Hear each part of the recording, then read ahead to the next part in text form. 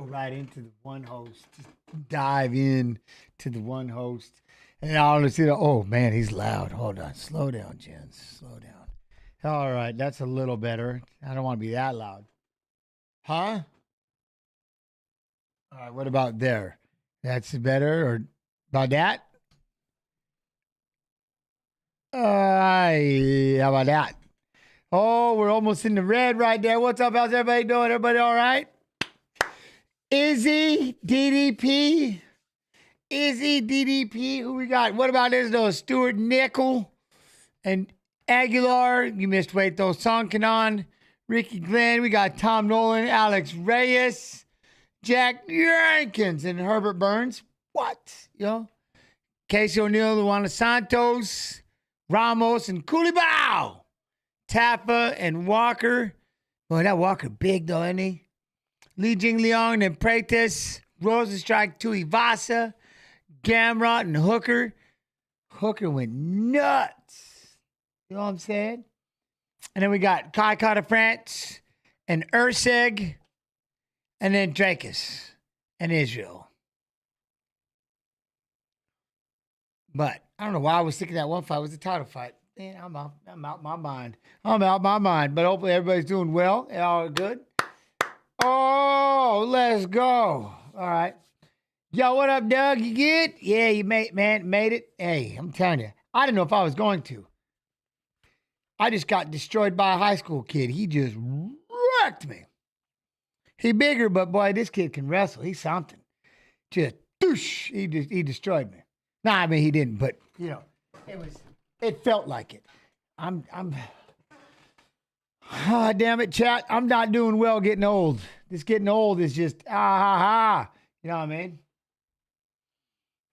Just getting old it's painful. It's painful. You know what I mean? Izzy, what? I think you're right, but I think if Izzy can keep that space, I mean, right? I mean, think DDP's going to close that distance. He closes it, he pressures him. Same way that Strickland pressured him. I mean, so Izzy's going to have to figure out, which is what I'm excited. I can't wait to find out about the pressure. The difference is when he knocked out Whitaker, he was leaning backwards and he threw those hooks. Well, if you're leaning backwards and I'm DDP looking to take you down, you're leaning back and give me that takedown. Oh, thanks for the double. You know what I mean? So it doesn't work. So he's going to have to figure out how to get that space. And that's what I'm excited to watch. I'm excited to see the little things that he does to create that space. Keep him at a distance, and then he can knock him out. But otherwise, he's going to get pressured, and pressured again, in my opinion. And then by the third round, your shoulders are junk. You're already tired. And the sting, you know, is already taking off your punches. Maybe, you know? Possibly. Yo, Killer Granny 7 Tree with the 30 months love and appreciation. TY.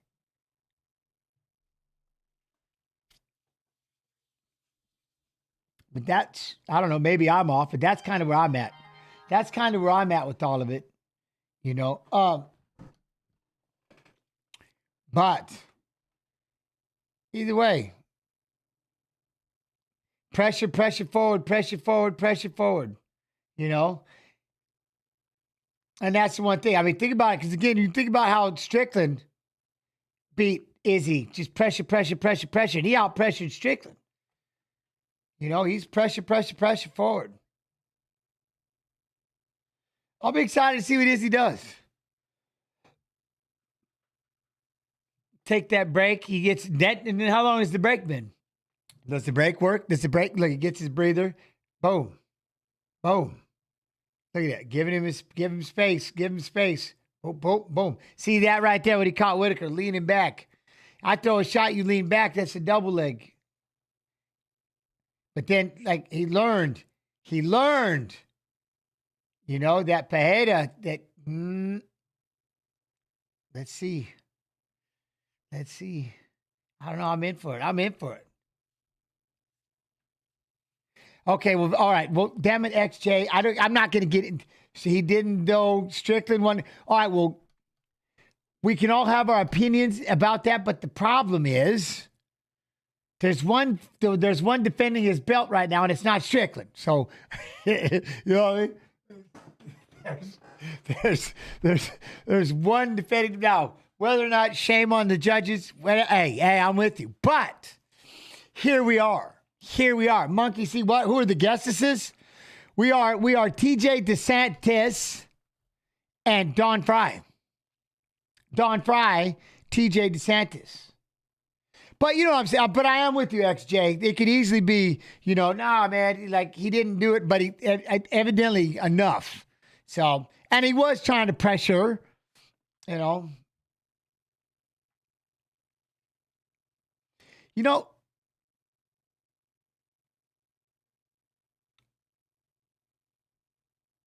I'm telling you what, I'm watching this fight again, but those takedowns. So we'll have to see, what happens. But how did you get Don Frye to figure out what streaming is? I didn't. But the powers that be did, and he's in. That's my guy. You know what I'm saying? It's all being set up for him. He just got to sit down and hang out. That's my dude, man. I love Don, so I'm in. I like that. But we'll get it figured out regardless. So it should be a good time. Hopefully everybody's ready and excited, and you know what I'm saying? But hold on one second here.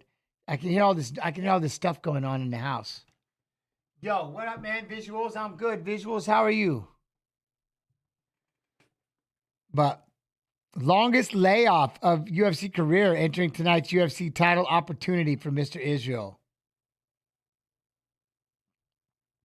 Longest layoff. All right. We're gonna have to get some things figured out, you know what I mean? I reckon Izzy's got the left game on today. We'll have to see. So it should be a good card, though. I'm excited. Tai Tuivasa. Can Tuivasa get that, Can we get Tui the Shoey, get after it? Stuart Nickel. Is he making it? We already got Nickel and Aguilar getting ready to go. Yo, what up, Magua? How you doing? I'm all right. Let me get into my groove. By the way, Fight Pass Facebook. How you doing, Facebook? Hope you're well.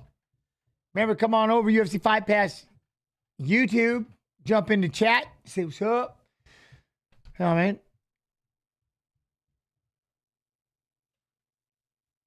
What? Huh? Well, I like Ursig. Arthur Abercrombie, I like Ursig. I don't know about anybody else, but I like, you know what I mean? I like Ursig. He can let those hands go. I'm a fan. I'm sold. You know what I mean?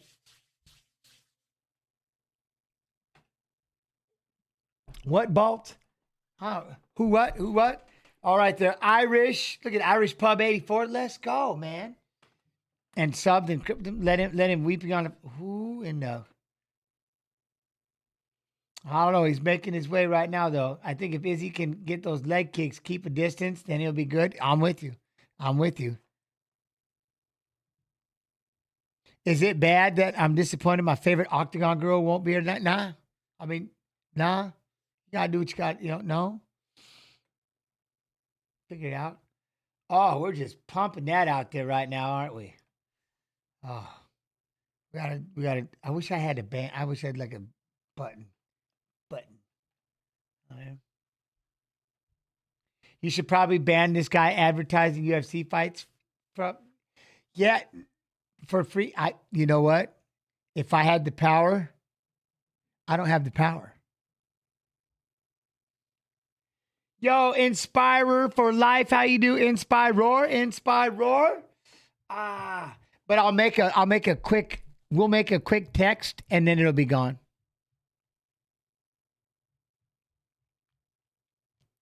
But I appreciate you looking out. You know what I mean?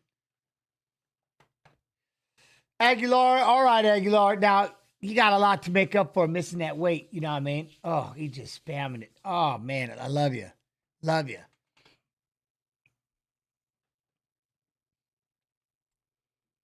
All right, let's see Aguilar. Let me back-to-back win. Ooh, Aguilar, back-to-back wins. He's got the second fastest finish in UFC flyweight history with 17 seconds. What?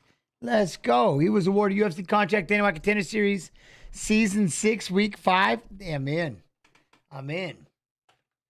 I like it. He did miss weight, though. He's not forgiven. Not forgiven.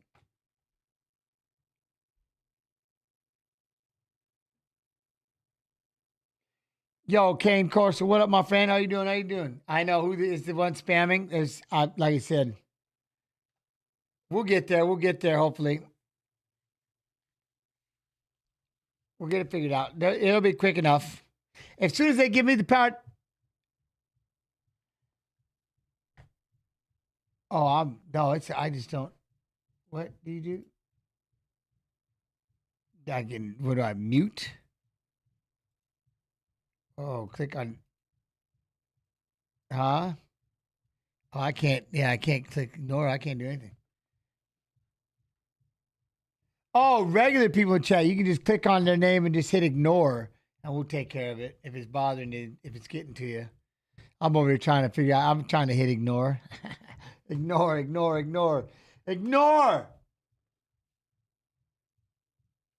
But we'll see. All right, here we go, Mr. Stewart. Oh, that guy he had a Matt Serra vibe right there for a minute. I was like, is that Matt Serra? No, it's not. No, it's not. But, all right. All right, no, but Stuart Nickel, he's undefeated. This is his UFC debut.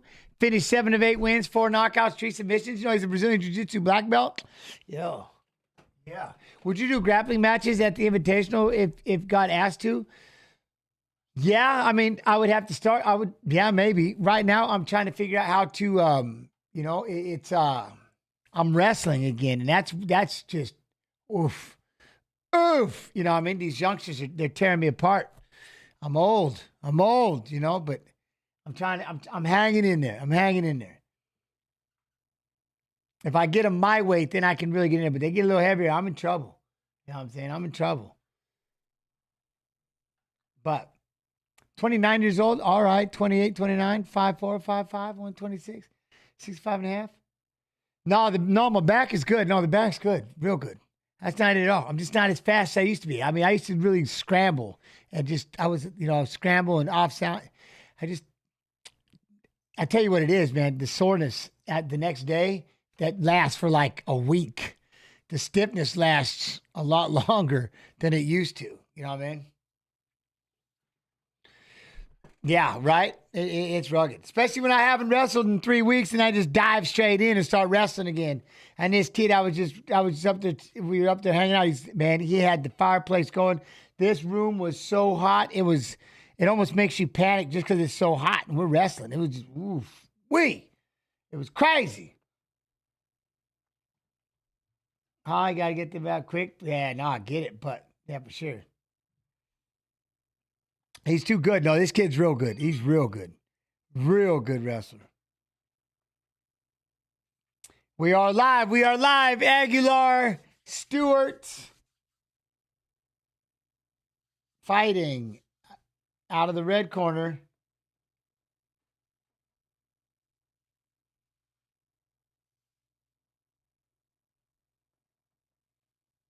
Yeah, no, that's it. 100%. The stretching, 100%. It's unreal. I like this. Look at Nickel. He's fired up. Nickel is fired up. Steve Percival, no mercy for Percy. He's in for Oh, man. All right, here we go. I gotta worry about this fight clock real quick. Yo, what up, BR? How you doing, BRS? Are you good? All right, here we go. How do you watch it? Clack-a-lacking with the 9 months on the much love and appreciation. Yo, what's up? Thank you for the sub. Appreciate you. BMO, what's going on? Oh, Aguilar's coming forward. Aguilar's got busy hands. Gonna try to grab that body lock. He's round behind him. Nice. Dude, I'll get rid of that. We'll get rid of that bot as soon as possible. We're working on it. Oh, we got a Kimura already, though. We got a Kimura. Scrap it. Oh, nice job, though. Dang, Nickel. Look, now he's going to come around behind. He's going to throw in the leg. We're going to get in 2 legs. We're going to get in 2 legs or what? Aguilar's like, wait, what just happened? You know what I mean? What just happened?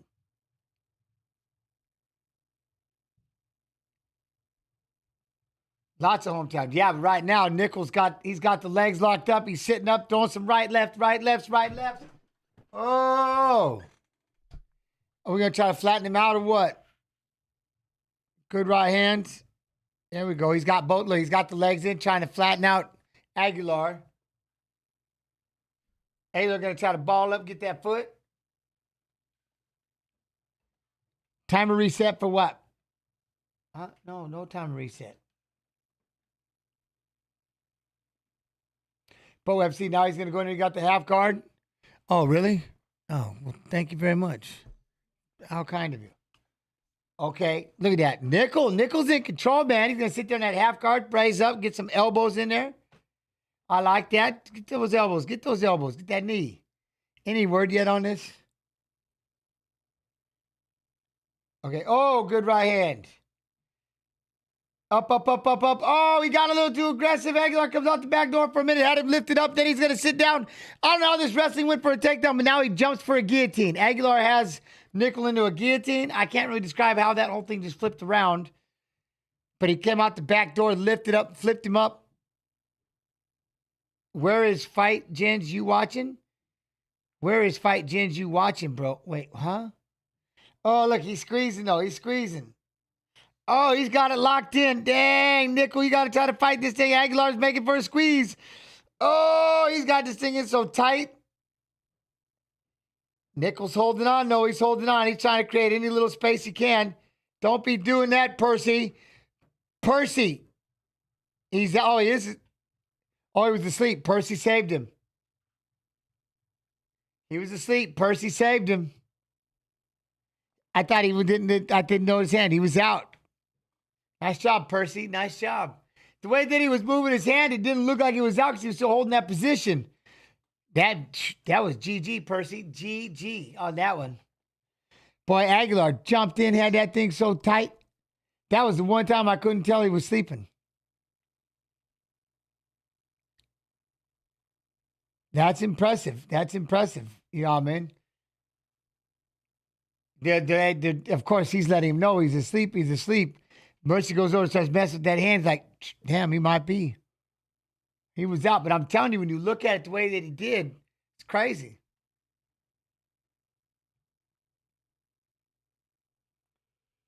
All right, he made up for not making weight. What? No, he did, though. He made up not making weight. Submits the BJJ black belt. So how did this work? He went backwards. See, Nickel got way too excited, jumped up on his back. Aguilar bumped up, came out the back door, got out in front, boom, jumped down, sat down on the guillotine, had it nice and deep. Look at, then Percy goes and messes with that one hand. It dropped. I thought he had a hand up there and was trying to fight for space.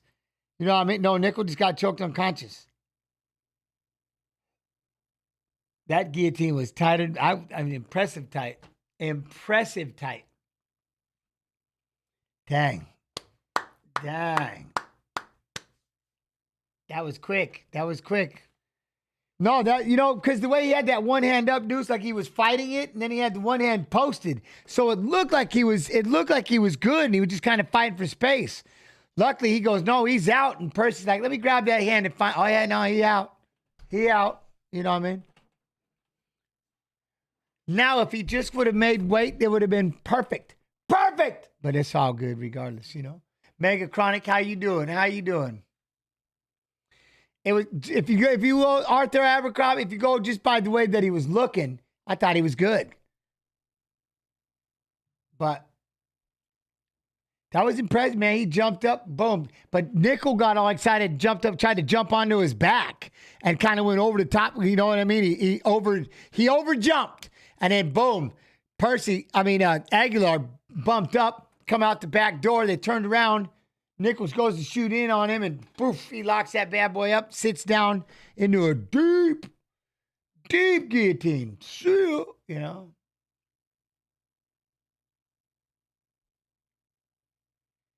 But it was nice. He's on a 3-fight win streak.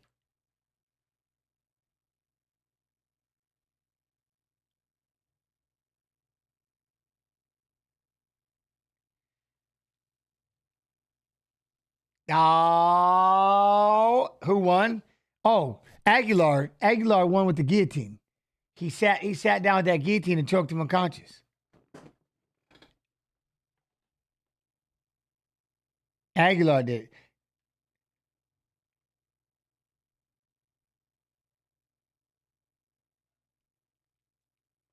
Oh, he's like too much, not enough sleep. He was tired, trying to get done. He just missed weight. I get it. Tell you what, though, he did good. Submission of the night, maybe, though. That could happen. Maddie and Daddy, how you doing? How's everybody doing? Everybody doing all right?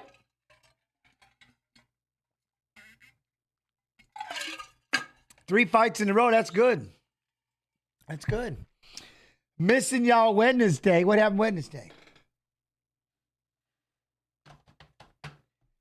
Look at that. God, see, Nickel just got so excited. He just jumped up on the back and boom.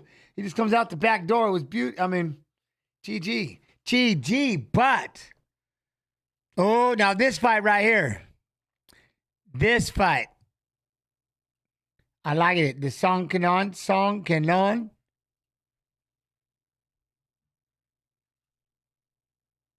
Hip. That's how you know it's tight.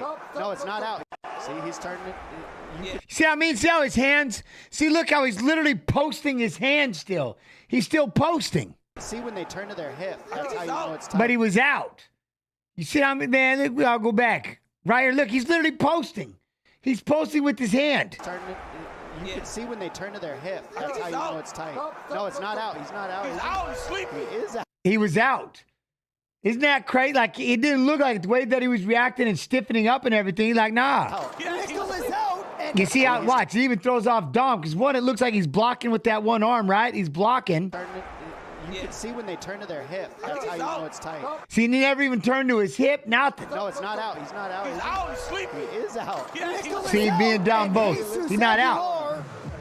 Will try to help his fallen foe recover, but what a win for the Mexican, Jesus Aguilar. That's his sixth. He chokes Stuart Nickel to sleep. And that was crazy. That's his 6th guillotine to his name.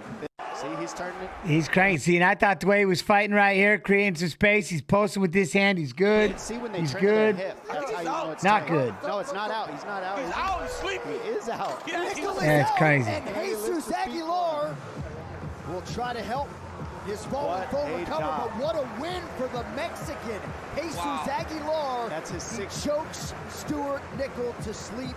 Oof. So next Tuesday we will be doing a Dana White Contender Series watch along.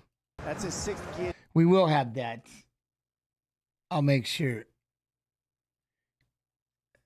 Like, we'll repost. Boom. They're already showing videos of it. All right. 0 for 1 so far. Oh, man. Do we play it like 6 times? Start now? No, we'll wait. We'll wait. I can talk to everybody. Huh? It was the first round finish. How long do you think they'll, we got to, let me see. Can I do it? What up? Genesis, what? Is there a YouTube stream? Yeah. UFC Fight Pass, YouTube. UFC Fight Pass, YouTube. How you doing, YouTube? Y'all good? Contender Series last week was wild. Was it, George? Because I wanted, yeah, man. I got to go back and maybe do a redo on that one or something. Maybe we can do both or something. You know what I mean? We'll have to figure that out. But I'll definitely get on the next Tuesday. Of course. Yo, Michael Mez, what's up from the Mile High? How you do, man? You good? Yo, Birdman23, what's up, dude? I'm good. How are you doing? Arturo Flores, who won the first one? I'm sorry. Here, I'll go back. Aguilar with the submission, quick submission. Yo, Karaoke Nightmare, how you doing? You good? Are you good? How's everybody? Hope everybody's doing well. Man, I love you all. I remember having to use a fake Facebook account to watch the UFC prelims. I remember when they had Facebook fights. You remember that? First couple of fights were live on Facebook. Ooh, what's up? You know? Yeah. Larry Bird. What up, Larry Bird? How you doing? You good? Oh, that right hand. Dude, Kaikar Francis got some aggression. He's an aggressive little feller. I just am Urseg, you know what I mean? Urseg. What? I remember having to use growing up with servants. It's a hard life. Who did? Man, I was this. It's crazy talk. You know what I mean? Now, Roundtree is dangerous. It shows the right. He could sleep anyone. You talking about Roundtree and Pajeda? Could you imagine? Now, I'm not saying anything against Khalil Roundtree, but I'm saying, wouldn't that catch everybody by surprise if Roundtree goes out there and just boop, just sleeps him? People like, what, Dr. Man Patton? What's up? How you doing? You good? Oh, what up, M. Miller? I'm doing good, man. Hope you're having a fantastic... I am having a fantastic time. I'm getting ready. Got all of you. You know what I mean? And then we're going to have Don Frye. Don Frye will be in here probably maybe 1 or 2 fights before the main event starts. They can't do the 8 hours of talking like I can. You know what I'm saying? I can sit here, as long as I have an active chat, I can sit here and talk for 8 hours. They're like, don't do that. Who won the first fight? Aguilar with the guillotine. Maybe Mac Aguilar. What up, Birdman? Hey, I will, James. Thank you, brother. What would be the one fight you would come back for? Come back for me fighting?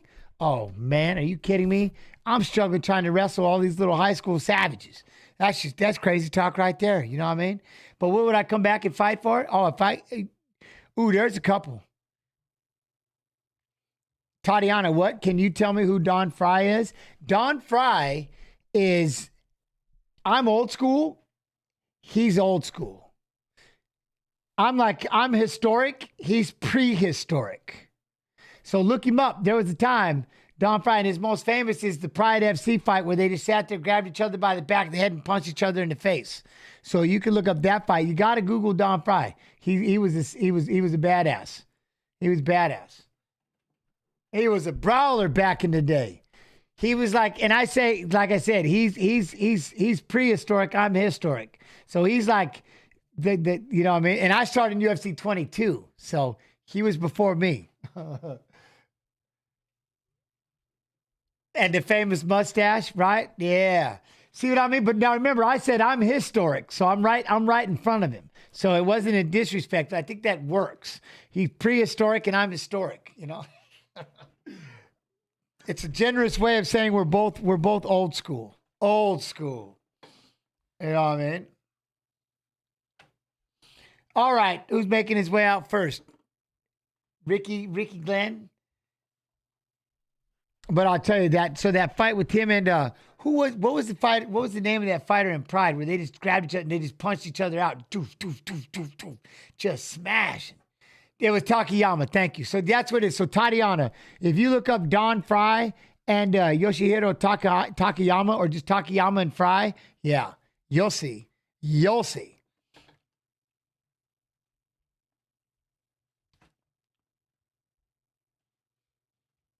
What's that? He was a beast in the first. Oh, he was wasn't he? He was a savage. I loved him. He was awesome. Looking like Magnum P. Oh, he was awesome. Magnum PI. My man.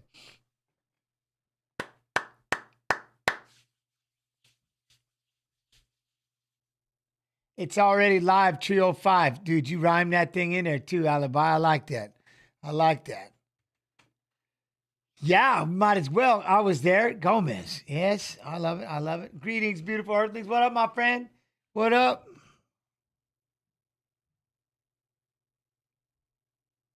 And then, like I said, he defeated 3 people in one night. He had to do tournaments. I had to do a tournament. There was only 2 people.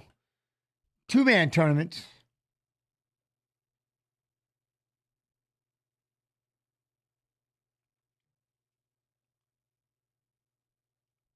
All the Netherlands in the house. Genju, alleged. Hey, much love and appreciation. Yo, good evening. I appreciate you. Good evening, all. What up, Pete? Hope you're well. Hope you're well. Look, there's my alarm.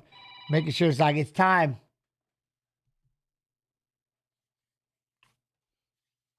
All right, Ricky Glenn. No, Ricky Glenn, Brazilian Jiu-Jitsu brown belt, finished 16 of 22 wins, 13 knockouts, 3 submissions. You know, he's got 7 first-round finishes.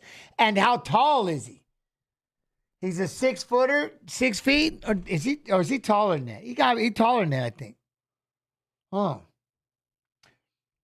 Yo, MMA original list. Great to be back for another event, gents. You do a great. Thank you. I appreciate that. Got a couple of questions to hit you up with later. Hit them. Fire away. Fire away.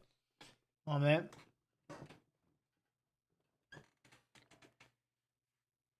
I'm in. Whatever I can do. Yo, what up, man? What up, you? What up? Hope you're having an awesome. I am. Like I said, having a busy chat is an awesome day to be. You know what I'm saying? Having a busy chat. I love it. So thank you, Fight Pass YouTube. Appreciate y'all. So Glenn is moving up from 145. That's the other thing then. Okay.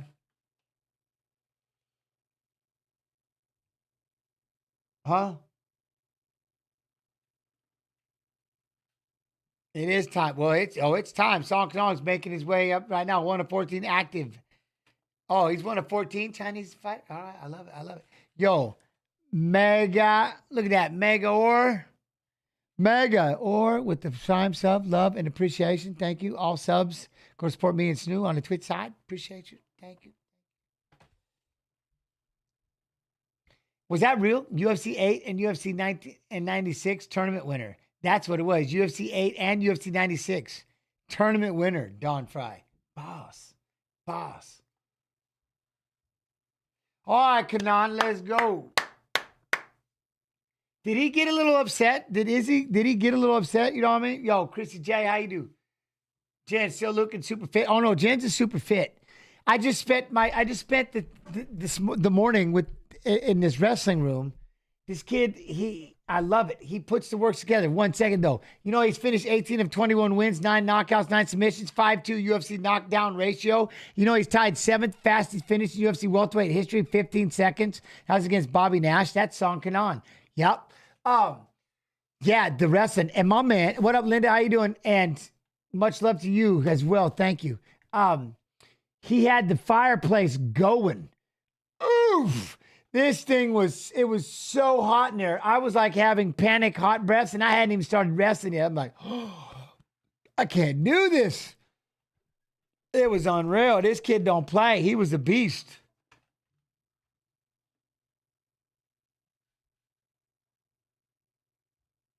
Oh, look, he hit the hand, and there goes his mouthpiece. Just went flying out. Look, I like he's drawing it. I love it, DC on the drawing board. Wash it off. Eric went out with the mouthpiece, and he said, Bob, he swatted it, sent it flying. They had to go find the mouthpiece. You know what I mean? I'm telling you what. It's all right. So, yeah, they're both 6 feet tall, 34, 35 years old, fighting at 171 pounds each. 21 and 8, 22 and 8. Wow, these two are just twinning. They're 1 year apart. One's got a 1-inch reach advantage. Song Kanong's got a 1-inch reach advantage. He's the negative 220 favorite to the 180 dog. They're twinning damn near. You know what I mean? Did I just say what up? Who? What? I don't ever say such things.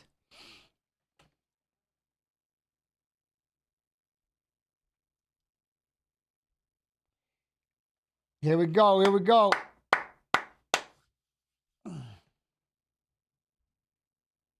Yo, what up, nice guy, Mark? Are you good? What up, gents? Are we going to see the glorious mustache super champ?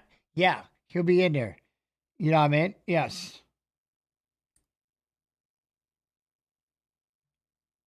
Did you see that, Snoo? Oh, let's go. Okay, so I just watched the Pride fight with Don Frye and Yoshi. I'm very excited. Told you. He gets after it. Yo, what up, JC? How are you? Are you good?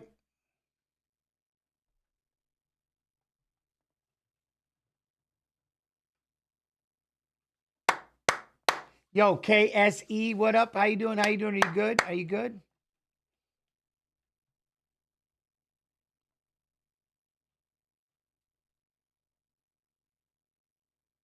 I feel like what Matt Brown is the tough generation, Don Frye.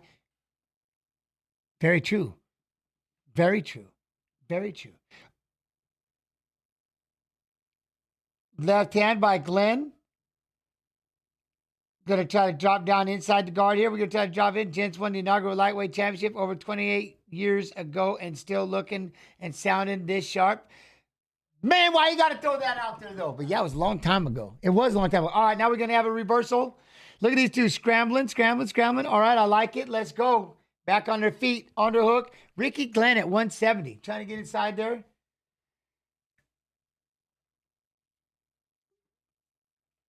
Now I'm curious who's taking a deep breath after that match right there. You know what I mean? After that little bit of wrestling. Ooh, hits with that overhand left. They're going to try to grab that leg. Glenn's in on a body lock. Glenn's in on a body lock.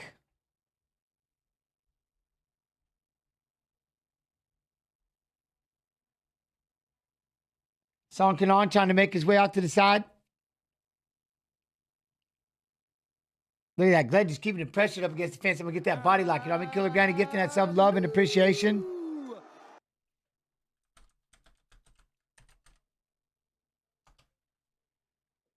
Look at that. Push up against the fence. Let's go, Glenn. Try to get inside.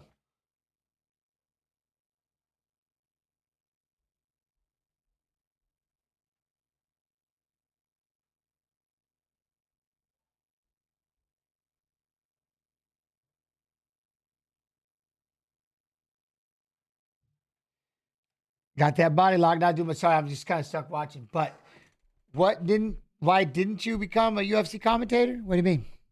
I am right here hanging out with all of you. What you mean? It's what I do. It's what I do.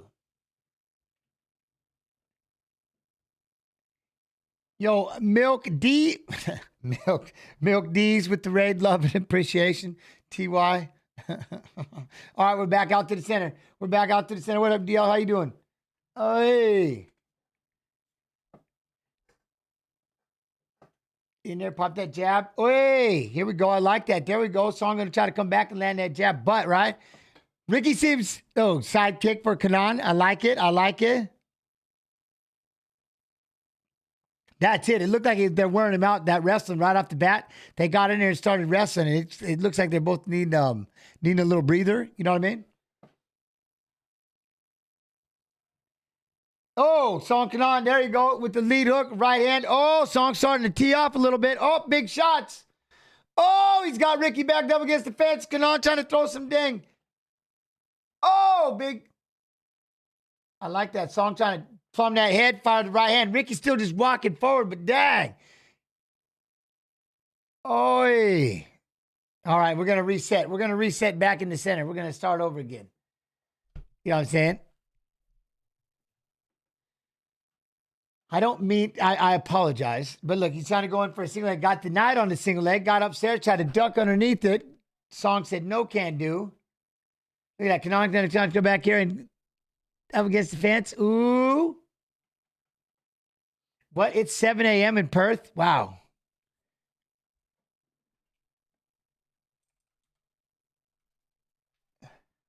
I got it.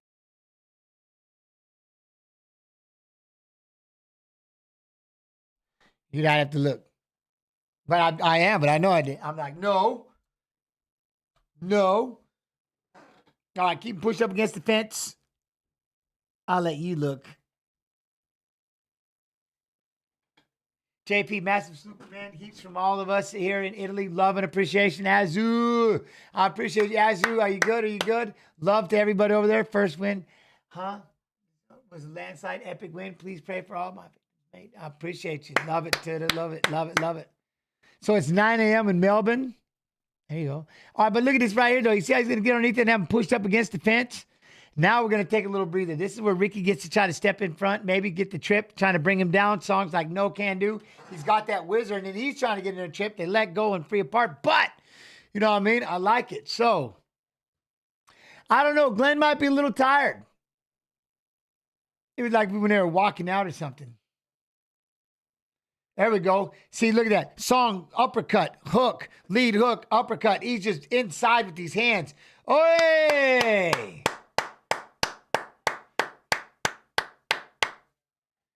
Chance, who do you got winning in the main tonight? Oof, you know,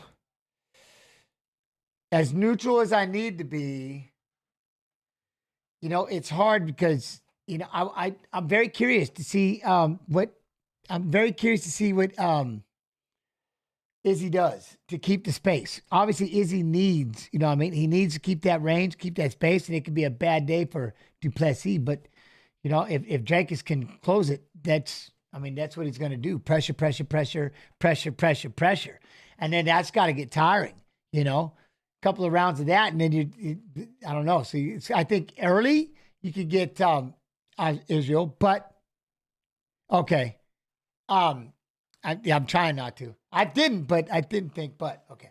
So yeah, that's the one thing for me is yes. So I will be excited to see, right? How's my Fortnite? I don't know how good or bad it is. I don't ever pay attention. I know the new one came out. I'm having fun back in there, you know, Fortnite again, but you know,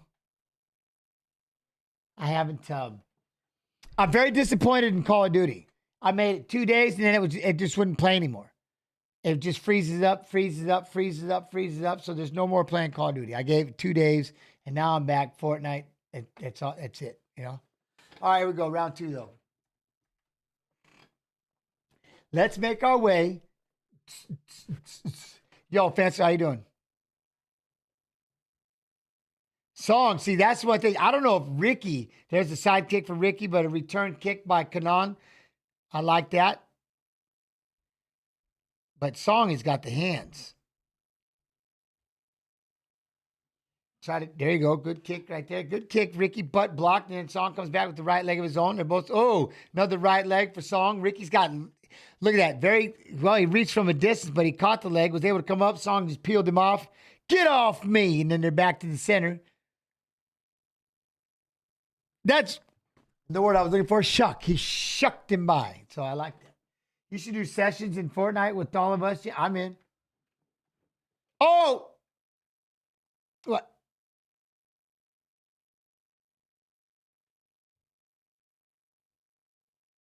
Oh, no. I've just been informed. We're going to unmute Snoo. I've just been informed of one thing. Drake put a massive bet on Adesanya. You take that as you will, but Drake threw it all down on Izzy. Damn.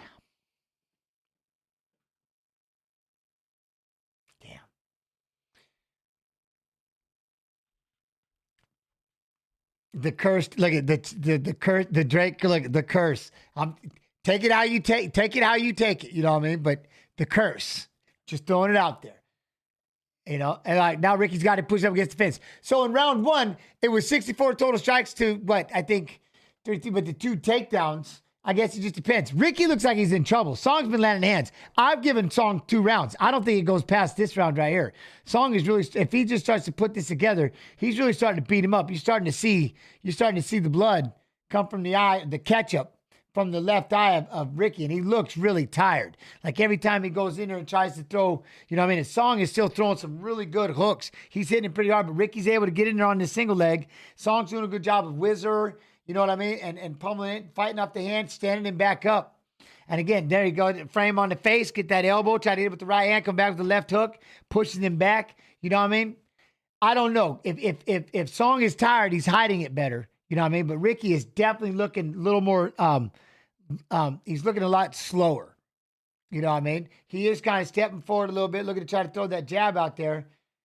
But he's got a big welt on the side of his temple. Look at this thing grow. Oh, good Lord. He's got a welt over here on the side of his temple. Man, that thing's starting to grow a little bit. Boom. And then there's that lead hook by Song again. Another right, left for Song. Oh, Ricky looked like he was staggered. Song's going to give him a couple of elbows. Man.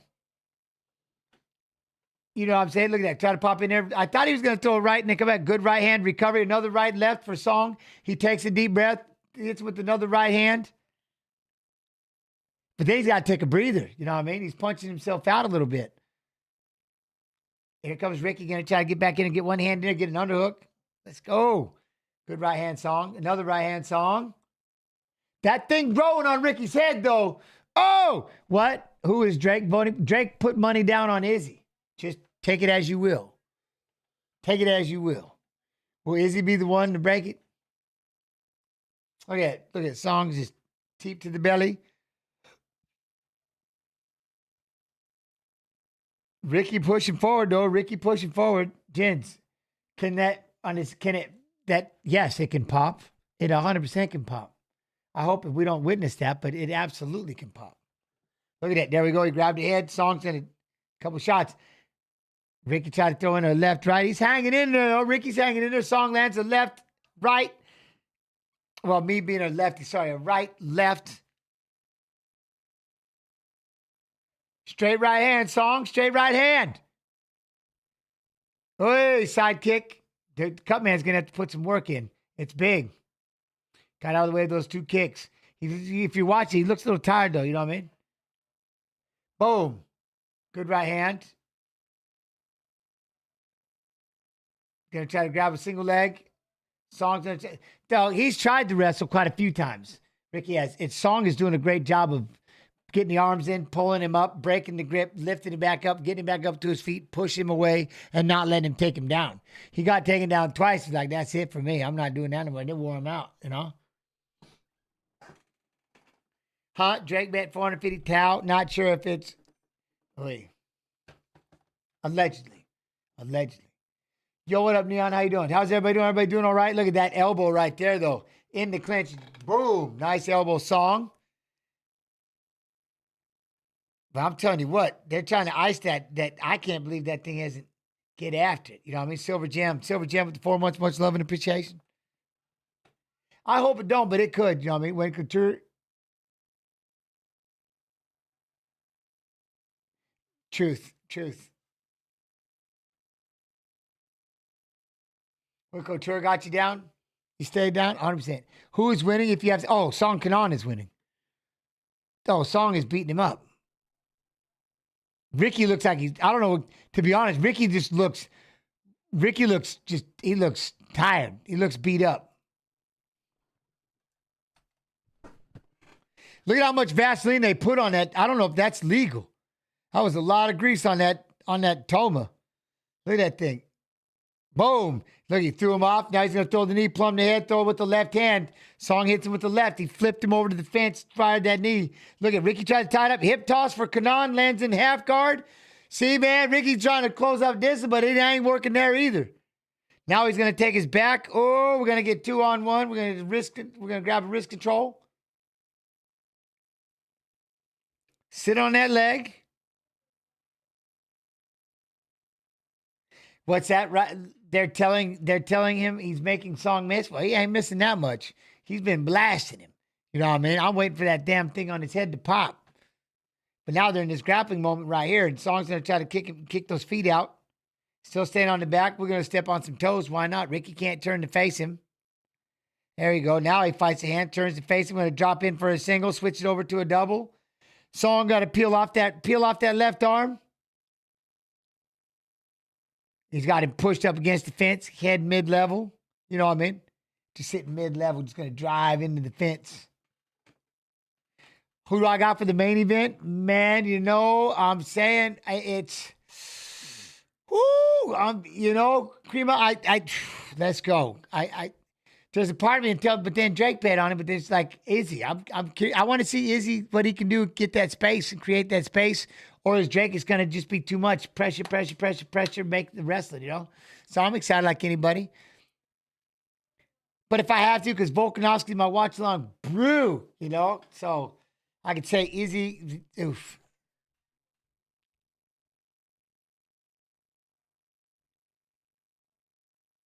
Oi, big right hand, Song. There we go. Left. Ricky looks at him. What? Oi, champ, you ever had a knot like that and still getting it? Yeah. On Faber lumped up the side of my face. It wasn't a knot like my face swelled up. They swore that it was broken. I told them it's not broken. Like, you still have to go to the hospital and find out. I'm like, it's not broken. I can tell you it's not broken. It's just swollen. It swelled. I don't know. One of them hit me, it ballooned. And sure as shit, I went to the hospital, and of course it wasn't broken. So I'm like, man, see, man, I know it didn't hurt. Like, it just looked big. It looked real big. There's the jab. Let's go, Song. Come on, 2 minutes. Ricky chin? Yeah, it's holding.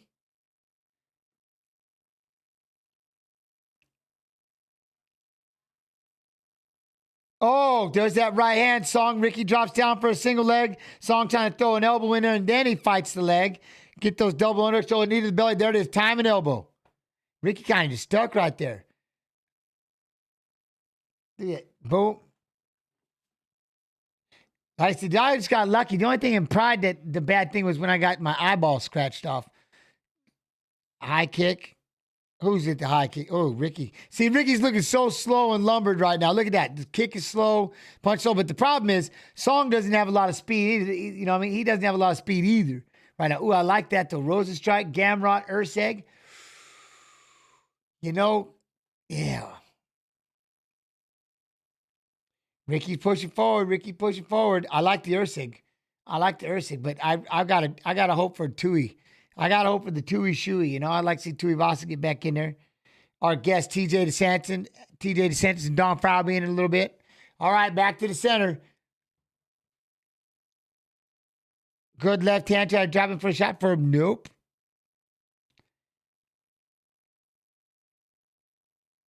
Boom, he's still throwing a left to the belly hole. He threw a left to the belly hole. Boom, goes for a high kick.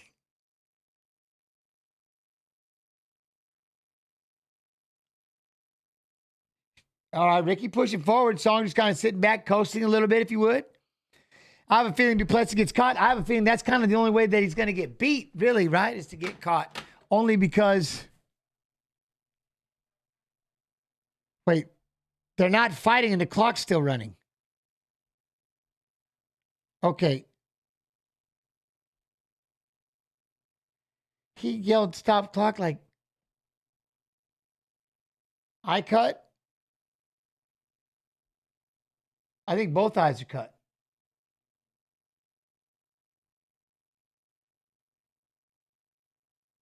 That knee to the midsection. Boom. Left hand over the top. Okay, it's the right eye. Oh, there was an eye pokey? Oh, there was a poke. Kaya Urseg. I like Urseg. I'm telling you, I like Urseg. You know what I mean? I like Urseg. I think Urseg gets it done. Jake, right? Look at you. I like it. Crema, that's 100%. Crim Major. Major. That's it. I got Major BDK. That's the one thing, though, right? Is the way that's what I'm saying. If Adesanya can keep that range and just sharpshoot him, I think it'll be perfect. But unless, right, Dracus can just pressure.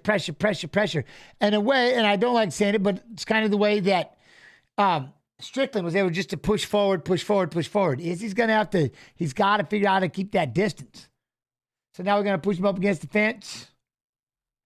Look at that. Get that elbow in there. Get a knee. Get another elbow. Song. There's another elbow, right, left. Song with another elbow. Oi. Oh, they both throw right hands. Nice fight.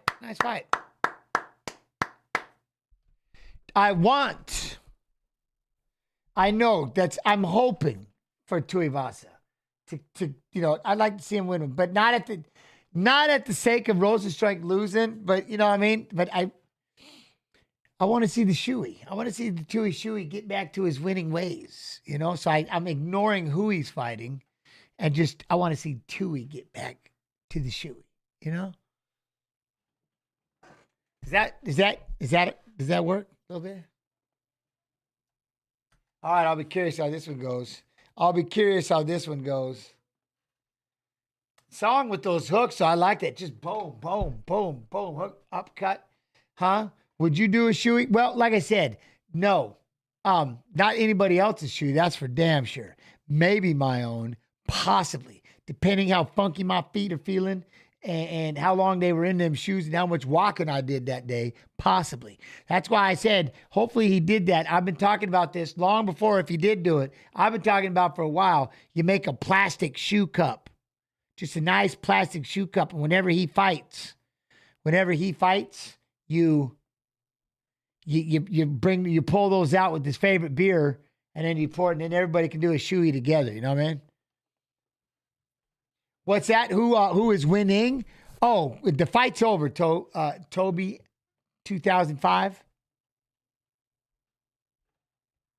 But I'm not drinking anybody's, I can't do it. I won't even drink my own funky foot,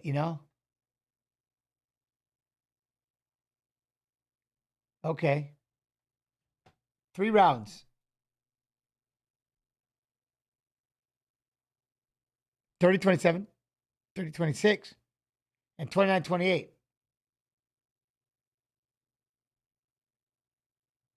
We got some 30-26. They had a 30-26 in there. So they didn't even like his first round. 30-27. He did good. He looked good. He looked good with the power, man. Song with the win. Song with the win. What is this? I liked it. What do we got next? This fight, though.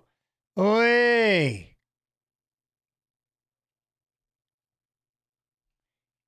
I like it. He was training with the Leech and Wheelie. I like it, the Leech, though, What is this? All right, not bad. Tom Nolan, I know. Can Alex Reyes be the plus 750 that we all should be betting on? The long shot of the year, the long shot of forever. You know what I mean? Day, space, dream, how you do? Could you imagine? Oh!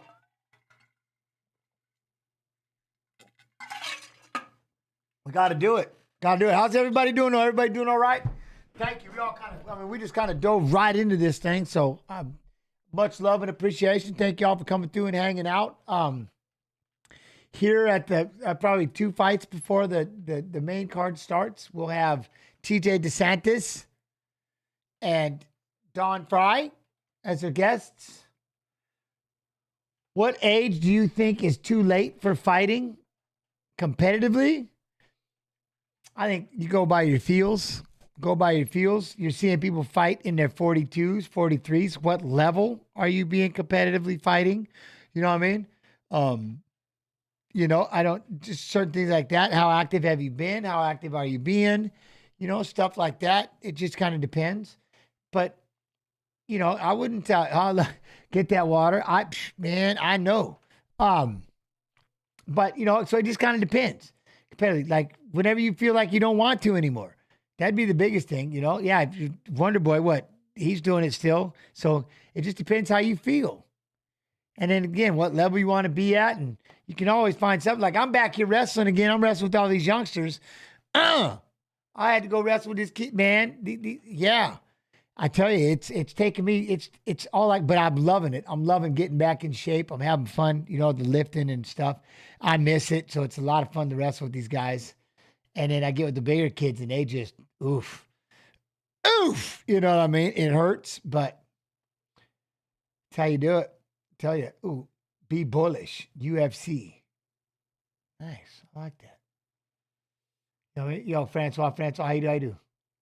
But yeah, man, you're never too old. That's the biggest thing. You're never too old to compete. You're never too old to have fun. Compete somehow, some way,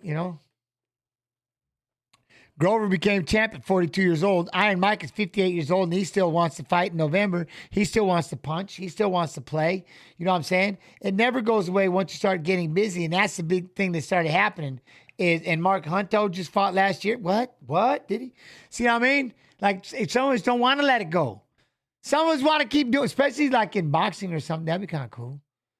But I'm just having fun being a volunteer wrestling coach. That's enough wrestling for me. This youngster that got a hold of me today, he was so strong. I was like, oh, good Lord, this is unbelievable. This kid I'm like, oh, man, I was doing everything I can to survive. You know, on top of the fact that he had the fireplace going in this wrestling room and it was so hot. I was like, I haven't trained like, it was like wrestling in a sauna. It was the coolest thing ever, but you got to get used to it. You know what I mean? You got to get used to it. What's that? He won that fight, didn't he? Who, Hunto? Oh, I don't know, did he? Yo, Spec, how you doing? But it was so hard being in such a hot room. And they get hot like this all the time. I'm going, these kids, you guys are savages. You're savages. So I threw my son. He was in there having fun. I loved it. Loved it. Glad I was there. You got to learn to pace yourself in the heat. That's one thing, too. You got to learn how to really stretch a lot. You know what I mean? You know, yo, Pete, man, what's your most beautiful KO, gents? I love that Lewis KO. Yeah, that was a big one for me, the Lewis KO, because there was such a story behind it. And then, like, again, when you put everything together, when I was fighting Lewis, they were still owned by the SEG. But see, Lewis, these two guys were coming with Lewis to watch him smash this opponent, Jens Pulver. Dana White, Lorenzo Fertitta, they trained with John Lewis in Vegas. And so they were there. They flew Lewis out there, and they were like taking interest in the UFC. And so they were going to watch their boy Lewis, their coach, John Lewis, smash his next opponent. It happened to be me. I, on the other hand, had just gotten submitted by Dean Thomas in this, I don't know what the heck, WEF. I think it was a WEF fight. He got me in a heel hook. Didn't even know what one was. Inside heel hook. Boosh. Busted this thing up. And I limped around. I was all pissed off, and I limped on it. And then it did something to my sciatic nerve, and everything locked up, and my body froze, and I was in pain. I was bedridden. But then I still had to take my fight in the UFC. So I couldn't say no. So we just hid me. We hid me in the up in the hotel room, and we just drilled. He throws the jab, I fired the left hand. He throws the jab, I fired the left hand. Over and over and over and over, we drilled it. And I didn't let anybody watch me cut weight. I didn't let anybody see me so that they found out how bad I was injured. All they have to do is push me, and it would have been over. I was done. So I just stayed hidden. And that's why, to get back to why that's my number one knockout, because I end up going out there. I win the fight in 11.5 seconds, right? And the importance of that fight, as far as the 155-pound division, was Dana White and Lorenzo were there. They then buy the UFC, and the first thing they said was, hey, we want that guy that knocked out our coach. And so they found me, looked me up, flew me out to Vegas. That's the first time I was ever in Vegas. Like, oh, it's the coolest thing ever. It was awesome. It was the coolest thing. Then we're on a plane, and we're flying to Japan, and we're watching the Shudo competition, and Kal Uno is fighting Rumina Sato for the 150, it was like, I think 156 or something, 152 or something like that. Anyways, right around the 155-pound belt. And he looks at me, Uno wins. He beats Rumina Sato again, which was, I didn't think it was going to happen. Oh, and next you know, Danny goes, that's who you're going to fight right there. Huh? That's who we're going to bring him to the UFC. And that's who you're going to fight for the first ever lightweight world title. Because if you're going to be the world champion, you're going to be considered the world champion. So we just flew out here to watch the best in this weight class. And that's going to be who you're fighting.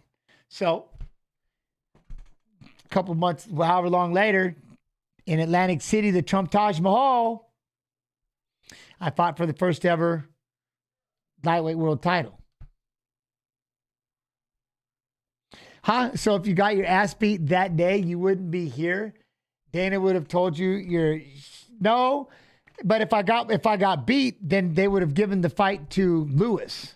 Lewis would have got the fight, which deservedly so. If you get beat, why would they give you a title? You know what I'm saying? So I just happened to beat. So ironically, he didn't get to bring Lewis because Lewis got beat by me. So they went and found me, said, hey, we need you to, they found me, you know what I mean? But then, I mean, I've been beat before that. I've taken my beatings. It's happened. So, but that's how the 155-pound division started in the UFC. I mean, I can tell it 1 second forward. I killed most of the time right there, which was I was at the Boss Rutan Invitational, and I was fighting in this Boss Rutan Invitational because John Peretti was the SEG matchmaker who owned the UFC. So he was the UFC matchmaker. So I'm like, ooh, I was wrestling at Boise State University. I'm like, man, I want to get out there. I want to get in the UFC. Well, let's go down here and fight in front of him, see what happens. So I was fighting at 170. And everything goes. It was wild. Dropping knees to the eye sockets. It was absolute insanity. And I fought this kid for like, there was no time limit. And the first guy I won. The second guy, I was beating him for 20-some minutes. And I couldn't put him away. I just couldn't put him away. Couldn't do it. And then he goes for a heel hook. I didn't know. I'm like, yeah, whatever. Boom, snaps. Like, oh, what was that? So I lost to a heel hook. Peretti looks at me and says, man, you have all the tools we're looking for. Which when you get people hurt, man, you got to learn how to finish them. You got to become a finisher. I said, all right. He goes, you come back to the next tournament in 3 months. And I want to see what you've improved on. I come back the next boss shooting. Choked out the first guy in 10 seconds. Joe Daddy Stevenson was my opponent in the finals, and I hit him and shattered his eye socket. I broke his orbital. Broke my hand in his orbital, knocked him out in a few seconds. He's like, all right, that's what we were looking for. Now we want to start this 155-pound division in UFC 22. And we got this guy for you. All right, I'm in. And that's how it all started, the 155-pound division in UFC. There you go. History in the making. Gents, is anyone joining this watch along? Well, yes, Major. TJ DeSantis and Don Frye. Gents, now that, what?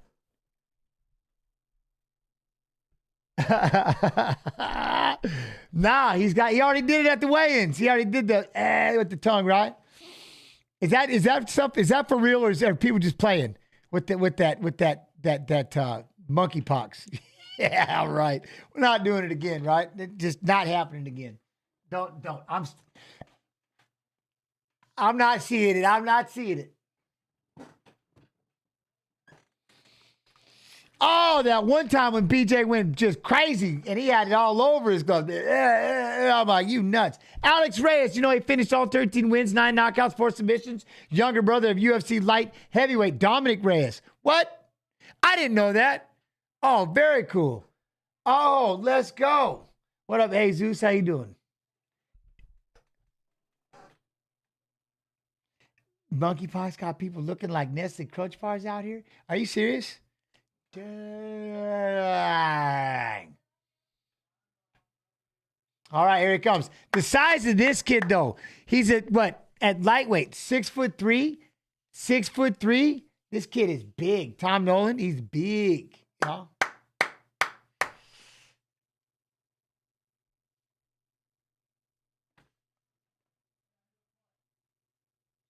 long does it take to recover from a broken orbital? It takes a little time. I had it once. Don't blow your nose. It puffs up like it puffs up. Poof. It's nasty. Don Reyes' brother, yes.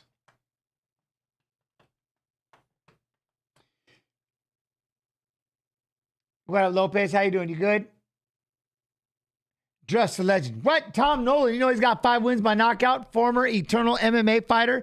He's awarded UFC contract on Dana White Contender Series Season 7, Week 1. Remember, Tuesday, we'll do a watch-along. Dana White Contender Series watch-along. Dana White Contender Series watch-along. Why are these things going nuts? Forgive me for 1 second.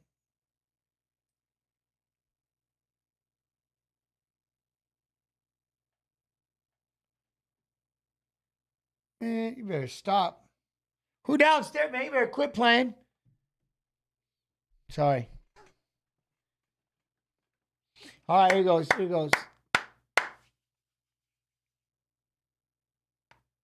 What? Any idea of what? Oh, I have no idea.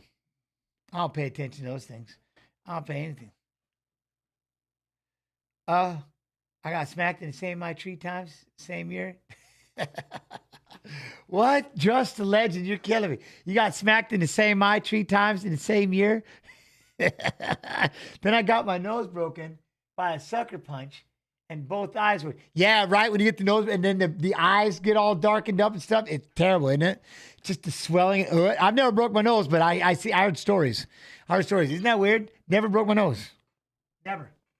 Not once. Okay, that's what I was looking for. 1 second. Hey, have a good night, Joy. Love you. Chat says good night. Be real, be good, be real good. We'll talk to you later. Love you. All right, I'm excited now. I didn't realize this was okay. Plus 750 underdog. I'm in. Cameras. Apologies. Is he really? I like him. Yo, what up, Justin? Let Ginger cool. I have moments. Don't tell anybody, though. You know what I mean? No, I appreciate it. Thank you. Like I said, you all cool, man. You coming in here and just being active chat. I need it. I love it. I appreciate it. You know what I do? You know what I do love, though? Huh? Yeah, but now, that's one of my biggest watch-along partners. I love Cub Swanson. Love him. We didn't like each other back in the day, but now, very much so. Very much so.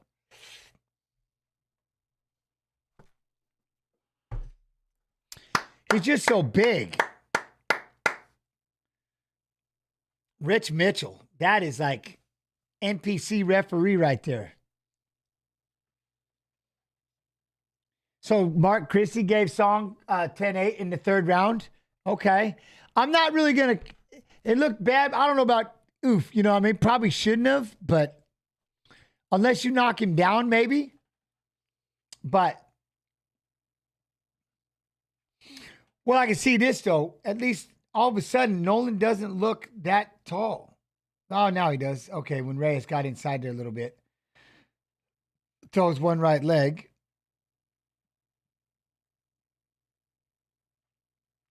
Are we trying to teep, kick? Oh, kick.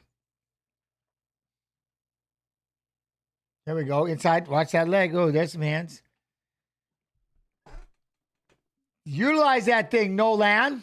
There you go. He's got a long range. That kick got to utilize it, though. You know, we got to get after it.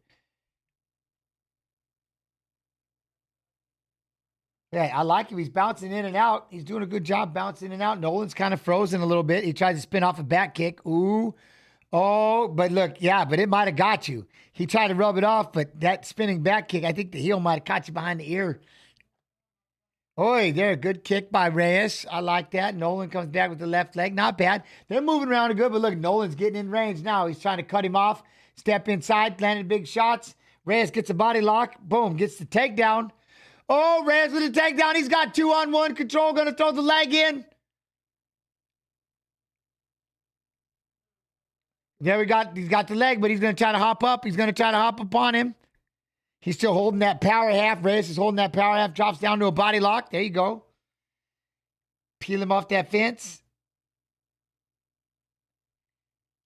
Oh. Oh, he's a Drydesdale Brazilian Jiu-Jitsu black belt. Alex Reyes is. Ooh, what? There you go. Look at Nolan doing a good job of trying to turn around and face him. There we go. We still got the body lock, though, by Reyes, but he can't take Nolan down. Nolan's going to try to frame that face. There's an elbow. Start popping those elbows. Body lock, body lock. Reyes tried to pull him down. Oh, Reyes pulls him down. Going to throw the leg back in. Got him on his hands and knees. Going to start throwing some punches over here. Landing some left hands, sorry. Look, got that power half if needed. Look, he's going to crank on that power half. You're up too high. Nolan comes out the back door. GG. Oh, did he catch him right there or did he stumble? I think Reyes stumbled on the clinch and break right there maybe a little bit. All right, now Nolan's right out in front. Throws that left leg body kick again. Oh, he tried to let the two hands go. Reyes ducked underneath. Gets double underhooks. Oh, I thought he was going to get cracked right there, though. You know what I'm saying? Thought he was going to get cracked right there. Look at that. Dominic F. with the raid. Much love and appreciation. TY, man. Boom, right there. Now they're going toe-to-toe. Oh, Nolan's got some hands on the break. Nolan's got hands on the break. Tried to go with the jump knee. Oh! Reyes with his back on the fence. Tried to rope-a-dope into a takedown. Bounced off. Gets in. Nolan steps back and fires an elbow. Nice. Nolan's getting warmed up. Nolan is getting warmed up.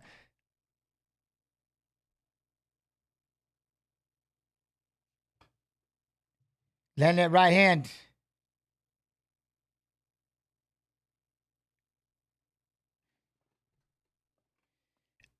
Trying to kick that leg. All right. I like it. I like it. Nolan's saying just outside. Ooh, try to teep up the middle. Reyes, you got to be careful with your back on that fence, though. Oh! Nolan cracked with the right hand, but Reyes just starts firing hooks after hooks after hooks. It was a good right hand, made a sound anyway. Reyes just stepping forward, punching. Lands a right left. Lands a right left. I like it. Nolan starts wide out. Back to the center we go. Let's get back to the center and think about it. Walk him down. Ooh.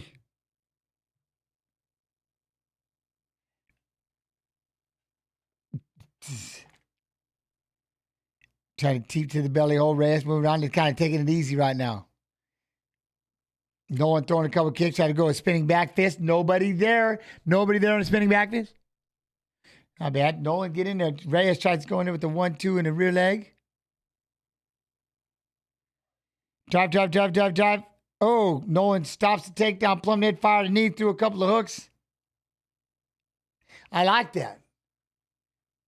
Oh, Nolan went for a kick. Reyes kicked out the 1 foot. Now he's going to step in front. Oh, and he just fouled.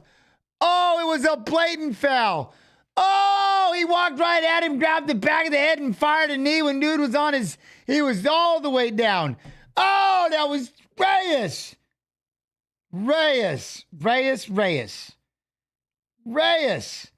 He just stepped back, grabbed that. Look, he rolled forward, grabbed the head, and just stepped in and fires it. Oh, he just fires the knee. No way. And they're giving him a hard warning. What? And he's good. All right. Wow.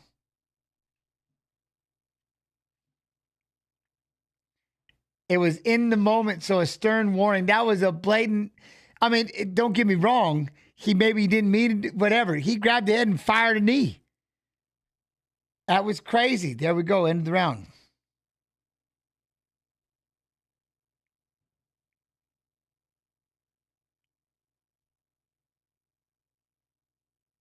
Man, all right. Not bad.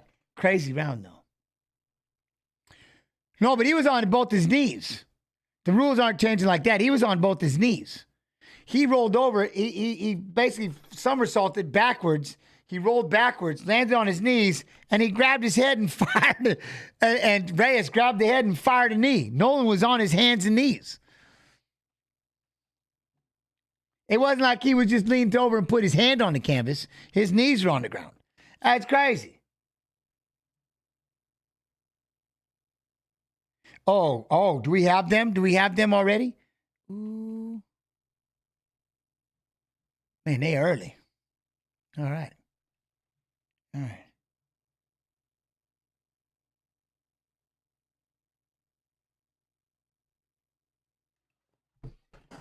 right.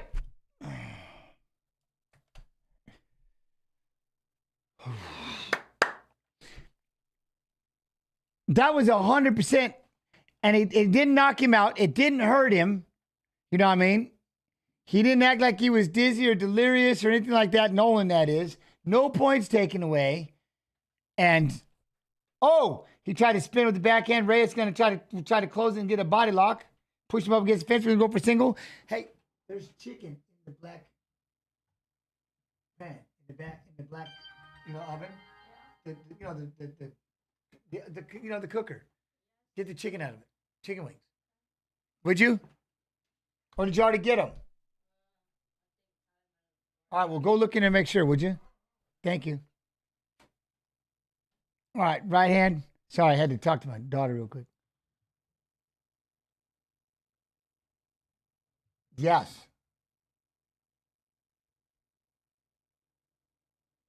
Yeah, let's go. Spinning back kick. Just over the top of Reyes, I think. Nolan threw that thing. All right, I like it. Oh, left, right. Clinch. Ooh, Nolan tries to throw a big left hook. Deep breath by Reyes right there. I seen it. The chicken wings. I forgot to tell him that I'd cooked them. There's chicken wings in there. Whoops.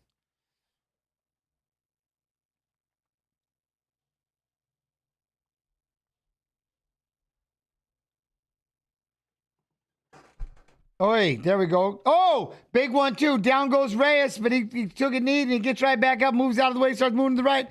Nolan going to try to chase him down. Trying to cut him off, giving Reyes a moment. He's giving Reyes a moment. Oh, he's going to try to do that jump knee. Tries to land the left hand on the break. I like that. Nolan throwing that left on the break. Throws a kick to the midsection. Reyes is trying to throw an overhand right. He's trying to recover, right? He's still moving side to side, trying to recover. Oh, here goes Nolan trying to throw the punches. Reyes in on, look, every time on that break, hit him with that elbow again. They get the lock. Boom, he rips him with that elbow on the break. Nolan does. We got a spinning back fist by Reyes. Ooh. Attempted, anyway. 2 right hands.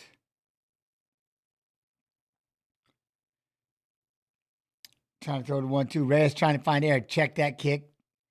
Yeah, Nolan good. Eats the right hand right there, though. Reyes got one through. Nolan checked that kick. That was sick, though. You know what I mean? They stand there. They're having a breather. Being careful. Nolan trying to fire a knee right up the middle. I would be careful, too. Bait him in, and see if you can't land that right hand. Right hook. Wait, there's the right hand again for Reyes. Gets out underneath that right hand of Nolan. I like that. Slide underneath. Get out of there. Look, he's moving. Oh. Side to side. Nolan, you got to get in there. Oh, he wants to keep spinning. Reyes going to push him up against the fence. Body lock.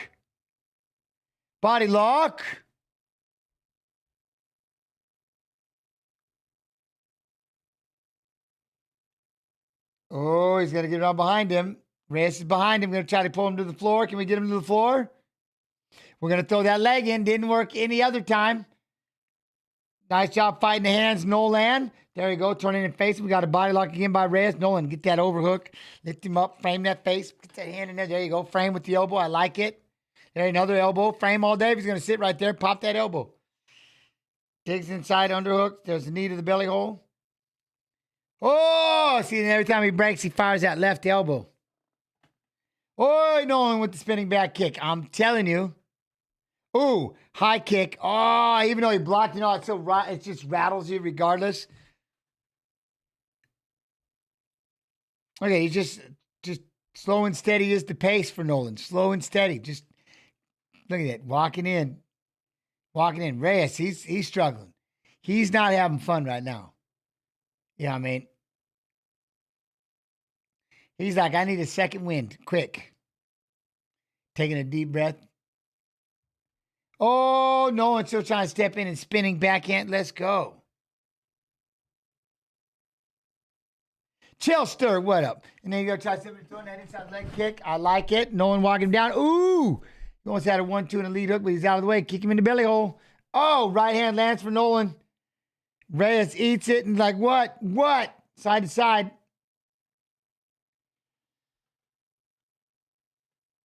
Oh, he tries to land a right hand of his own right there. That's how you end the round.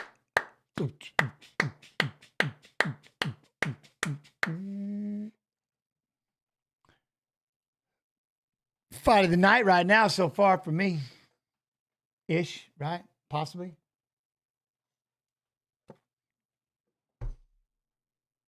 What do you think? Tatiana, who you got? Are you going for Tom Nolan? Okay. Nolan got a bit the bad hooker. Maybe a little. Dude, I like this fight. Now, if somehow, right, if Reyes can just deep breath, come back, he's having a hard time right now, you know? When that fatigue sets in, it sucks.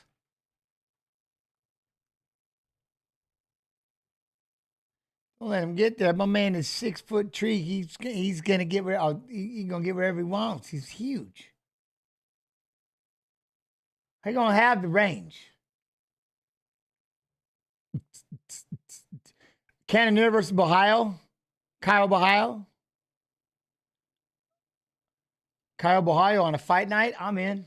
We'll be right here doing watch. We do the watch songs every weekend, right? Teep kicks up the middle. Teep kicks up the middle. You know what I mean? All right, Butter BD TV. I'll try to talk a little more. You know what I mean? I got you, Butter BD TV. I like that. Butter BD TV. It sounds good. All right, anyway. GG on that one. All right, no one's going to walk him down. No, keep walking after him. What? Keep talking about Norway? I don't talk mess about Norway at all. Why would I talk about Norway? Huh? Who's talking about Norway? I mean, literally, who in the hell was just talking about Norway? Was I? I'm so stuck on this fight. How would I be doing anything else? Reyes. Reyes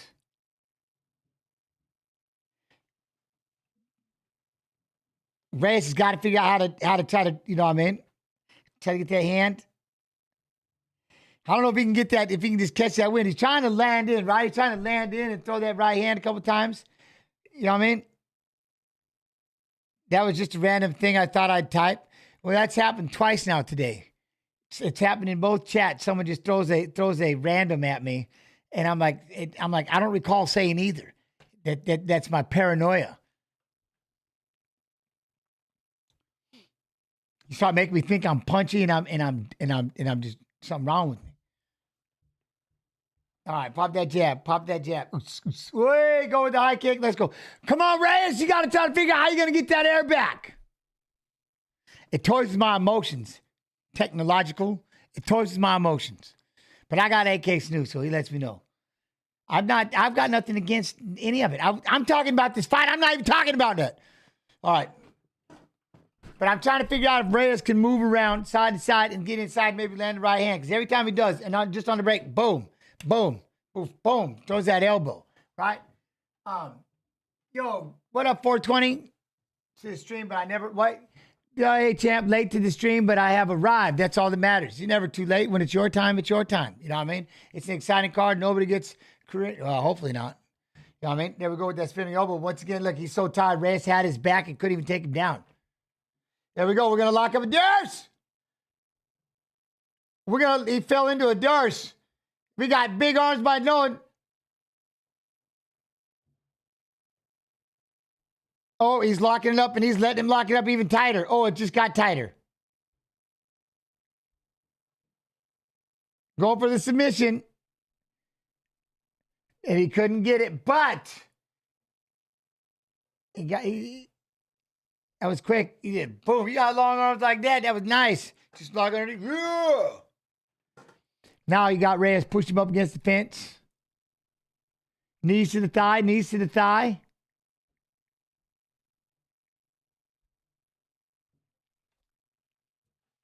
Push him up against there. There we go. Try to pull him down if you can. Maybe. Possibly. Most likely not. Look at that. Eating some elbows. Tom's got it. Look at it. Now we're back at this beginning when Reyes going to try to throw that one leg. He's just getting elbowed in the face back here. He's off to the side. All right, we're going to sit out in front. He's going to lock. Oh, I thought he was going to lock it up again. What is that one?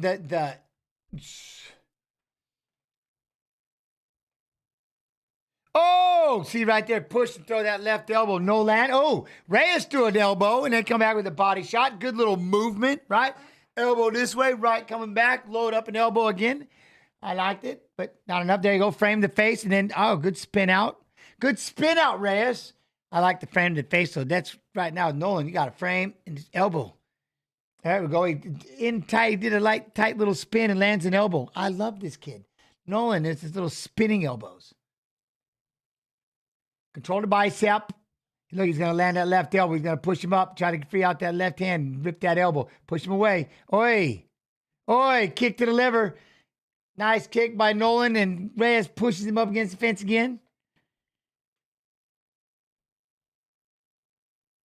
Oh, he had a tight little spin. Did you see it? Come on now. It was nice. Short time. Oi! There we go. Trying to land big punches. Trying to land some shots. Let's go. Oh, we got right. He's got to try to plumb the head. Reyes is trying to get in there with the flurry, but good showing. Good showing. You know what I mean? I love Jens. How you doing, Huey? You good? Love you.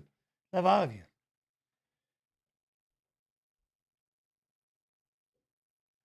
Look at those little elbows. I like those little elbows. Boom. I think he did all right.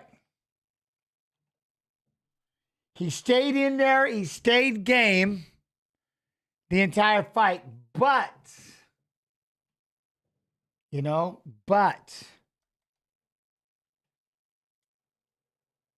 bad.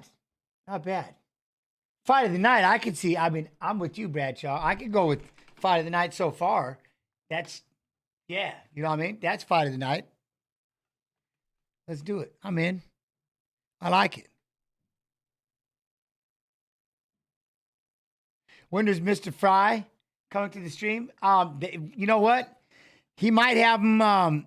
He might have people. They might be calling in and working on the setups and everything like that right now. They might be popping around and and then hanging. They could be in here in the next probably 2 fights. Normally we'll do. So they'd be like probably coming in on Culibao and Ramos, and then I'll have these 2 fights real quick with Jenkins and then O'Neal, and then most of the time they usually come in 2 fights before the main card starts. All right, somebody asked me a question. Hey, gents, you were going to tell us this one story of a fighter quitting on the stool while BJ was commentating a while back. You didn't get to it. Could you finish the story? Matt, what are you talking about? I did get to that story. I did tell the story.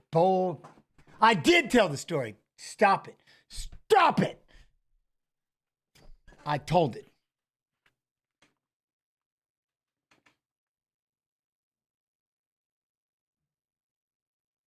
We have a 29-28 in there, though.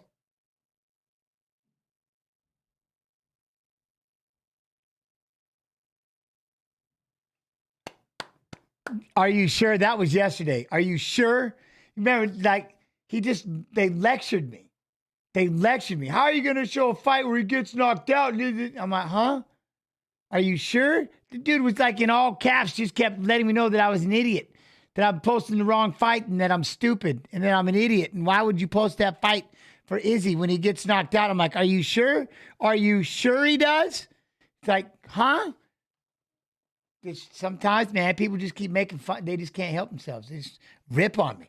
They give me all kinds of make me feel like, wait, did I do that? I don't think I did that. Got me second guessing myself all the time. Constantly second guessing myself. By the way, Culibao Ramos, I like it. Look at that. Jenkins and Burns. Jack Jenkins and Herbert Burns. I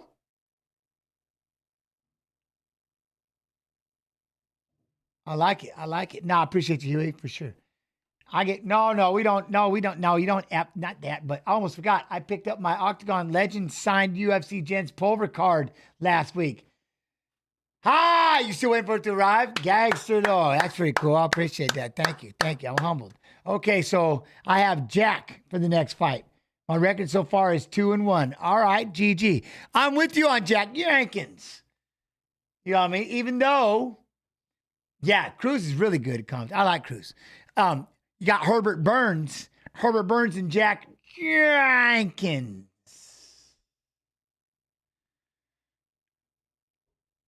Huh? The female breakdancing in the Olympics, which now, because of that, it's never going to happen again. Like, guess what we're not doing next in 4 years? No more breakdancing. That was just too much. It's just crazy. It's crazy. The story behind it gets wilder and wilder. I don't know what, you take it all with a grain of salt. You don't know what's what really, but some of the things you hear, it's pretty wild. It's pretty wild. We're the judges, the team, and we pick for the whole team. That's just crazy. How they picked their team in the first place. What? Don't tell me Herbert Burns is Gilbert Burns' brother. All right, I won't tell you. I'll stay quiet. You know what I'm saying? Australia, yeah, totally. Australia is famous. But those two are like, yeah, no, we're gonna have the tryouts on this day. My husband's gonna be the deciding judge. Oh, we didn't tell anybody. Dang, my bad. No, I'm just kidding. I don't know. Make sure everybody shows up for the UFC tryouts tomorrow in my backyard. All right. Yeah, don't tell anybody. Oh, look at Jenkins. Come on, Jenkins. All right, so now they're getting ready to start the next round. The next round. You do got to worry about that, though. So those are the early prelims. Good early prelims. I like that. That Nickel and Aguilar. Aguilar, though, oof, put him to sleep with the guillotine. Good fight with Song Kanan and Ricky Glenn. Wasn't bad. But I think Tom Nolan and Alex Reyes really, that could be the fight right there. Make sure to hawk the like button over there, if you would, on the UFC Fight Pass. UFC Fight Pass YouTube. Make sure you, yes. UFC, I'm eating it, just bought them tonight. Didn't even realize the fights were in Australia. There you go. Love it. Love it. All right. I miss it. I miss Australia. I like Sydney is where I was. Sydney was where I was from. I don't think I've ever been up there to, Perth? I've never been to Perth. I got to go back. I've been out backing like a boss, but I've never been there. What is there? All right. Do I have any Aussies in here, though? The Gold Coast, right? Gold Coast. I'm at Gold Coast, I believe, right? I believe that's where I was. Tell me that I'm right, that there's a place called the Gold Coast.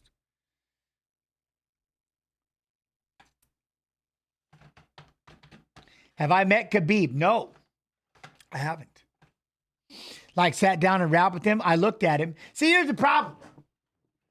This is like, I'm terrible at this. Like, I just assume people, I don't talk to anybody. I'm like, man, they don't want me to bug them. I don't want to bug people. You know what I mean? I'm all right. I don't want to bug people. So I don't say anything to anybody. And then most of the time people are like, dude, he's a dick. You didn't even say hi or nothing.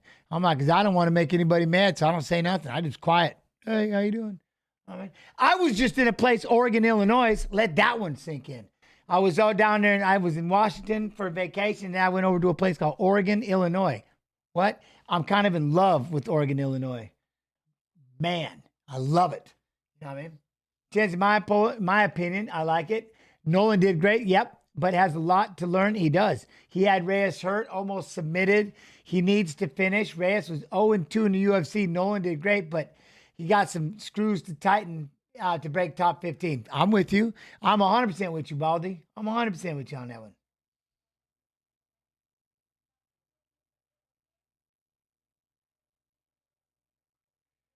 What? Be strong, Jen? Huh? I am. I'm being strong. I'm being strong. Wait, I'm being strong. That dude in Chi-Town was awesome. That was the coolest thing ever. That was 100%. 100%. That was awesome meeting him. I walked right up to him. Like, hey, how you doing? I had to tell him. Like, some of you probably heard this story. This guy was so big. And we were sitting there, and we were going to eat. And I was like, dude, you're so big. I just have to come up and say, hi, how you doing? Nice to meet you. And I didn't even say my name. I just want to shake your hand. Just nice to meet you. You are huge. And you are massive. And then this littler guy, he's about my size, so we're little guy. He's holding on to this camera. Like, there was the news crew. Like, there's this television, this camera crew was there for something. I don't know what. And he goes, hey, you're Jens Pulver. I'm like, hey, that's the rumor. No way. How you doing? Shaking hands. And he goes, can we take a picture? So then the big guy took the picture. And he's like, what just happened? So then we're like doing this. And thank you. And I'm like, all right, thank you. And then I see him later. And he goes, yep, I looked you up. I'm like, big man, what's up? So then we became friends after that, though. Then we swapped numbers. He's my guy. I love him. Who's my favorite active fighter? All right, Huey. Besides all my sucker punch fighters, my favorite fighter is Arman Tsarukyan. And a few years back when we were watching his fight with Makhachev, I started saying, dude, I go, watch. And I called this. I go, this kid's going to be a world champion. I go, Makhachev will win the belt, and Tsarukyan will fight him, and Tsarukyan will beat him for the belt. And I've been saying this for I don't know, it's been a year, maybe longer. I've been saying this. And so now it got derailed for a minute because Gamrot, damn it, You know, that decision, put it back. And now we've got a couple of problems because, Armand decides somebody says something to him in the crowd. So he hops the fence and smacks a dude. He smacks a dude right there as he's walking to the fight.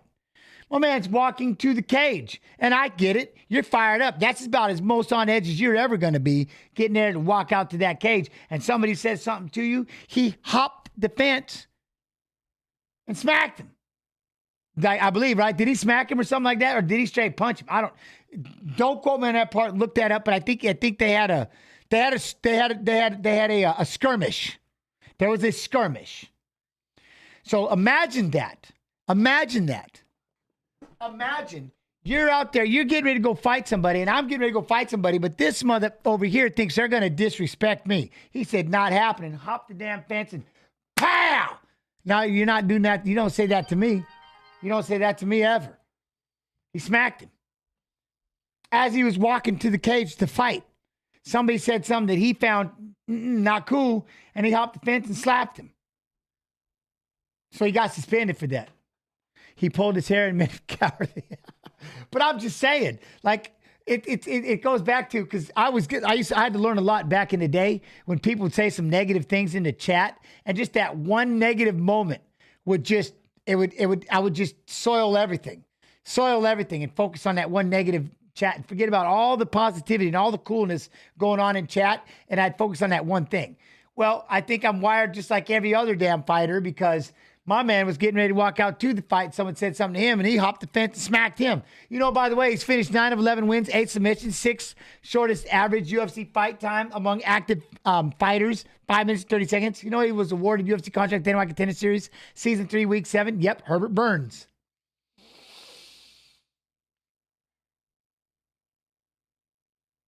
What up, Dylan? How you doing? But you know what I mean? So, anyways, that was pretty funny.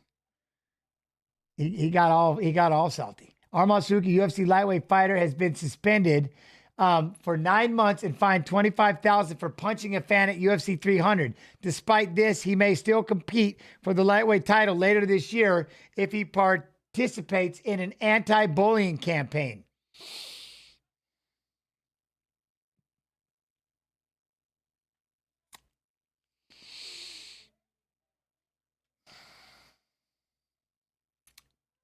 I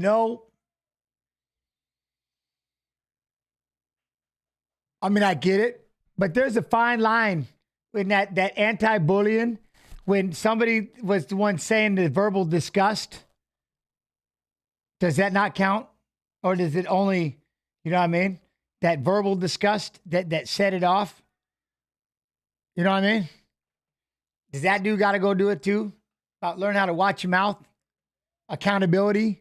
Anything? Nothing? You know what I mean? Like accountability? I'm just playing. No, that's about things. Jack Jenkins won 9 of his last 10 fights. He's 9-2 takedown ratio and 3 UFC Dana White Contender Series wins. What? He's former Eternal MMA featherweight champion. Jack Jenkins.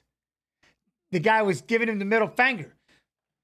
Is that threatening or bullying or anything? Huh?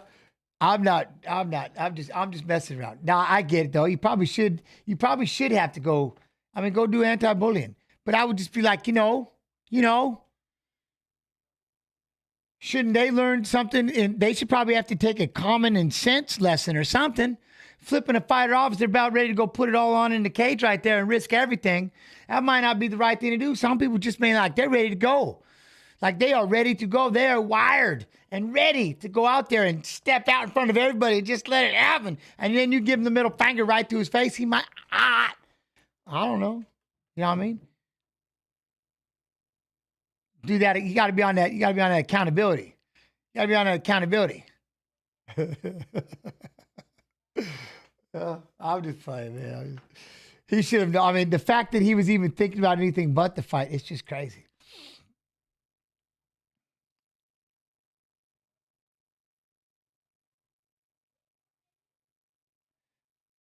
$11 wins, 5 losses. Who do I got? Izzy or what? DDP? Twofold.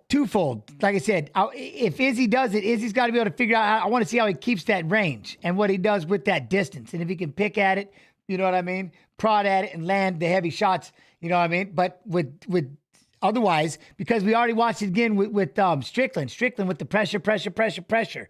And Strickland was like, it was too much for him.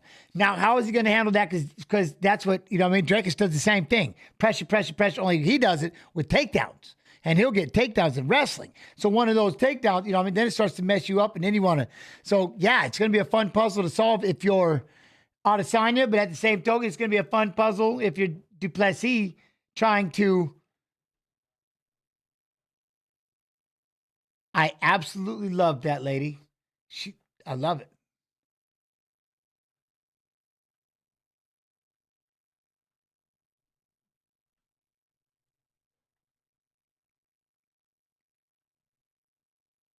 All right, here we go.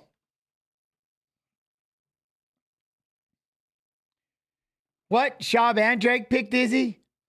I'm not. I'm just picking one or the other. I'm just picking a scenario for both of them that I'm looking forward to watching.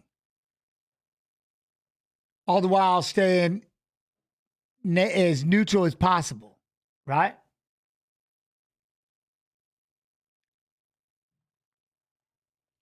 There we go. That double jab right hand just misses. Oh, Herbert double jab right hand back at him. Ooh, all right.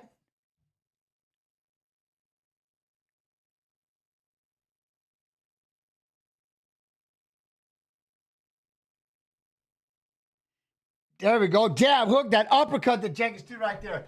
Jab, hook, right hand, uppercut. I love that. Oh, that was nice landed there by Jenkins.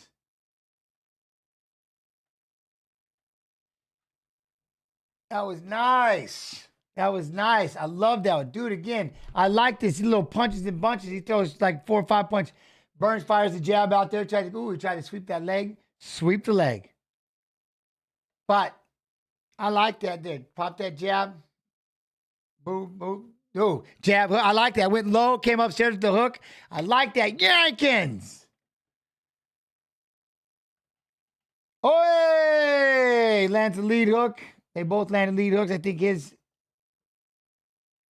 Burns got that jab though. I like the Burns jab. I like the Burns jab. What? Who's my go at?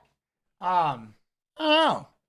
I mean, there's been a lot of goatish moments and there's been a couple of goatish careers throughout it all, but the sport's pretty new. You know, it's pretty young. There's all kinds of craziness, you know. I don't know. Jimmy Horn's always been one of my go-ats because he's had damn near 200 and some fights. I mean, I just don't know anybody that can be that busy. It's absolute insanity, especially in a time when MMA wasn't that busy. You know what I'm saying? Which was even crazier. I wish I had a punch bag. Can I borrow you, gents? For sure. You may not like, I know you're joking because you may not like what fires back. I'd be the dumbest punching bag you ever asked for. But you can, that's why I said for sure, because I'm bored. I ain't got much to do. Jenkins is pressing. Jenkins is pressing a little bit. Herbert goes to that high kick. Got to be careful of that. Look at it. That jab, lead hook, right hand. Yo, J-Dub Khan, thanks for the watch, Jens. Big fan from Coeur d'Alene. Oh, I love it. T-Y, Cleveland, much love. I appreciate being here. Oh, Coeur d'Alene, I like that. My Pulver side of my family's over there in Deer Park. Oh, there we go. Look at that busy body head. Jenkins, those punches and bunches. I love that. 3 and 4 punches right there. Lead hook, rear leg to Burns. Look at that. Boom, boom, boom. Then he finishes with the liver shot. Drives another liver shot. Herbert might have felt that because he dropped in and pulled guard. Stand him up. That liver shot's hurting. I know he got the hook. He's taking his time. Get him up. Man, how much time you letting him do, man? You got to get him up. There it is. 1, 2. Oh, but he eats a knee by Burns. Oh, Jenkins ate that knee, but he threw that. Man, you got to get that body shot. Here it comes. Look, step in. Doot. Busy hands. Pop, pop, pop. Head, body. Boom. There you go. Look at it. Boom, boom. Knees to the head. Burns doing everything he can to cover up these, making sure to correct and block that liver shot. Boom. Jenkins got him again. Oh, Jenkins got him again. Boom, boom. Double jab going in for a double leg. Big takedown for Burns. Nice. I like that. Double jab moving forward. Grabs the legs. Up. Boof.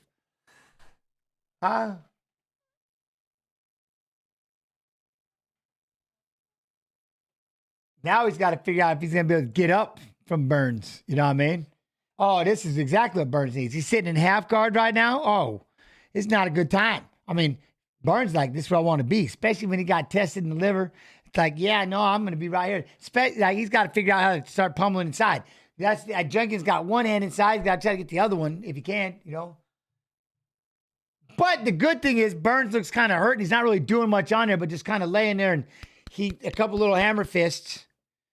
You know what I mean? A couple little hammer fists. He's not really trying to progress or do any movement or anything, but Jenkins, what he's been doing is beautiful. Stepping in with the 1, 2, 3, 4, 5 punches, the 5-punch combinations, 4-punch combinations, upstairs, downstairs, boop, boop, boop, boop, boop, and then just steps out, breathe, back in, boop, boop, boop, bip, bip, bip, bip, and just all day. I love that. I love that. Upstairs, downstairs, uppercut. I mean, he threw a jab, hook, right hand, lead uppercut. It was a sick combination.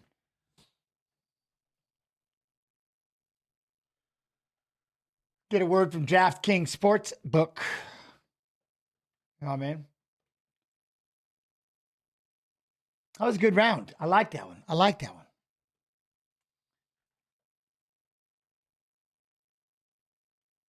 Shift to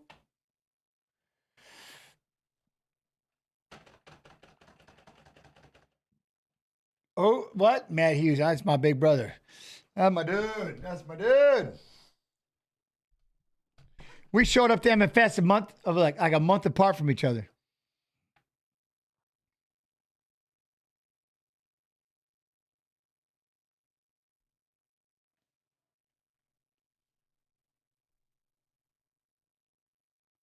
Road to the UFC. Who was first? I was. But he'd already been there. Then he went back home to get some stuff, and he was coming back. So he'd already been able to train with them and stuff. Because they were all together in the first UFC. I met him on the plane going to that UFC. And that's how that whole marriage started. I've got a picture of Miletich talking to me in the locker room. Going, son, you got to slow down a little bit. You're going to get too tired. I go, no, it's okay. It's okay, coach. I'm in great shape. I can do this all day. He goes, are you serious? He looks at Matt and goes, $100 says he burns out. I didn't burn out. I'm like, nah, man, I'm a wrestler. I'm a wrestling trained. That's what I do. We go like this all day. He's like, what? All right. But I got the picture of us two staring at each other.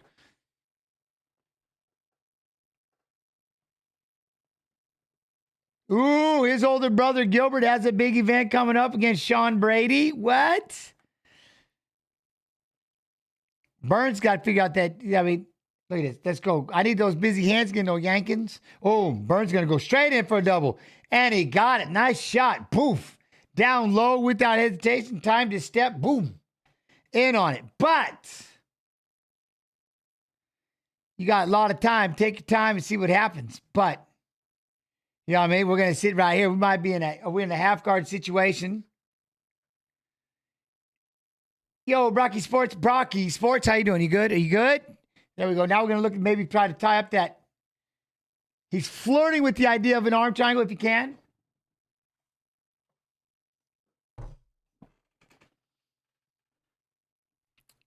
That's it. Jenkins got to play it tight. He got to play an easy game. Kick away. He falls back for a foot. Burns it back for a foot, and he missed it. Oh, no, Jenkins jumps into the guard. He fell back for the foot. He missed it. Jenkins popped up. Woo!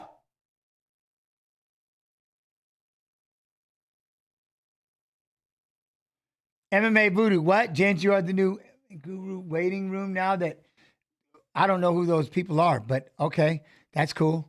I don't know who that. I'm not sure who that is, but how you doing, MMA Voodoo? Are you good? Oh, there he goes. Trying to go for the shot. Jenkins like, not happening. Not happening. I wasn't ready. Francis, I wasn't ready. You know, I wasn't expecting that because it was funny because I could hear Dom. He was just saying, like, this fight can be over in any second when you got Burns on top, and poof, he jumps back for a leg, and pop, he pops up real quick. Hey, I said it last week, and I'll say it again. Tough season with Jens and BJ was my favorite. That's season 5, best season ever. What you mean? What? It was the best. We had the best, most technical street fight We had all kinds of stuff. We had a ping pong game, all kinds of things happening in that game. It was just crazy. The craziest team picking ever. I mean, the whole thing was just chaos. Chaos. All right, Jenkins stands up. Jenkins stands up.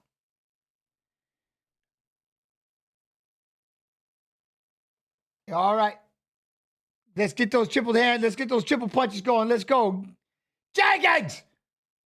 You can't worry about, there it is. Look, he's trying to, there it is. Fire to left, right hand. Starts showing him down. Down goes Burns. He's going to try to punch him inside the guard. Be careful. Oh, that was a beautiful thing. He said body, head, right hand back over the top. Slouched him down to the ground. Jumped in his guard. That combo was nasty. Body, head, poof. Ah, that was nasty. Look at that. Now Burns is just laying there. Stand him up. Let him up. Let him up. Jenkins, let him up. Walk away. Don't play with the foot. Let him up. Stand back. Stand back. Oh.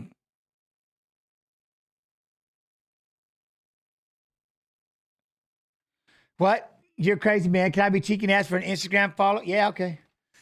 Once I get on Instagram, I got you. At James Pulver? Yeah. We'll get it figured out.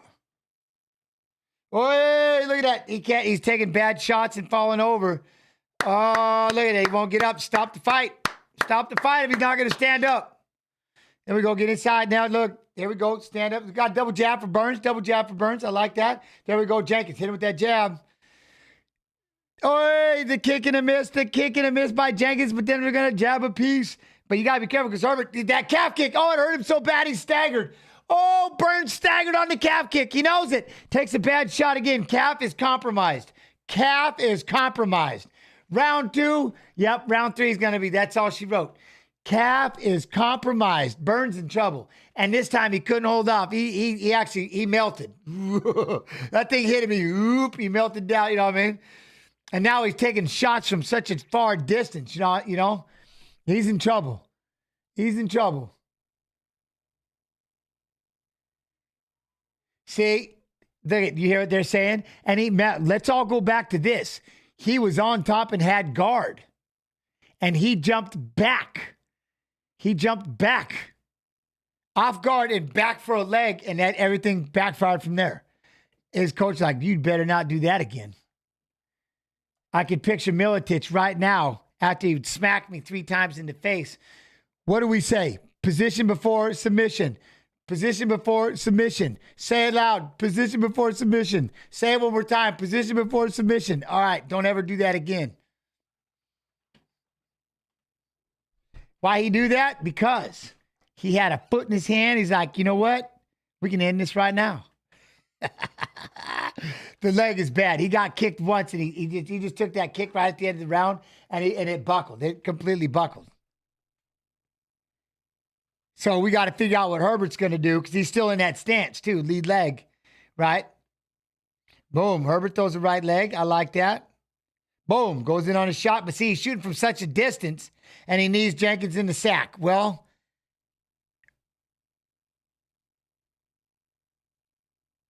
we got a knee to the sack.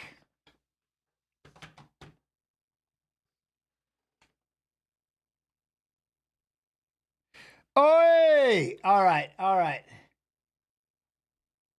I appreciate it. You made us boys in Plymouth, England. I appreciate you. Plymouth. There he is. Then he's swinging at that liver. Look, there he kicked the calf. There's the calf. Boom, boom, bomb. Down he goes. Hits him to the face. He's buckling. Here comes some big shots.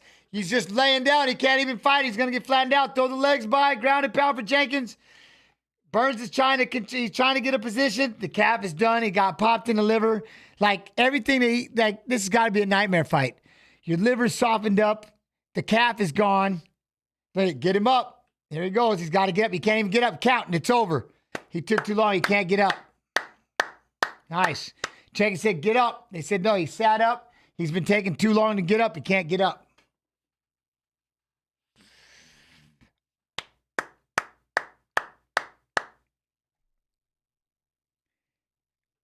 Okay, performance of the night, Jack Jenkins. Performance of the night, Jack Jenkins. That was something. I like those little busy hands. That was beautiful. That was beautiful. I mean, that was beautiful. Watch this. He just, I'm sorry, 1 second, see it. Calf kick, boom. Up, look, he's like, ouch, boom. The busy hands, and he just fell over. Boom, boom, boom. Nope, he can't do anything. He just got his hands up, just trying to get out of there. It's already too bad. And then my man does it right, stands up. Look it. Stands up. Look it. Come on. 2, 3, 4. Too long. Got to stop it. Got to stop it. Huh? What martial art would you recommend for an old mother who never trained? You know what? You would love jiu-jitsu. You would love jiu-jitsu. You would love judo. You would love training. It doesn't matter. I would just have fun and train. You would love lifting, light lifting. You know what I mean? Jogging, just being active. But the reason why I say jiu-jitsu is a lot of like learning how to play off the back, playing in with the gi and stuff like that. There's explosive moments. So it's not too bad. Wrestling is oof. You know what I mean? Judo is fun.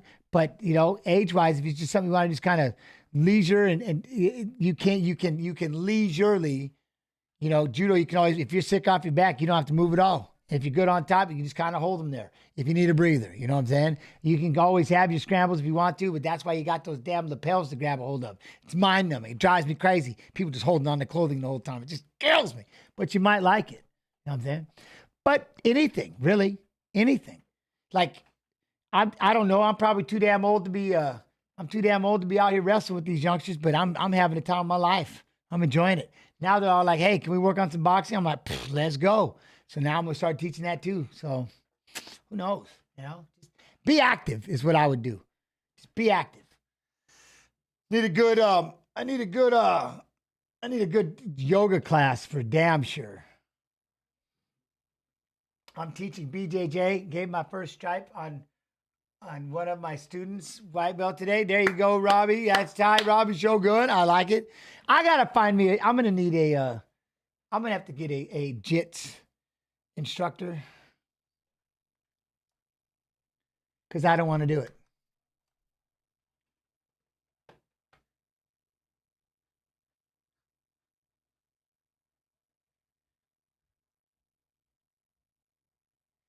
Oh, look at this. I love it. Great prospect to watch from Spokane. My nephew, Ashton Carlton with Sick Jits. I love it. Spokane. All right.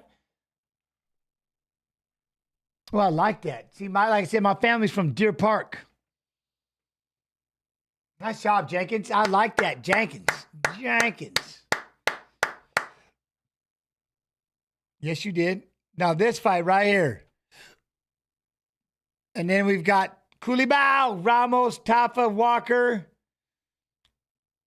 Li Jingliang, and Prates, Rosenstruik, Tuivasa, Gamrot, Hooker, Ursig, France, Duplessis, Adesanya.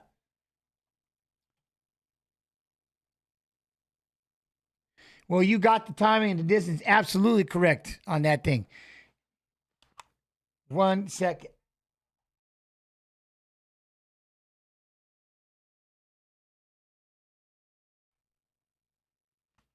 All right, let me see something. All right, what is this?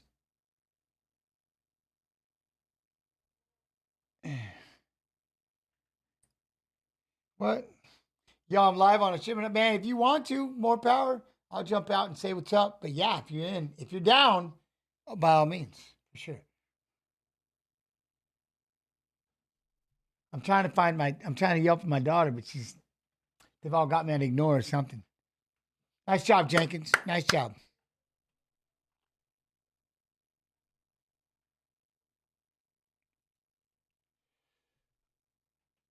Oh, let's go. What y'all think? What y'all thinking? Oh, what about Noche, September 14th? Look at that place. The Sphere. Noche. I like that. Man, I need Hayden. Forgive me. I got to do this real quick.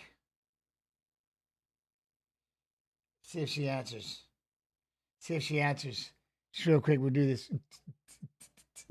Oh, you know what? I haven't played one. Well, I don't know if there's going to be a thing. Aiden. Yeah. Can you come downstairs real quick? Okay. Thank you.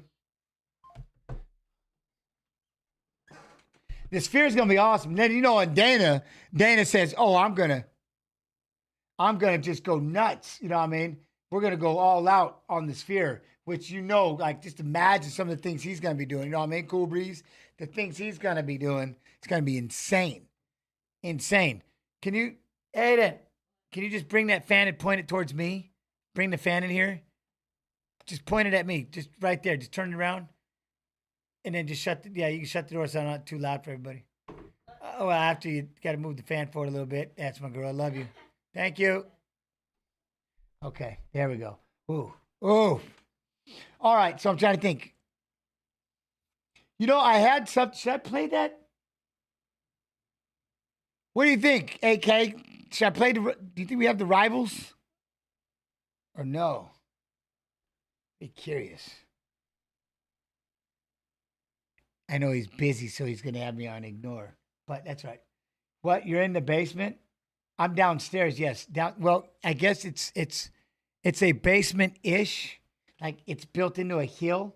So, like, I have a back porch and all that stuff. Back deck and all that right there. You know what I mean? I think there is time. You think so? All right. I'm going to play this video. Wait, what time is it? 7:36? All right, you know what? For you, Tatiana, I'm going to play this video. I got a video for y'all to check out. Be right back in 2 minutes and 57 seconds. Oosh. Words like bad blood to describe bitter rivals in sports. A way of saying that the competitors don't like each other. That the tensions can be felt in the extreme. Because they've made things personal. But rivalries are different in fighting. And sometimes the bad blood crosses right over the line. Spills past the deep-seated place that is merely personal and into broader areas of identity. The intensity between Israel Adesanya and Dricus du Plessis, it's uncomfortable. Two African war fighters and the war of distinction that defines them. But the bad blood is not semantic in this case. It's very real. I will gladly drag his carcass across South Africa. There's not just a middleweight title on the line at UFC 305, but something far deeper. We've seen rivalries over the years that have bordered on hatred. When Khabib and Conor fought at UFC 229, the bad blood ran to every dark corner, and it flowed over afterwards, because nothing was ever over. And now Khabib jumps the fence. No! Mayhem! The same can be said for Colby's rivalry with George Masvidal. Acts of betrayal, loyalty, friends turned enemies. You're a liner, piece of bitch! So Colby Covington and Jorge Masvidal go the distance. The rivalry doesn't figure to end anytime soon. I've seen it myself firsthand. My greatest rival, whom I wanted to beat with every ounce of my being. You could never kill me. Oh, I bet you I could. Rivalries bring out every fiber of your will, of your conviction, and your identity.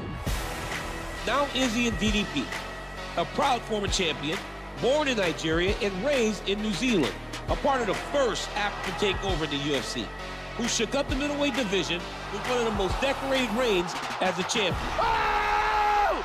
And the current South African champion, dominant, defiant, alive to the idea that all roads go through him, ready to prove that it's his time. Do you believe it? Dricus du Plessis! No, there is no love lost. We saw it after UFC 290 when Dricus and Izzy came face to face. That exchange carried a charge. Yeah, my African brother! Yeah, my African brother! And it was heard around the world. At that point, there was no title. There was only bad blood, in the anticipation that at some point, these two would have to meet. That moment arrives at UFC 305. Two champions, past and present, meeting at a crossroads in Perth, Western Australia, to leave it all on the line. To let them know exactly who they are.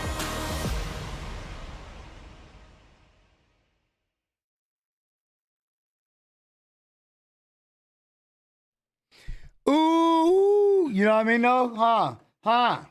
Yeah. Oh, O'Neal Santos. I told him we are with Jens. He was like, nice, bro. Wait, who's that? Who'd you tell that to? What's wrong with you?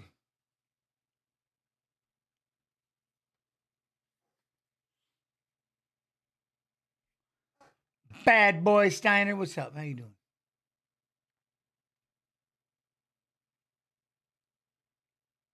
Oh, Guida, my man. What's up, Guida? Yeah.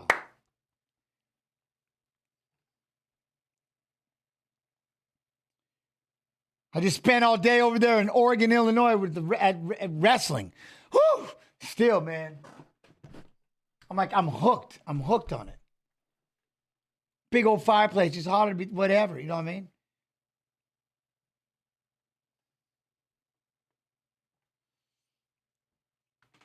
All right. Luana Santos making her way out first.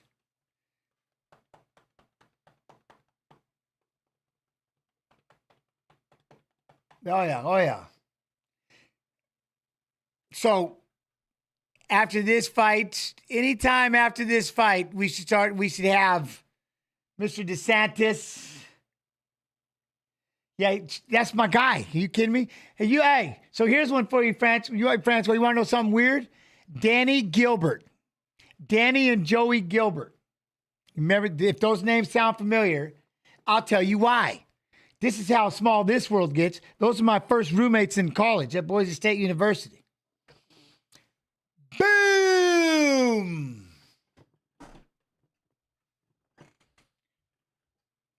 Luana Santos, 5-fight win streak. Judo black belt, 4 wins by submission.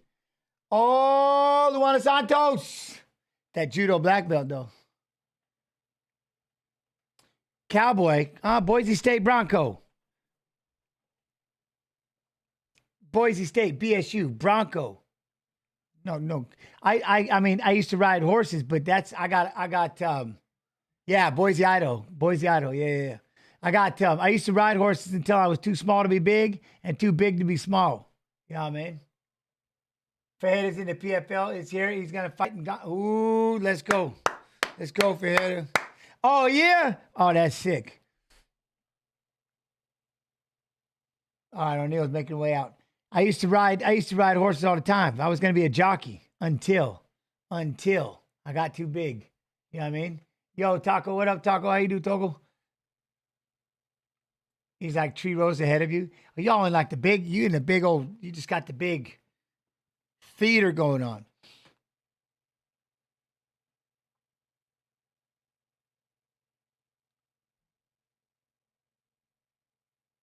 Casey O'Neal. 9-2. Correct the wrestling. Corrections. I like it. What is that, Salty Crab? You're predicting what? Hey, Casey O'Neal, highest significant strike rate in UFC history, 8.4 per minute. You know, tied 4th most finishes in UFC flyweight history. Yeah. Former Eternal MMA strawweight champion. Available on UFC Fight Pass, by the way. Eternal MMA strawweight champion. Eternal MMA Fight Pass.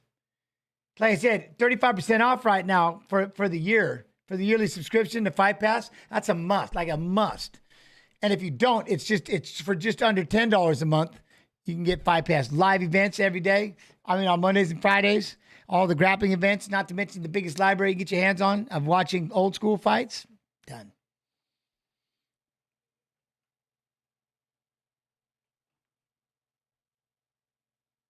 Yo, Tudo, what up? Hey, JP, how we doing, mate? I'm doing good, brother. How you doing? You good? Are you good? Love and appreciation, Azu. Love and appreciation, Azu. Yeah, no, me, I'm doing good. Just waiting for the group.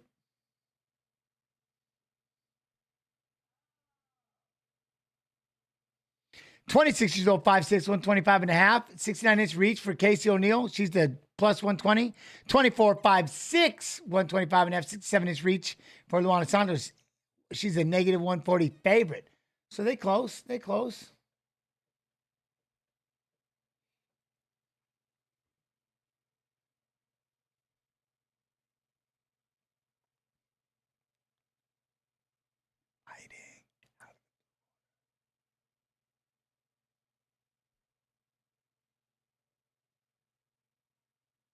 Five, 6. How long does it take for the UFC, for the new events to come onto the UFC Fight Pass? Twitch, somebody tell me that one again. Somebody tell me. A couple of weeks, right? How long does it take before it goes on the Fight Pass? Normally that's AK Snu would tell me. I will answer that question again if unless someone else can remember.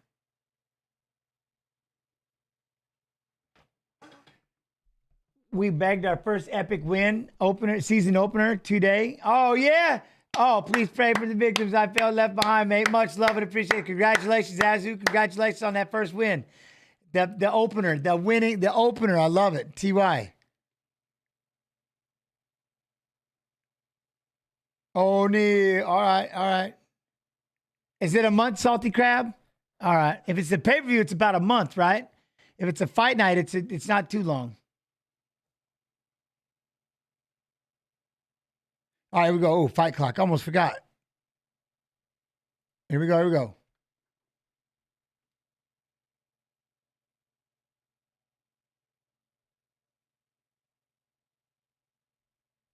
Wait. Santos is in the blue. There we go. Try to step aside and land that 1-2. Land that right hand. Yo, I'm good, Parma. How you doing? How you do? There we go. Casey trying to step in and throw that right leg. Casey trying to step in and throw these punches, but yo, system crash. I'm good. How are you? Luana, though, she's let a couple right hands go, let a couple of hooks go, let leg kick right there.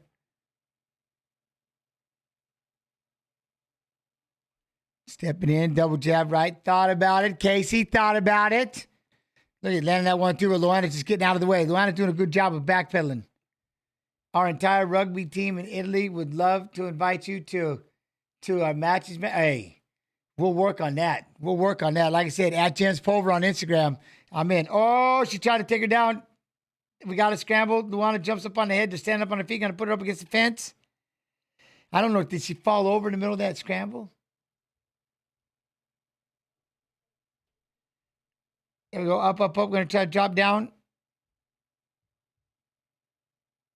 Santos got to press up against the fence. Yeah, she's going to try to drop down everything. Yeah, man. Italy rugby. I'm in. Let's go, Azu. Yeah, just got to just hit me up on Instagram. Easiest way to grab me. At Jens Pulver.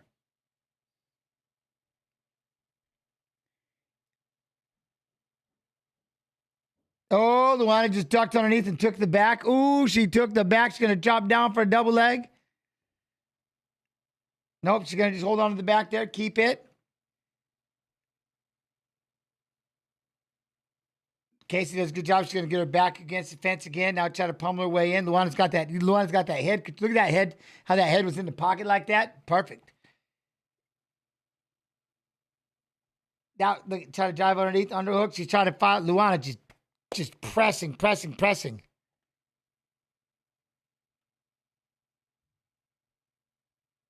Okay.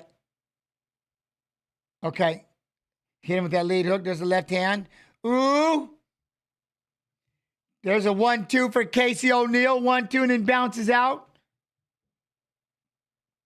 Hey, Luana tried to throw a right leg, but O'Neill's landing that 1-2. Oh, we got a hook. There we go. Another overhand for Luana. Oh. But look at O'Neill just lit that 1-2. Eyes open. Look at chin down. Let's go. Pop. Luana kind of closing her eyes and just windmilling that right hand. Look at Casey trying to stay in front of her. Walk your way in. Inside leg kick. Oh, there you go. She tried to step in with that inside that hook by Santos. Step in with a straight jab. Pop. Neither one of you. Neither one. Somebody give me a straight jab. There we go. There's a 1-2-1. 1-2-1. What? Dress the legend? No. I don't know. What? I've got completely sidetracked. Damn you. All right. I'm not paying attention to chat for 5 seconds. Okay. What? I can't even think now. Damn you. There's no right answer to I haven't been looking. I don't know. I'm now uncomfortable. All right. Now she's going to step in there and start throwing shots. There you go, O'Neal. Stay right in front. Look at that. Feint that jab. You got in closer. Tried to throw that right hand. Let's go. Hey. Boom. Luana just puts your head down, throws the right hand.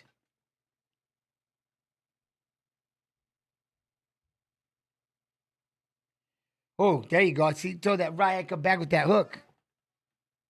Well, I didn't mean to make you. Well, I'm just saying. That was not ready for that question. You know what I mean? And Twitch is over there going, what are they talking about?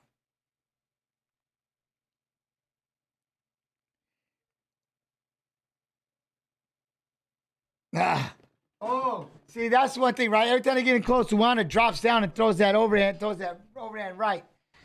Casey trying to throw that 1-2. Then the right hand. Please, when is this fight? Well, it's on his fight show on here. Well, no, Gunny, I'm not showing the prelims, and I damn sure can't be showing the pay-per-view. But we're going to have a watch-along, and we're going to have TJ DeSantis and Don Frye as my guests, and we'll talk about the fights. And then if you're watching the fights, you can watch along with us. You know what I mean? It wouldn't be called a watch-along if I just showed the fights and be like, well, here, just a fight viewing. Here, view the fights. And everybody be like, shut up, dude. I don't want to hear you talking. You know what I mean? Defeats the whole purpose. But no, I'm not showing the fights. We've got clips every now and then. And good conversation. That's, I mean,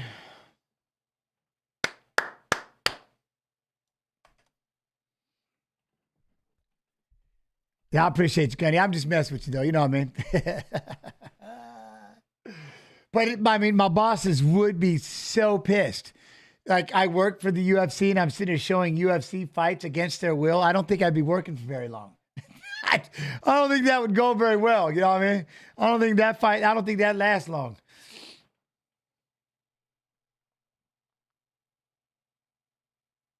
He's showing the fights right now. But we do show fights on Friday. We watch fights of fighters who are fighting in Saturday's fight. So we do show fights then. And then we'll do a watch along on the, when we get back to Tough Tuesdays after the Dana White Contender Series, we show Tough. And then, of course, the Contender Series, it's a watch along. So we'll have that on the Twitch stream. Sometimes, ooh, nice. Catches the leg, inside trip. Inside trip for Santos. Gets O'Neal to the ground. Santos looking to try to hem up that wrist. That far wrist, so she can't pose. There she goes, get that far wrist control. She's got 2-on-1. She's up, though. You know what? That 37-24, happened with no takedown in the first round. I don't anybody's guess in the first round. I'm not going to say any one thing. Right now, Santos gets a takedown. She's got to press up against the fence, but Casey O'Neal is standing up, facing her right now, and going to start pummeling her way in, trying to create some space, pushing on the face to try to pummel in, get over under. And then the problem is Santos is just pressing. You know what I mean? And she's not throwing any punches or anything like that, but she has the back. So she got around behind Casey, and she has her pushed up against the fence, got her behind the back.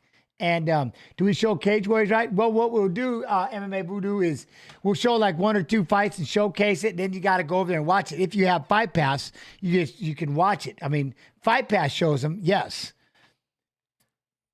We can't show them because you can watch them on Fight Pass. But they do let me watch like 1 or 2 fights. Kind of like, hey, look what's going on. And then boom, now you go watch it. You know what I mean?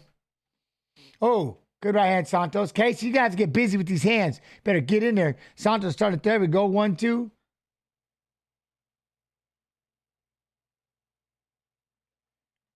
Boom, jab.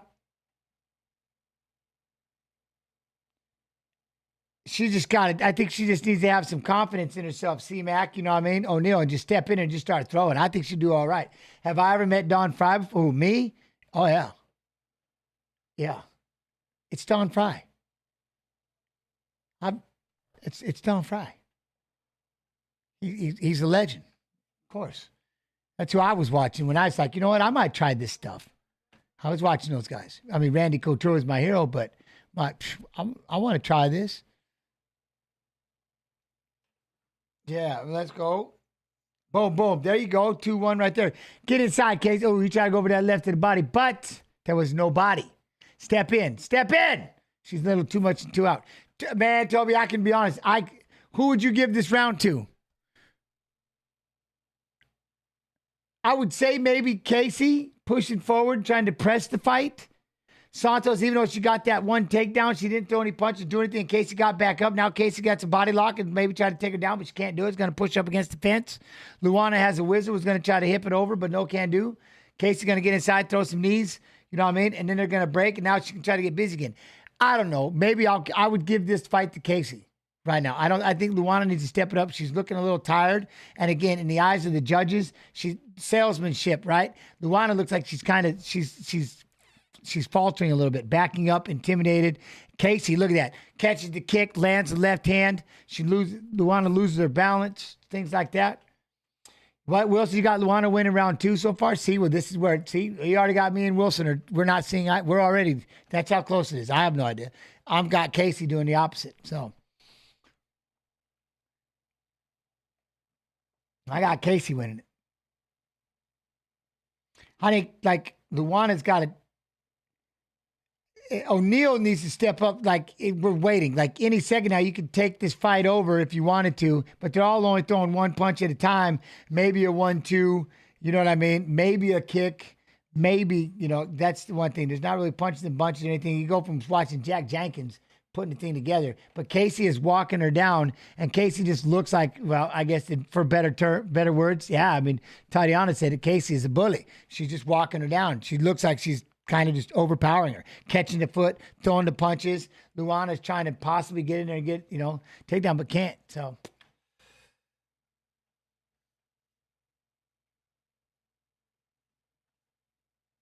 but, so it's, jab, hook, right hand, jab. 1, 2, 3. Ooh, see, I like that 1, 2, 3. To step in a little more. Luana just seems like, I don't think, she definitely needs to feel some kind of urgency. Luana does. We need some urgency from her if she wants to try to get this win, in my opinion.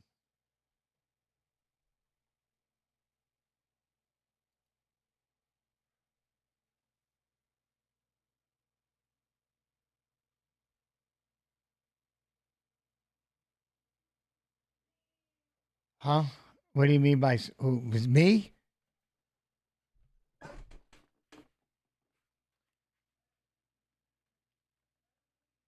You can't just magically get a finish? What do you mean? Why can't you?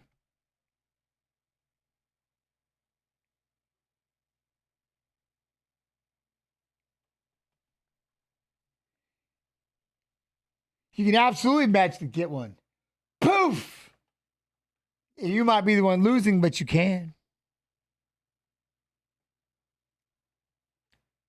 I know. They are hard. Finishes, decisions. Again, when somebody has a game plan, you have a game plan. That's the beauty of the fight, right? It's to go out there and see whose game plan is going to win. When you're hesitant and you don't want to make a mistake, and then the other one doesn't want to make a mistake, you start having caution. You have caution when people have one punch, one shot power. They've got heavy kicks, great grappling skills. You don't want to make a mistake and get taken down because you're not getting back up. So you tend to freeze your hands up a little bit. Sometimes you just get back and forth. You just don't want to take too far out of your comfort zone because it feels what? Uncomfortable. So you can't bring yourself to do it. So you get stuck throwing one shot at a time because you're trying to stay safe. You're trying to not make any mistakes.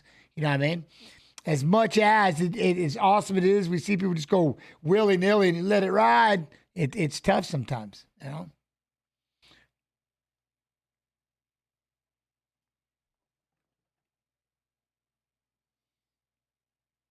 Yo, JM Rival, what up? All right, but look, see with Casey, look, she goes in and she has to go for that left. She goes to the left to the liver, the right hand. I like when she steps in. Luana's trying to just lunge in with one shot at a time. And then, see, but Casey's definitely the one walking her down. You know what I mean? She's staying in front of her face. She's trying to throw the 1, 2, 3 punches. She's trying to go with the jab. Look, she's throwing 3 punches at a time right now. I think Luana has basically just given up on the idea of even going to the ground. In fact, she was probably trying to defend it once or twice when Casey tried to take her down. See, they're...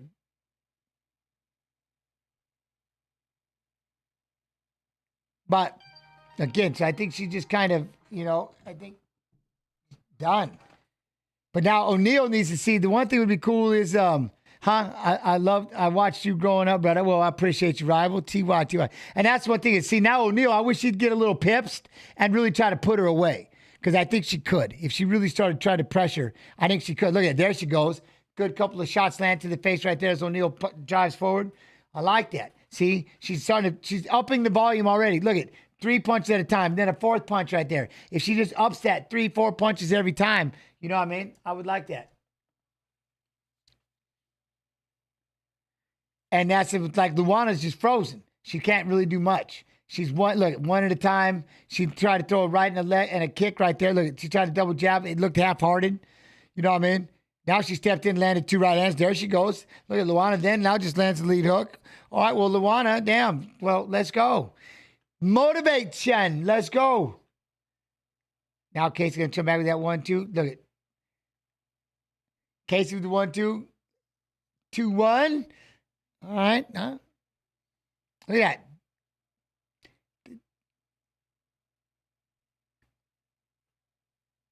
Boom.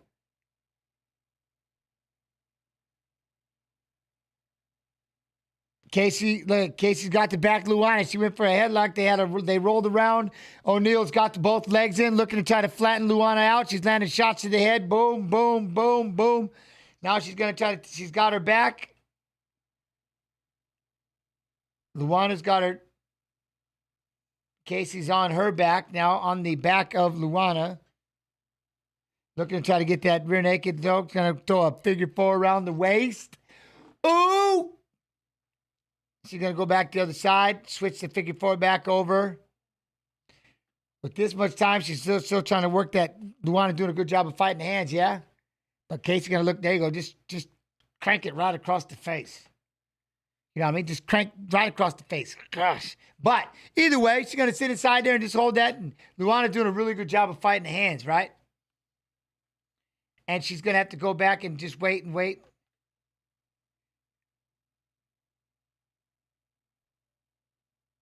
Casey's got that 2-on-1. She just can't get around the chin. But what is she doing above everything else? Right. Control. She's killing the time right now. She's winning.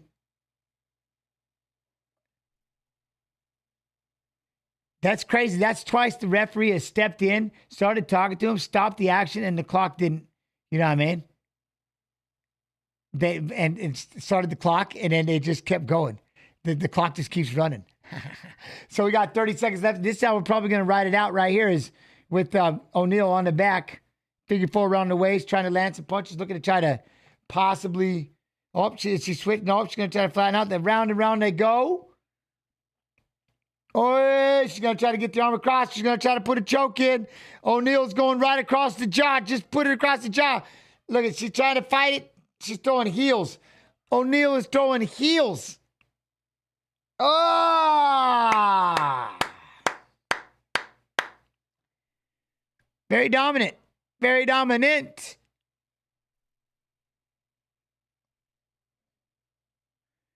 Very, very dominant. All right, we'll have to see what happens. And then guess what?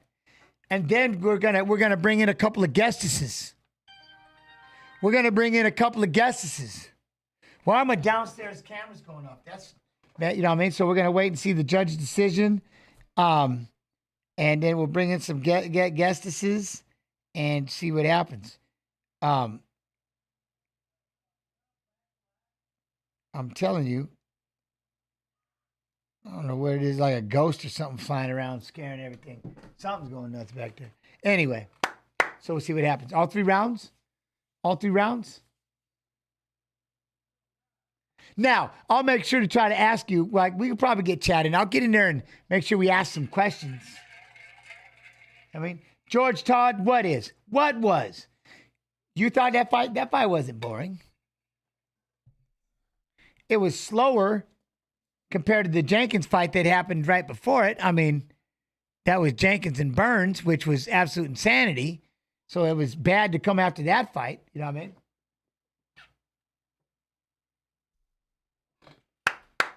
I appreciate it. Appreciate it, George. She even got a 30-26 out of that bad boy. Casey O'Neill even got a 30-26 out of that boy. All right, everybody. I'm going to give you a BRB. Oh, and then she just did, look it.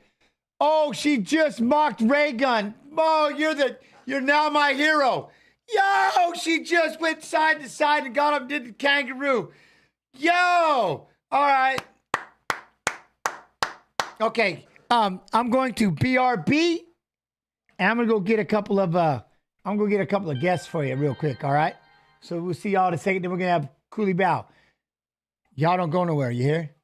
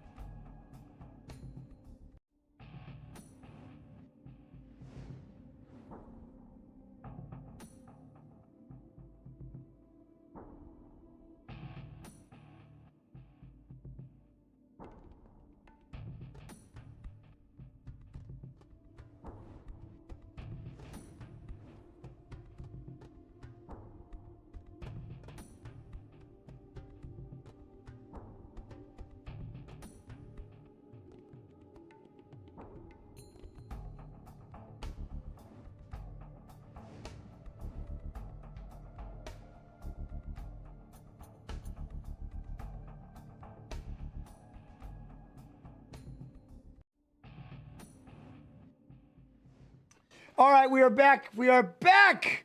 And I found him. I reached into the back and I found him. I got everybody. How you doing, TJ DeSantis? How you doing tonight? I'm good. I mean, let's just move on and get to the real star. Let's get to the real star right here. He didn't bring it up. He gave me a bubblegum cigar, though. I got the bubblegum cigar. My man, Don Frye. How you doing, sir? Doing great, sir. How you doing? I'm golden. Have y'all been watching the fights up till now? I caught the last little bit of the last fight between Casey. I've been talking to Sean too much. I like your producer Sean too much, Jens. He's helping me. He's helping me become professional with this thing. He's got a lot of ideas, right? He's very good at this. He gets everything figured out. Like that's why from day one, like I said, I'm not doing this without him. You know what I mean? Because I don't know how to do this stuff. You know, it's just something I enjoy. But at the same time, can I just say honestly, like I'm surprised that Don Frye owns a computer so he can join us. Like Don, you don't seem like a technological guy. Oh yeah, that's me. Mr. Computer is my nickname. You know, out there on the ranch. You know, when I'm not playing with the dog or the horse. I love it. He's got the headset and the mic going and everything. It's perfect. It fits it. It's frightening the technological advantage I have over everybody. He's like, I got windows at the house. What are you talking about? That's it. I can see outside. Perfect. Right. I know when it's raining. The windows are wet. I love it. Yeah, man. Like the card coming up. I know we got to talk about this fight really quick. Culibao and Ramos. Anything about? I mean, I like the hands of Culibao. I like him. I like the way he fights, and he's got great combinations. You know, I just love the combos that he throws. And Ramos he gets after it. Is there anyone sticking out for you, TJ, in this fight, or I like fights like this, and it's a weird thing to like, but I like when guys are coming off a couple of losses each because they're more hungry than ever. It used to be where you couldn't afford to lose 3 times in the UFC in a row, and you're out. Both of these guys are coming off 2 losses. You know, that's going to make for an exciting fight between 2 hungry guys. So we'll see who goes out there and gets it. That's it. I mean, you never know. Difference. You can see. Go ahead, Don. That was the difference, like back in Pride. You know, they would say, we don't care whether you win or lose, just give us a good fight and you'll be back, you know? And that's how everybody went. They'd go out there and they go balls out, win or lose. And, you know, and the people would appreciate it. I do like that for the most part. I mean, that they still try to do that. But I like the feels, like I'm watching him right now. And Coulibaly, he's still in his feels. He doesn't feel like he's down, you know, or anything like that. I like that we're getting to the point where we're busy enough where you can maybe do a 2-fight skid, but you're still in the same year and having your 3rd fight and your 4th fight. Whereas before it's maybe 1 fight a year and, you know, 2 losses. That's 2 years in a, you know what I mean? It's a lot tougher. I mean, we got Tai Tuivasa coming up later, and he's lost his last 4. And if he loses tonight, I still think he's got a job in the UFC because he's that entertaining and exciting. And heavyweight's a different beast altogether. But you're right, Jens. Coulibaly looking like he's enjoying the moment, and you know that's important. You got to be loose in the moment and absorb everything that's going on and have fun with it. And he looks like he's ready to go. Well, and that's it, right? You don't want to you don't want to be dwelling on it. And that's what I like when you see that vibe, and it's like, you know, okay, bumps in the road, but let's go out there. Today's a new day. Today's a new fight. And hopefully inside their head, you know how that starts to wear on you. Don, you know what that, you know, when you got 2 losses in a row, it starts to just, you know, it starts to wear on you. You deal with fighters that have gone through those losing streaks and stuff. It starts to wear on you, especially 2 in a row. You start questioning yourself, and you question everything about yourself and about everybody in your group. You know, so somebody in here is a bad luck. You know, somebody's bringing me down, and so you start picking. It can't be me because I'm a winner. So it's got to be somebody else. It's got to be you. It's got to be the environment. It might be the air. It was the shorts. It could be the socks. Yeah. I don't like these gloves. Damn these hats. But it's not me. I'm the winner. I love it. I love it. Whatever I had for breakfast, you know, did me wrong. You know. And you just get to looking. Oh hell! I wore a different outfit. I took my car wasn't clean. My car was dirty. You know. Oh, see, I love you guys that fought in Pride, you got to have that mindset anyway because they're maybe not even telling you who your opponent is on the plane. You know what I mean? You got to constantly be ready for adjustment and be sort of comfortable being uncomfortable back in the day. Oh yeah, you know, you just figure it's like a tournament. It doesn't matter who you're going to fight. You're going to fight them all anyways, you know? Yeah. So it doesn't matter. You know, just throw them in the ring, and I'll worry about it when I see them on the other side. We'll focus on that. Until then, I'm just fighting. I'm fighting whatever's in front of me. And I want to be in shape. I want to make sure that I'm in the best shape I can. I'm just going out there to punch, kick, and avoid a submission if possible. Yeah, we didn't prepare for everybody. We let them prepare for us, you know? 100%. Round 1 starting right here with Coulibaly and Ramos. TJ, they go right to the center, and look at that. Ramos is already getting a little acrobatic with the kick and then spinning it. What do you call that? The round? Is that the roundhouse? The kicked it into a spinning. Paraway, Tufu. As a play-by-play guy who doesn't know all the moves, we just call that dynamic striking. Dynamic striking. Okay, I love that. Throws the kick and then lands it and then spins all the way around to throw the second kick. It's very aerial, you know what I mean? Very acrobatic.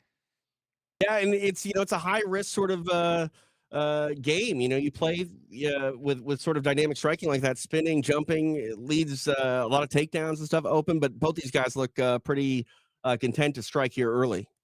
I like that. Coulibaly's already went after the calf a couple of times. We watched that happen earlier with Jenkins and let me get to his brother.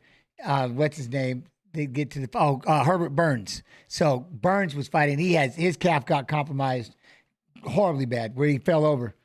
Do you recall a time, Jens, in the evolution of fighting where the calf kick, even in like the training room, became a bigger thing? No. Because we've seen it over the last 4 or 5 years in actual competition, but I feel like Pedro Rizzo was a guy who got a lot of compliments for his low calf kick back in the day. And, and the biggest thing was they would like try to move the foot and stuff. You'd kick the calf, but it was always worried about taking that deep thigh kick. And that's the thing, punch, punch, punch, thigh kick. And he watched with Jose Aldo when he did it to Uriah Faber. Punch, pop, pop, that deep thigh kick. Because when you charlied that thigh, it was horrifying. I never really thought about the idea of kicking the calf because once it gets checked or something like that, not to the point that they do it now, but it was always trying to catch him to get him off step so you could fire that rear leg. You know what I mean? The timing, jab, cross, hook, boom, catch him as they're slipping, and then land that thigh kick and just Charlie it big time.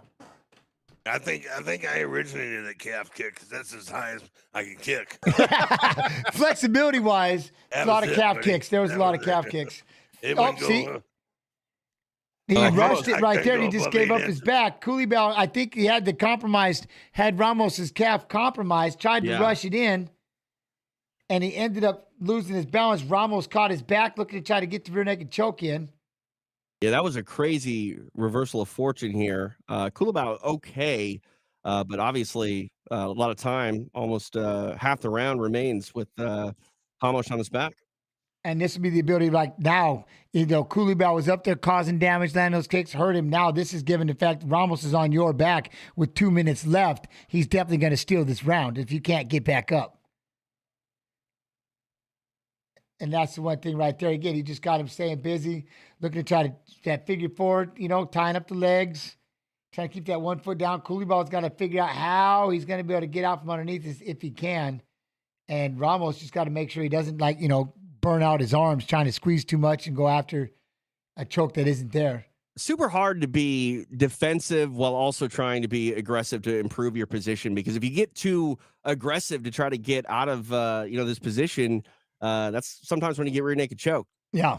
Oh, I'm telling you, you start doing one thing again, like the rabbit in the snare. The more you fight out, the tighter the dang thing gets, And then right there, he just tried to throw one shot and really fast. Ramos got underneath the chin and really locked that thing up. And how Coulibaly was able to catch that hand with it. Look, it's still in there tight. He's doing everything he can to try to fight that hand. It's in deep, trying to peel it off the head.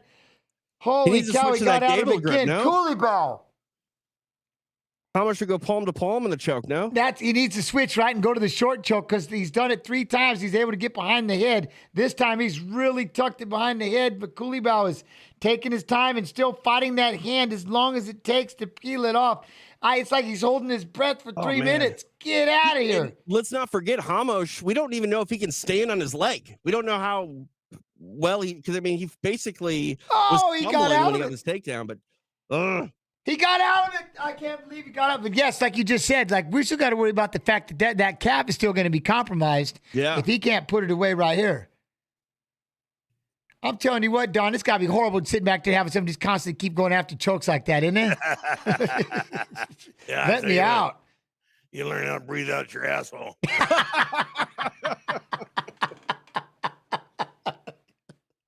Oh, 100%. Oh, that's beautiful. But I tell you what, I don't know how Coulibaly was able to get out of that. It's around it. He had that hand. I mean, Chad, he had it tucked behind him and tight and deep, and he had to just hold his breath and try to fight his way back to get that off. That was absolute insanity. Now, you got to give Ramos that round. without question, yeah, close to the choke multiple times. Honestly, I was having flashbacks to Matt Hughes and Frank Trigg too. Oh, because Lord. we saw Ramos trying to get that rear naked choke multiple times, doing that traditional figure 4 grip with around the head, and Coulibaly pulling it, and that's why I said he needs to go for that palm to palm back choke. and go short. That's what Jeremy said to Matt Hughes against Trigg, and Hughes got it. But who am I to say? I'm a no stripe white belt over here. No, but I'm the same way. But that's what you start here and they pull, and then you catch it here and you tuck the hand behind the back. So they got to try. Now they got to try to fight that hand and keep it nice and tight and switch that short choke. They lock that thing on. It's just ridiculous. But it's going to be interesting here to the beginning of the second round to see how quickly Coulibaly tries to target that leg of Ramos again. Yeah, no, that's right. Hopefully he comes right back and goes, oh, wait, I do remember. I always hope somebody in the corner or someone would say, don't forget the calf. It was compromised horribly bad there before he got you back in the last 2.5 minutes. But I do like that right there. He already comes out with that lead hook in the rear leg. I think the big thing is he needs to kind of probably try to slow down a little bit. Coulibaly, that is, and not get overzealous, trying to make up for that 2.5 minutes he just spent with Ramos on his back. Were both of you guys the same-handed way to strike as you were like a power double? Like I know Matt Hughes liked to shoot from the southpaw stance, but if he was striking, he wanted to go from the orthodox stance. Were you guys same-minded when it came to your shots and striking? No, I screwed up. I would try and fight southpaw, which I wasn't any good at, but I thought I was, and but no, I was more of a right-sided shooter also. Yeah, it messed me up. I went and started boxing southpaw. When they found out I was left-handed, that's left leg forward wrestling, and they're like, hey, you're left-handed? Oh, no, you better switch that up. That's a gift, man. You're a southpaw. You got to fight that way. So I had to drop that leg behind, and then it just, like I said, it just started becoming more and more uncomfortable wrestling, except when you grab a hold, and then you could square up and start to try to wrestle from there. Right. But outside, I stayed in my boxing stance and pretty much just had a good, and just worked from there. But it wasn't the same. I know a lot of wrestlers, and I know a lot. Matt, he liked to keep his power leg forward, and kept that power hand out front, but he stayed in his wrestling stance, which is good. How much is definitely compromised here? He's still throwing with some power, but I don't think he's comfortable on his legs right now. That's the one thing with, see, boom, right there. Coulibaly hits him with a 1-2-1, big shots to the face. And I don't look at that. And he's trying to set him up. He definitely has the striking goes to Coulibaly. And he's got to get back into that and just get comfortable. There's that calf. And you see how fast that Ramos made sure he got it out of the way. So now he's stuck there. Look, there he goes. Down he goes with that kick to the calf. He falls over. When you don't know how to fight the other way, it's such a problem. Coulibaly's going to start trying to move around as he's butt scooting and try to kick that leg, but he needs to just back up. Yeah. That's what happened with Burns. Let him come up. Yeah, get him up, right? Get him up. And that's what we had to do with Herbert Burns, and he finally couldn't get up fast enough, and they stopped the fight. Right here, toying with him. You don't want to go diving down here with Ramos. He goes in with two big shots. That uppercut almost hit, though. But you're right. He needs to disengage and make the referee stand him up. See, and it's like he's allowing him. The only thing that Ramos can do right now with the compromised calf, Coulibaly's allowing him to do, And that's go ahead. We talk a lot about recovering from a shot. When your leg is hurt that bad in that way, Jens, can you recover? Is he letting him off the hook, or is that a permanent injury? He's not. It's just a matter of time because remember he heard it before he went in. Before they had the round off. That's the one thing I've noticed about these calf kicks. They're for the rest of the day. You know what I mean? They're permanent. When you get that thing, it don't seem to heal anytime soon. Yeah, Coulibaly, I think, is just getting caught up in the moment here because high fight IQ would be disengage, make him stand up, and start the pattern of chopping him down over and over again. Right. Because Ramos wants to be on the ground, because he can't stand up, obviously. Right. Yeah, and I think if you drop a guy from leg kicks 3 or 4 times in a round, you're talking about a 10-8 round. Right. There he goes. Now he really sold the point by walking away and making him get back up, and then at this point, see how compromised it is. And again, we talk about all the time now with calf kicks, which is more important than ever to learn how to be able to fight both legs forward, right? In different stances, righty and lefty, because of this situation. I never really paid much attention fighting right-handed, you know what I mean? Or again, to be back in my wrestling stance, so to speak, which should have been all right, but I never really trained it because I was never expecting. I never really thought about getting my calf kicked. Coulibaly mocks Ramos for being on one leg spinning around in a circle. But it's funny because Ramos, he finally, I think, changed his stance, but he goes back to orthodox again. His left leg is the one that is troublesome to him, and he just refuses to go southpaw. I don't think he knows how to be honest, TJ, to move forward, right, Don? I just don't think he has it. It's a trick. It's a trick to fight southpaw. It really is, because you once you learn you fight orthodox, you got all your power sitting on that side. It's hard to go to the other side and readjust. It's hard to block punches. It's hard to read punches. It really is weird if you don't play it over and over and over. You switch those hands up and you watch people all the time, holding that right hand. That's not where it's supposed to be. It just feels wrong. And then when they start throwing shots in there, it's just hard. It's very hard to block it. You know what I mean? We had that pause real quick. So it's 20%. That's a good way. That's a good way to get even for them shin kicks and poke him in the eye. Right here, though, Coulibaly landing that big 1-2. See, Coulibaly, and that's the other thing, momentum-wise, look at him. He's feinting this big uppercut. He's just having a good time with him right now because he knows that the fighter in front of him's got one leg, and the shots he's going to take are desperation, and there's nothing that he can do, as the round ends. And look, he's limping off. He's in trouble. The panic on Ramos's face right now. Yeah. It's interesting when you look at both of those rounds because I think the first one was 10-9 Ramos, second one 10-9 Coulibaly, but you look at the dominance and the proximity to getting a finish in the fight. Coulibaly to me was a lot closer. I mean, that rear naked choke in the first definitely it looked close, but ultimately, like, are those both 10-9 rounds? Because I feel like one's a little more impactful than the other, and that being the second round. Yeah, we know he's compromised, and we know that this fight, he has him. And that's one thing is like, what is keeping Coulibaly from really going after it? Is he respecting the clinch, respecting the takedown? Because we watched him, again, he wasted, I guess he wasted a lot of time out there just standing out in front of that guard and allowing him just to sit there and butt scoot around and kick, and get him up and kick that leg again. But, we'll see what he does. Hopefully he picks it up maybe in the third round. Question for you. A lot of people don't realize, guys, when you knee someone, how much it hurts your knee. How much does a impactful, even unchecked kick hurt your own self when you land it? It just depends. Do you feel it? Is it the adrenaline that doesn't make you feel it? No, you feel everything. Yeah, no, you feel it. Well, whether it's right down at that moment or it's later on that night. You feel everything. You're still feeling some of those wars, Don. I imagine. You bet your ass. Yeah. You wake up and it's slower to get out of bed in the morning. So is he? Day. I think right now, correct me if I'm wrong, Ramos there. Now he tried to start. See, he's trying to go southpaw right now, so he's trying to switch up that stance. And this is up to Coulibaly. He's got to make him pay for switching that stance so that he goes back. You know what I mean? And he's already uncomfortable. You got to make him. Yeah. You know what I mean, Don? Make him uncomfortable in here. Yeah, he's got to attack that front leg, so he switches back. Yeah.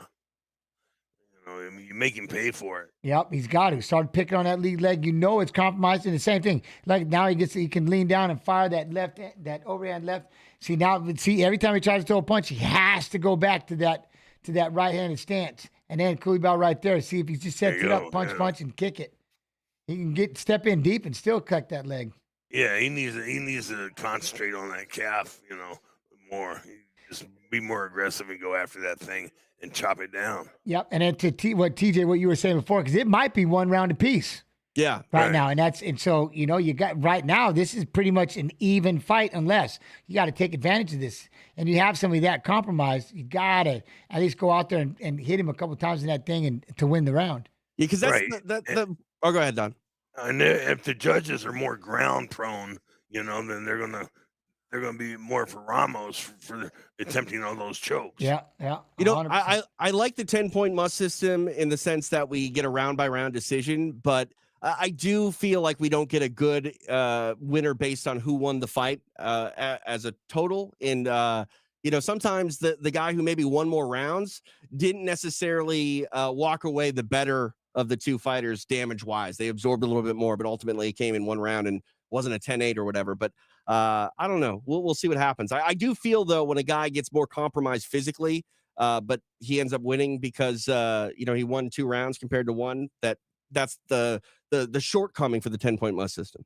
Yeah, 100%. And that's like right here. He's allowing, again, that Ramos really does not want to stand in his southpaw stance. And Coulibaly, again, I'm sure he's a little tired. He spent that 2 minutes or whatever locked up in that rear naked choke. Doesn't want to get taken down. So he's obviously not trying to throw too much of a combination so he can get timed, his foot caught, to get taken down. Close, right? He's got to, he's just not making him pay for being in this southpaw stance and get that front leg in front, or just go really deep with a combination and still kick that leg even though it's behind you. But he might think he's up 2 rounds. Again, I'm not really feeling urgency from either fighter, but I don't think we can see urgency from Ramos because he's so compromised with that left leg.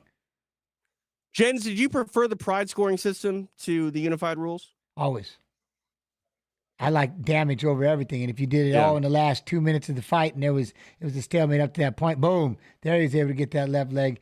Damage over everything, Yeah, Coulibaly should be fighting a different style right now. I don't know if it's his idea or his cornerman's idea for him to be fighting the way he is. He seems like he's coasting, Don. Just to I'm going to take the fight. Now, guess what, though?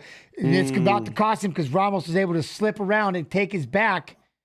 Yeah, and with the minute and a half, you're going to start having Ramos literally start to work on his rear naked choke and have your back. And if he can get a couple of attempts in there, right, he can take this round. This is where it comes down to fight IQ, guys, because I think, this goes another minute and 5 seconds. We're going to see Ramos take an unlikely decision after we saw him almost stopped in the second round. And this third round, it's going to be a 10-9, but it's not anything like the 2 other 10-9s. So Coulibaly just gave away the fight. He just lost the fight. In a lot of ways, I think he did. He's got to make sure now. Right now he's fighting hands and holding on, doing what he can. But everything that Ramos needed, he was able to give him. You know what I mean? You got to kind of, if you have the gas in the tank, you got to step it up and start trying to put him away a little more. Now Ramos is going to go in and get that arm triangle, try to go for that round. He almost had the arm triangle, then a mount, but now he's in half guard. But again, is this going to be enough to take this round? Just like, we'll see with these judges. Well, yeah. I mean, they didn't do anything for the first couple of minutes to dance around. Yeah. And then he took him down and he got the mount. I mean, so like I said, if they're more ground prone, they're going to give it to Ramos. I mean, it's one of those fights where if we're on the playground, I'm saying Coulibaly won, but my scorecard's going to say 29-28 Ramos. And there it was. And that's, I'll be curious what it was with that leg so compromised, what it was on Coulibaly's end that, made him really second guess and kind of pull back on the I'm trying to put it away. I'd like to know what his corner told him. Truth. I would. Because, I mean, somebody fucked it all up. I like that. Chat, did you all see? Could you all hear I don't have it up loud enough to hear anything that they're saying. Curious if anybody heard what the corner said as far as, you got this. I don't think anybody would say, hey, that leg is compromised. Sit back and just relax. Just chill. Right. Yeah. Play it safe. The leg is compromised. Don't go after it. Just sit back. What's interesting to me, guys, was Ramos was able to make the adjustment in the third to go southpaw and stuck with it, predominantly for that round, where he wasn't able to do it multiple times in the second. So, does it come down to your corner having to tell you the obvious before it sinks in? Either that or, go ahead, Don. Yeah, I mean, your corner, they got a different view on it, and they tell you how to make the adjustment. To where you don't know how to make the adjustment that you really need sometimes. So the corner will tell you, adjust this way, do this, lean back, lean to the side, go to the other side, because it just depends on the quality of your corner. And I like that. Plus, it looks bad. It looks bad every time you go right leg and then you blast and you start hopping and you go back to left. Stop doing that. Stay left and start working. Like you said, it goes back to the quality of it and make sure, you know what I mean, to go that way and make sure that you just stay left so we don't see that leg no more. See if they'll forget about it. And it's almost, like you have to. You can't go back to you don't get to be right leg. Right leg stance isn't going to work for now. No, and what's really bad is showing any kind of weakness, Some people are like sharks, it'll drop of blood, they come from miles away, and they just feed on you.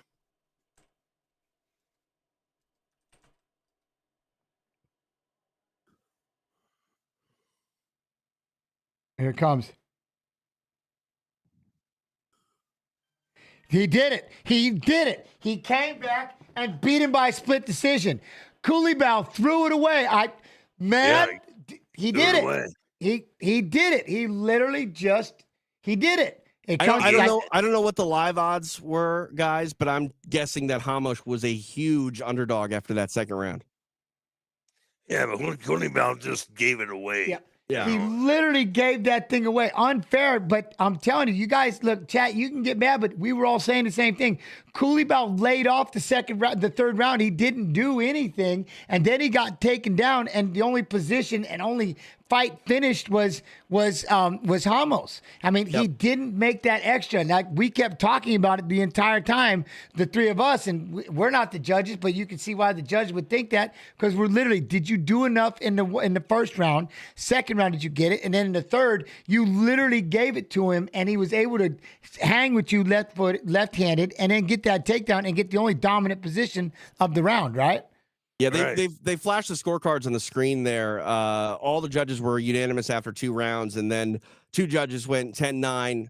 Hamosh in the third, and then 1 went 10-9. Kulabau. I don't know how you could give the third to Kulabau. He had his back taken, didn't really do anything when they were on the feet. Finished, also bottom half. I thought it was pretty simple. Yeah, it seemed that was the thing. Like he laid off, and he just shouldn't have. You know what I mean? TJ, live odds had Kulabau winning. Okay. No, all right. That's man. I'll be dang. That is one of those you let it go away, because he was compromised right at the end of the first round. When the first round ended, you knew that it happened, and then it was just okay. So this is Walter Walker. So this is Johnny Walker's brother. That's fighting Tafa. This kid is 6'6". Is this Johnny Walker's brother? This kid is a monster. Y'all seen Junior Tafa? He's a thick boy, but 6'3", 246. But this Walter Walker is 6'6", 200. Look at him. He's a monster. Yeah. He's big. Yeah. Real big. Like those are the heavyweights that make you reconsider the 265-pound limit. You know what I mean? Yeah. Like, I feel like we don't necessarily need a 265-pound limit, but then when I see these guys, I'm like, okay, maybe a guy who's 240, 230 shouldn't be fighting a Well, it goes back to Don, like you think when we had in wrestling, that 220 or that 225, something there, and then let him go ham after. Yeah, but that's why there needs to be a super heavyweight division. Yeah. Because 100 years ago when the boxing started, and the heavyweight guy was probably 190 pounds. Right. And then everybody started getting bigger and bigger and bigger. And now, the normal heavyweight's 220, 240. And so that's why they need a super heavyweight division, because 265 is almost an average fighter nowadays. Average heavyweight. Yeah, look at him. Look at the size. Like this kid he's got size, a lot of size. I mean, because there's a lot of fit guys out there over 265. Look at Brock Lesnar. He has to cut to get to that weight. Yeah. I mean, if he didn't have to cut, if they had a super heavyweight, he'd be shitting in tall cotton. By just going. Okay, I'm going to take the weekend off pro wrestling and go fight. Historically speaking, though, I think the best heavyweights at MMA have been between 235 and 240 pounds. I think 265 and above, you're going to run into guys that maybe rely on their size a little bit more than they do, talent and technique. But I don't know. It's interesting. Well, that was until the point, they're going to be throwing leather, man. They're going to be throwing leather. Well, for 2 minutes or so, and then they're going to be breathing heavy. And then there's going to be a knockout. Yeah, absolutely. Yeah. But then, like, you look at this kid, look at his agility, the way that Walker moves around. And that's, I think the other big thing, too, is just the size of the sport now. A lot of people that were that big, man, we playing football. We're playing something, we're going into these pro sports and playing, but then this sport, now that it got as big as it did, like, you know what? We can be fighters. And you get some of these athletic individuals that are trying to cut down to 265. I'd be scary if there was an open weight, unlimited, to see what some of these athletes. Yeah, if somebody like Shaquille O'Neal come in there, right? Yeah. Yeah, 100%. I mean, a giant athlete. Like a fit 285 pounds is the scariest thing I could ever think of. Right. And there's some football players right now that are pretty damn close. You know what I mean? Just to see them be able to get in there and like, I could fight like this on the weekend. Let me get out there and give it over. They're like, I can't cut the 265. There are some people, TJ, that are saying right now, hey, I'm too ripped, but I can't make 265. I just can't cut that much weight. and I think honestly, more often than not, if you could break it down to financial, numbers, a lot of guys would rather go the MMA route because they can have a longer career and maybe a better quality of life. Like the average NFL career is like a year and a half, believe it or not. Like, like it's insane. Or they'll get their year and a half of football and then go right into fighting and maybe do a little better than some of the other football players that have come in and tried. Yeah. And, who knows? And they just get that boxing, that training, and it'd be fun to see. I think it's been a big change in the whole heavyweight division. Don would know, from the beginning to where it's gone. And like I said, this kid is 6'6", 252 pounds. And when you looked at him, there's not much fat on him. He is a big individual. 26, man. Like, he's still got some muscle to put on. He's a baby. Yeah, he's not even primed yet, Right. Yeah, because heavyweights, they peak later on. Yeah. He'll be about like 35, and then he's in then he finally into his groove, right? Yeah, he gets his rhythm, yeah. I do tell you this, though. Tapa does like to fight. You can't, again, looks can be deceiving in that aspect. He's coming off a loss, but 6'3", 246. Tapa, he does like to try to throw. And I don't know if Walker, the kind of pressure he's going to put on himself. Are we going to stand up? Is he going to grapple? Are we going to, grab right here? We'll see what Tapa can do. Yeah, Tafa, 100% finishing rate in all of his wins. 5 wins, all by way of knockout. They got the hell of a mullet going there, man. He does. You got to get an award for that thing. Jens, how many stars you give that mullet? You're the most qualified person here. Yeah, it gets a little longer, but right now that's at least that's a 3.5 star mullet. 100%. I think you'll get to that 4 and 5 being the highest. He got it once it grows out and gets a little more poof on the back end. That's 3.5, 4 star possibly now, but he gets a little more growth on it. Look like Magnum TA or Rick Rude. Yeah, exactly. You said go. Magnum TA, my man. Yeah, that's why I love you, Don, my man. He's Magnum TA, gangster. Oh, you're bringing out the old school wrestling. Yeah. All right, here we go. But see, now the other thing is, which would be weird, is kind of the pressure that I don't necessarily know he needs to feel on himself, but what we expect of somebody of this size. You're Johnny Walker's brother, or is he cousin? I haven't even looked. I don't know. But he's pressing forward, but like we expect to see something. Like, look at this athletic individual. I want to see something. Feel the pressure. Good right leg.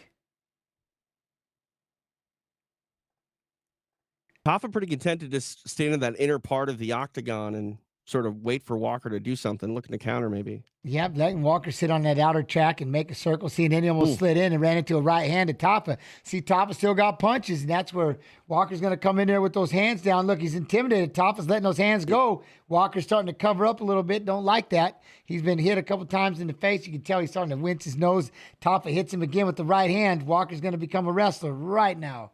Yeah. Those punches are as intimidating as they are powerful, and you can see Walker's demeanor change quite a bit. And now he's on the back here. We'll see if he can get some hooks in. Look at it, and look at his face. He was a stand-up striker, Don, until he got punched in the face by a couple of right hands from Tafa. Yeah. Now he's a wrestler. He's not letting go of that body for nothing. No, Gene's had that dude real fast, isn't it? He's going to hold on to those locks. He's not letting go of that body lock for nothing. He's going to keep a hold of him. Tafa did a good job, though, using that cage to stand back up. He's going to start trying to peel those hands off, but Walker's like, we're going back to the ground. No more of this. I like it. And that's a lot. Tafa, now that's the one thing with his back up against the fence. How much energy is Walker going to burn, you know what I mean, when you keep trying to take him down like this and Tafa keeps trying to stand up? The referee has warned Tafa twice now for grabbing the fence.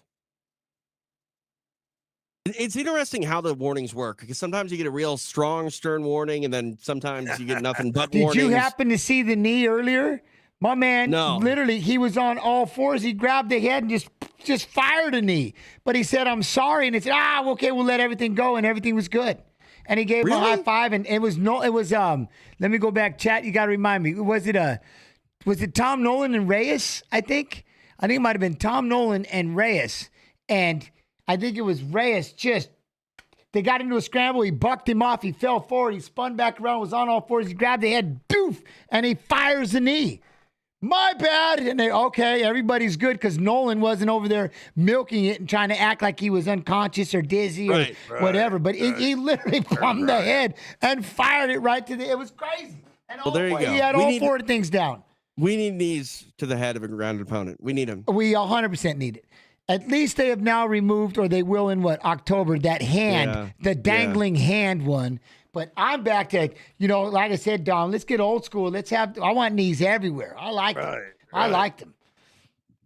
You know how it is. You climb up the cage and drop knees down on people. Ooh, boom. That's a beautiful thing, isn't it? I mean, it's funny bringing knees from just way up top. There's no 12-6 elbows. They got rid of that rule. But Heath Herring. No, they're bringing it back, though. Okay. Well, Heath Herring would throw 12-6 knees on the floor. You remember how high he would get up with those knees? No. Crazy. Herring to do like a ballet dancer, boy. Get up there. Climb halfway up the cage and just drop knees down on people. Don, don't think God, no, you used to love those things, huh? You used to get some serious, just some air and boom. Love those knees. Give me Ric Flair matches, I love it. Hey, man, that's where I learned it. Then I started getting out there with knees were legal. I just was throwing those things from everywhere. Like a second set of hands, just popping those knees everywhere. Yeah. I love those things. Knees and elbows are nasty. They're the nastiest weapons you got. Oh, especially when you get like a north-south. And like I know Coleman did that to win that Pride tournament, dropping knees north-south straight down on the head and dropping knees to the head of both Chanchin and stuff like that. And, it's quite impressive. When you're underneath there catching those, you want to be anywhere else. Yeah. This is crazy. You mentioned Igor Vovchanchin. We're talking about a 6'6" guy in Walker. Do you know that Igor Vovchanchin was 5'8"? Yep. Yeah. Fighting at heavyweight, fighting all those monsters over there. That's nuts to me. That's batshit. Oh, Dude, at 5'8", you're undersized for bantamweight these days. He would knock him out. Boy, look at that. Walker's going to fall back for the leg, looking to try to score this heel hook right now. Top is. Why are we stopping? Wait, why are we stopping? Did he tap? He tapped. Did he tap in? So Walker sat back for the heel, started to roll with it. Yeah. Oh, he got him in the heel hook. You know what I think happened? I think he screamed, and Troy Percival stopped it because of the scream. Okay. Because he started rolling with him. Now, that's it. Okay, now that right there, that amazing. A man of that size, and he sits back and grabs the heel hook. I like it. That's elusive. You don't expect it. Well, there was short time, too. I think 4 seconds left in the clock. And these guys just slapped him in the face. Yeah, that's crazy. Well, Walker says, that's okay. I won. Yeah, I won. That's all right. Be mad. He's a little angry right now. Yeah. He's a little sad. I'm going to go ahead and celebrate, but. Yeah. Wow. I don't think he was. Look at, you can slap all you want. You scream like a bitch.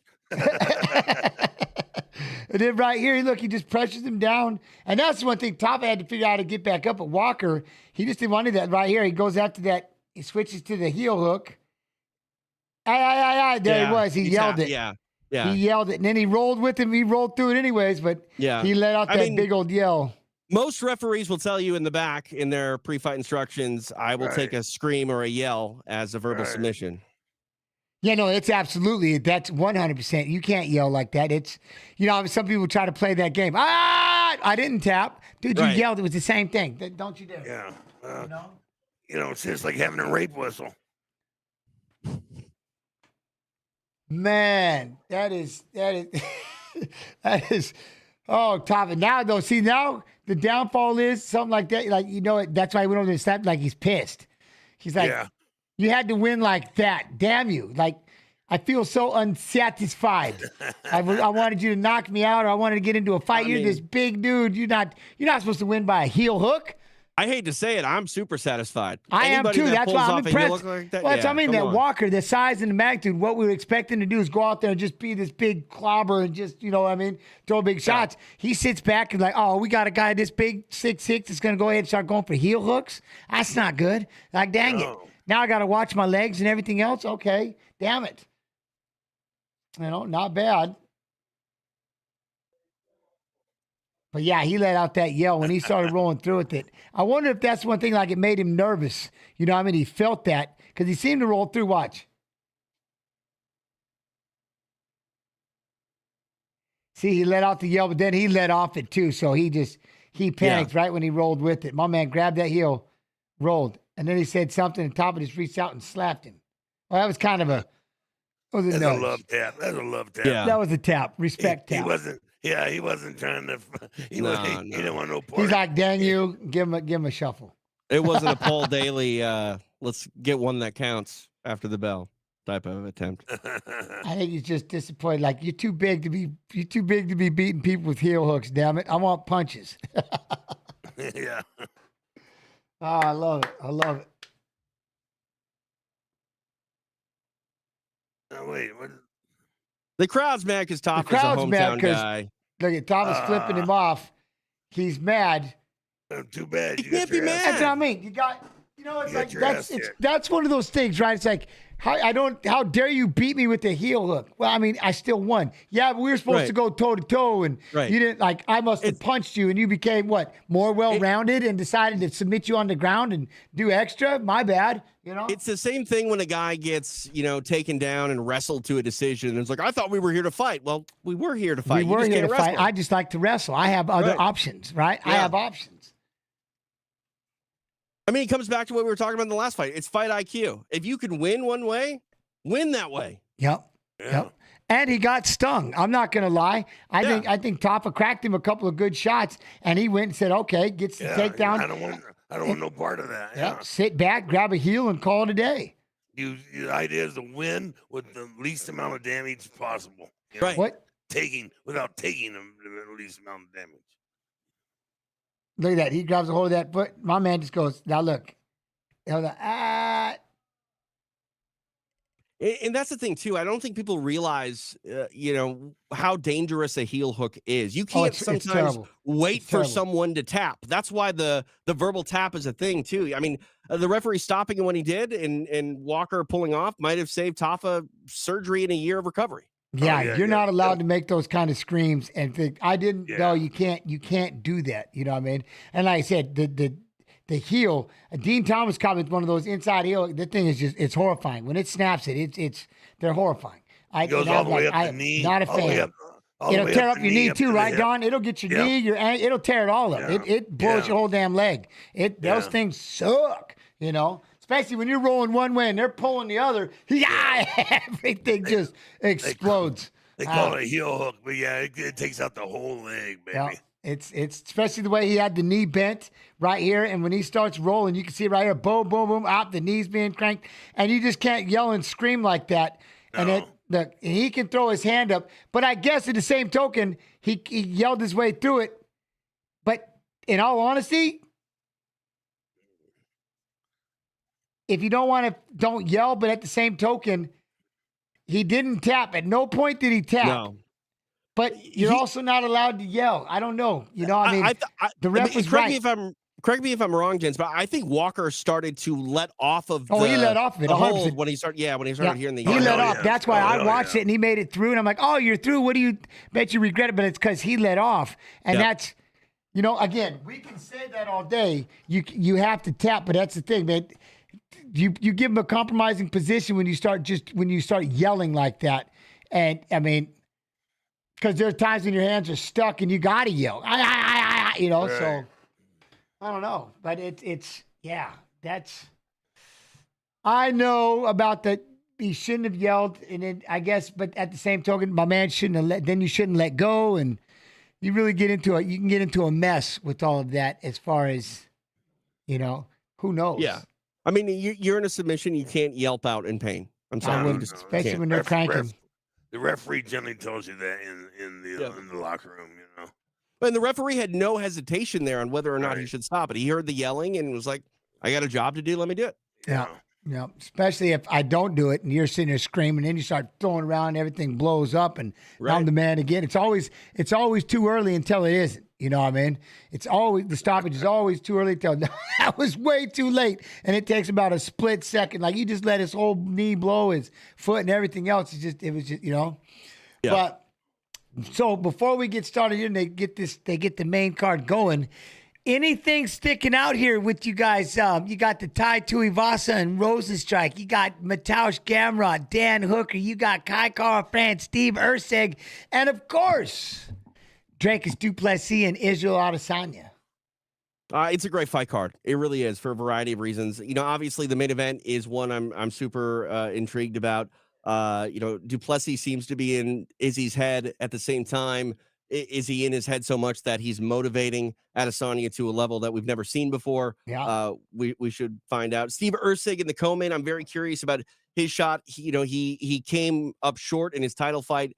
We're talking about fight IQ. He could have won that fight if he'd made some adjustments. We'll see. I think there's a lot of pressure on Erceg here. Fighting a guy who's ranked high in Kai Kara-France, but Kai's been out for over a year, I think, so it'll be interesting to see him. And Dan Hooker, an underdog, it's crazy to me. Gamrot's really, really good, though, but those top 3 fights are worth the money alone. Yep, 100%, 100%. Don, you see anything out there? Tai Tuivasa's got to try to figure out if he can get back on that win streak as a heavyweight, going up against a Rosenstrike. Anything sticking out?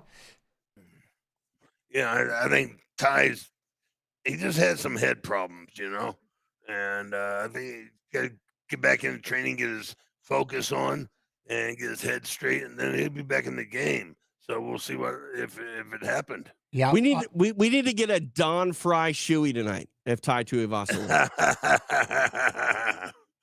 100%. You know he's got a booty. You got the boot. Yeah. You got 100% got the shoey. Look, there he goes. He's put it up there. There it is. I know it, my man. I don't have. There's no room in this house. Otherwise, I'd get myself in trouble and say I joined it, but nope. So that's why we need to have I heard that Ty did it, but I've always been saying about coming out with that plastic shoe. They need to have the plastic Tui shoey. Yeah, you know what I mean? So every time he fights, we all get the plastic shoe, and then we can dump in whatever that beer, the sponsored beer of the show. Absolutely. And how many we could all have it. That way I ain't got to drink my own stanky foot. Like I said, I've been in this shoe too long today. I'm gonna have to go get a fresh one or something. And definitely ain't somebody else's boot. That ain't happening. Go get I one love of you, Don, but I ain't drinking out your boot, buddy. Go get one of Mama's shoes. That's the slipper. Let it pour. Hop, nothing stuck in there. Get the dribble. You know what I mean? Something like that. But I'll tell you what. That was the one thing here. So yeah, I'm pretty excited with the idea of why are we showing with Kobe and Masvidal. I don't know. I'm trying to look at what we're seeing this video for. Oh, this is that Rivals video. Oh, man. Wait. Should I do the cold open of the Rivals video? Damn. Don't do either? Okay. I was like, I love that. See, I didn't get to watch it, but I love that, the Rivals video. Some of these rivals that have been in the UFC have been a lot of fun. A lot of fun.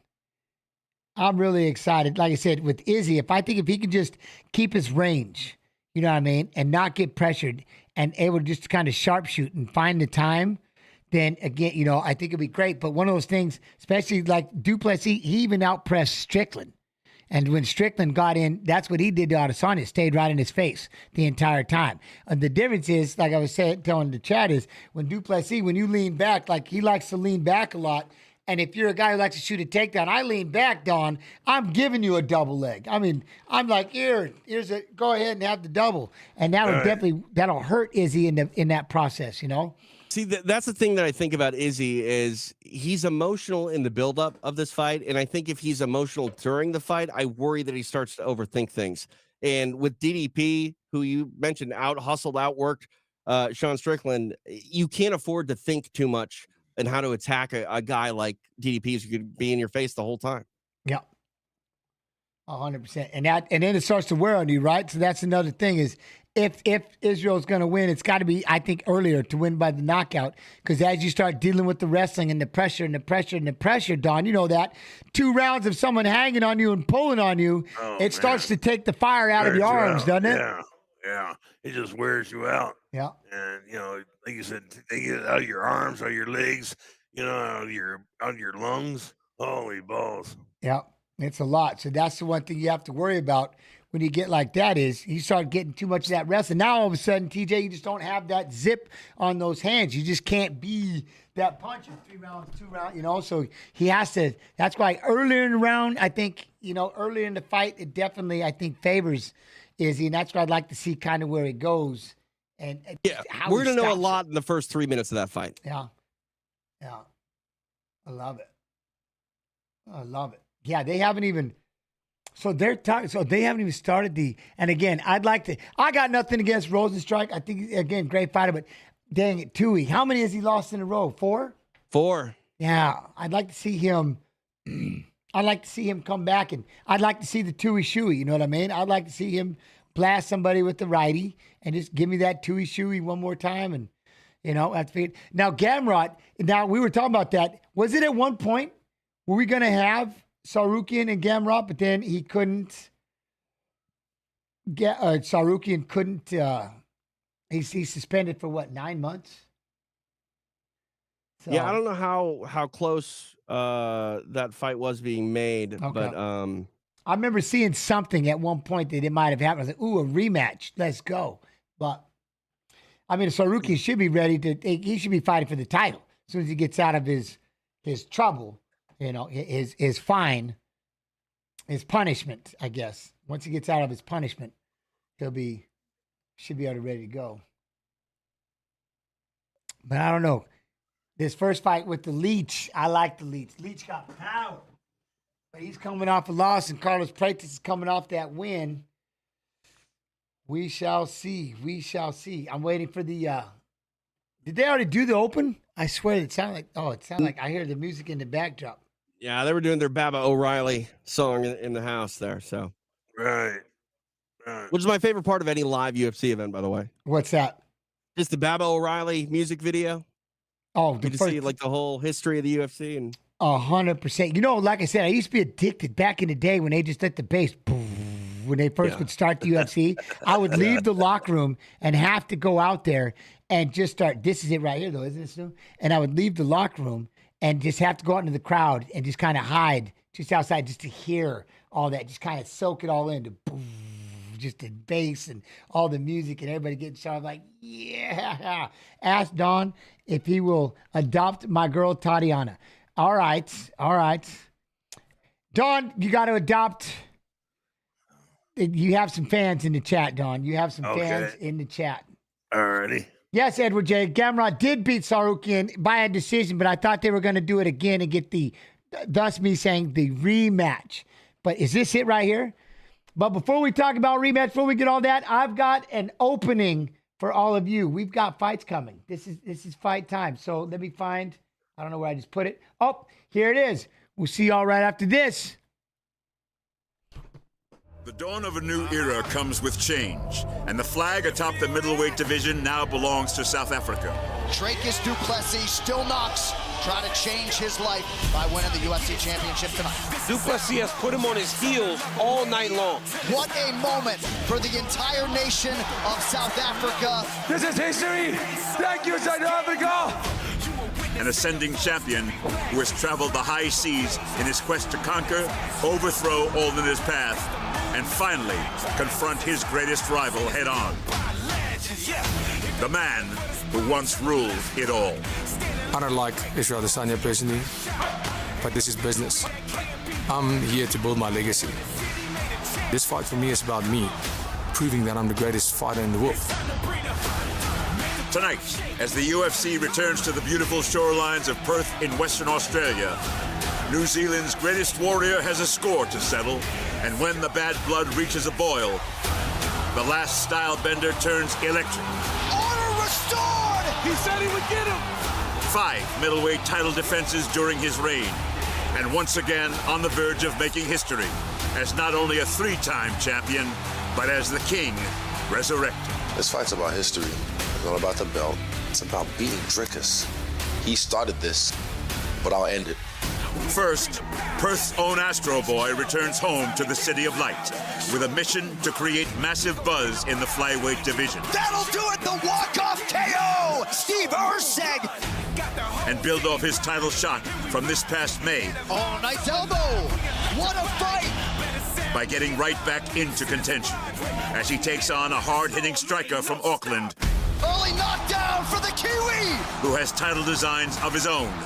A knockout artist whose name says it all.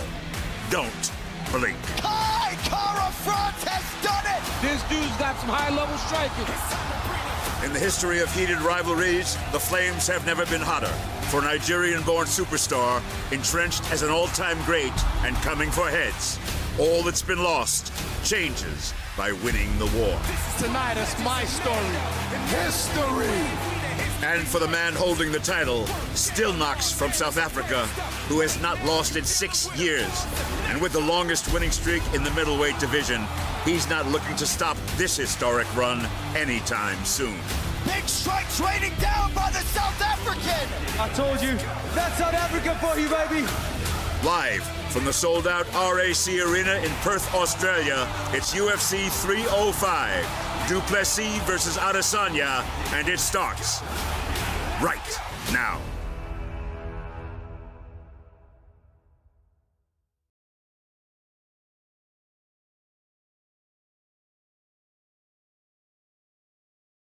Sleeping 22. Oh, my man. All right, so we're back. We're back. Oh, y'all ready to go? Hey, and the thing about the cigar, I was talking with Don. The problem is he's inside. He can't smoke it inside, so it's got to just be a, you know what I mean? Yeah. So it is a prop at this moment. So yep. He's got to prop it up right now, because if he lights it, he's gonna set off. They're gonna be a little pissed. The alarms will go off. The water, and it'll be like a rainstorm inside here. Oh, I love it. I love it. Oh, man, I'm sold, man. How's everybody doing? Everybody doing all right? These have been, you two. Legion, Leon, Carlos, Santis. Go ahead. Actually, I think I'm going to go in Dana White's office and light this thing on. Oh, yeah, you got to do it.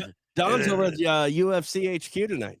Yeah. Yeah, Don's at UFC HQ. He's going to go over to Dana's. I go to Dana's office, and what's the sprinkler systems go off? That is awesome. I love it. I'm safe. He's in Australia.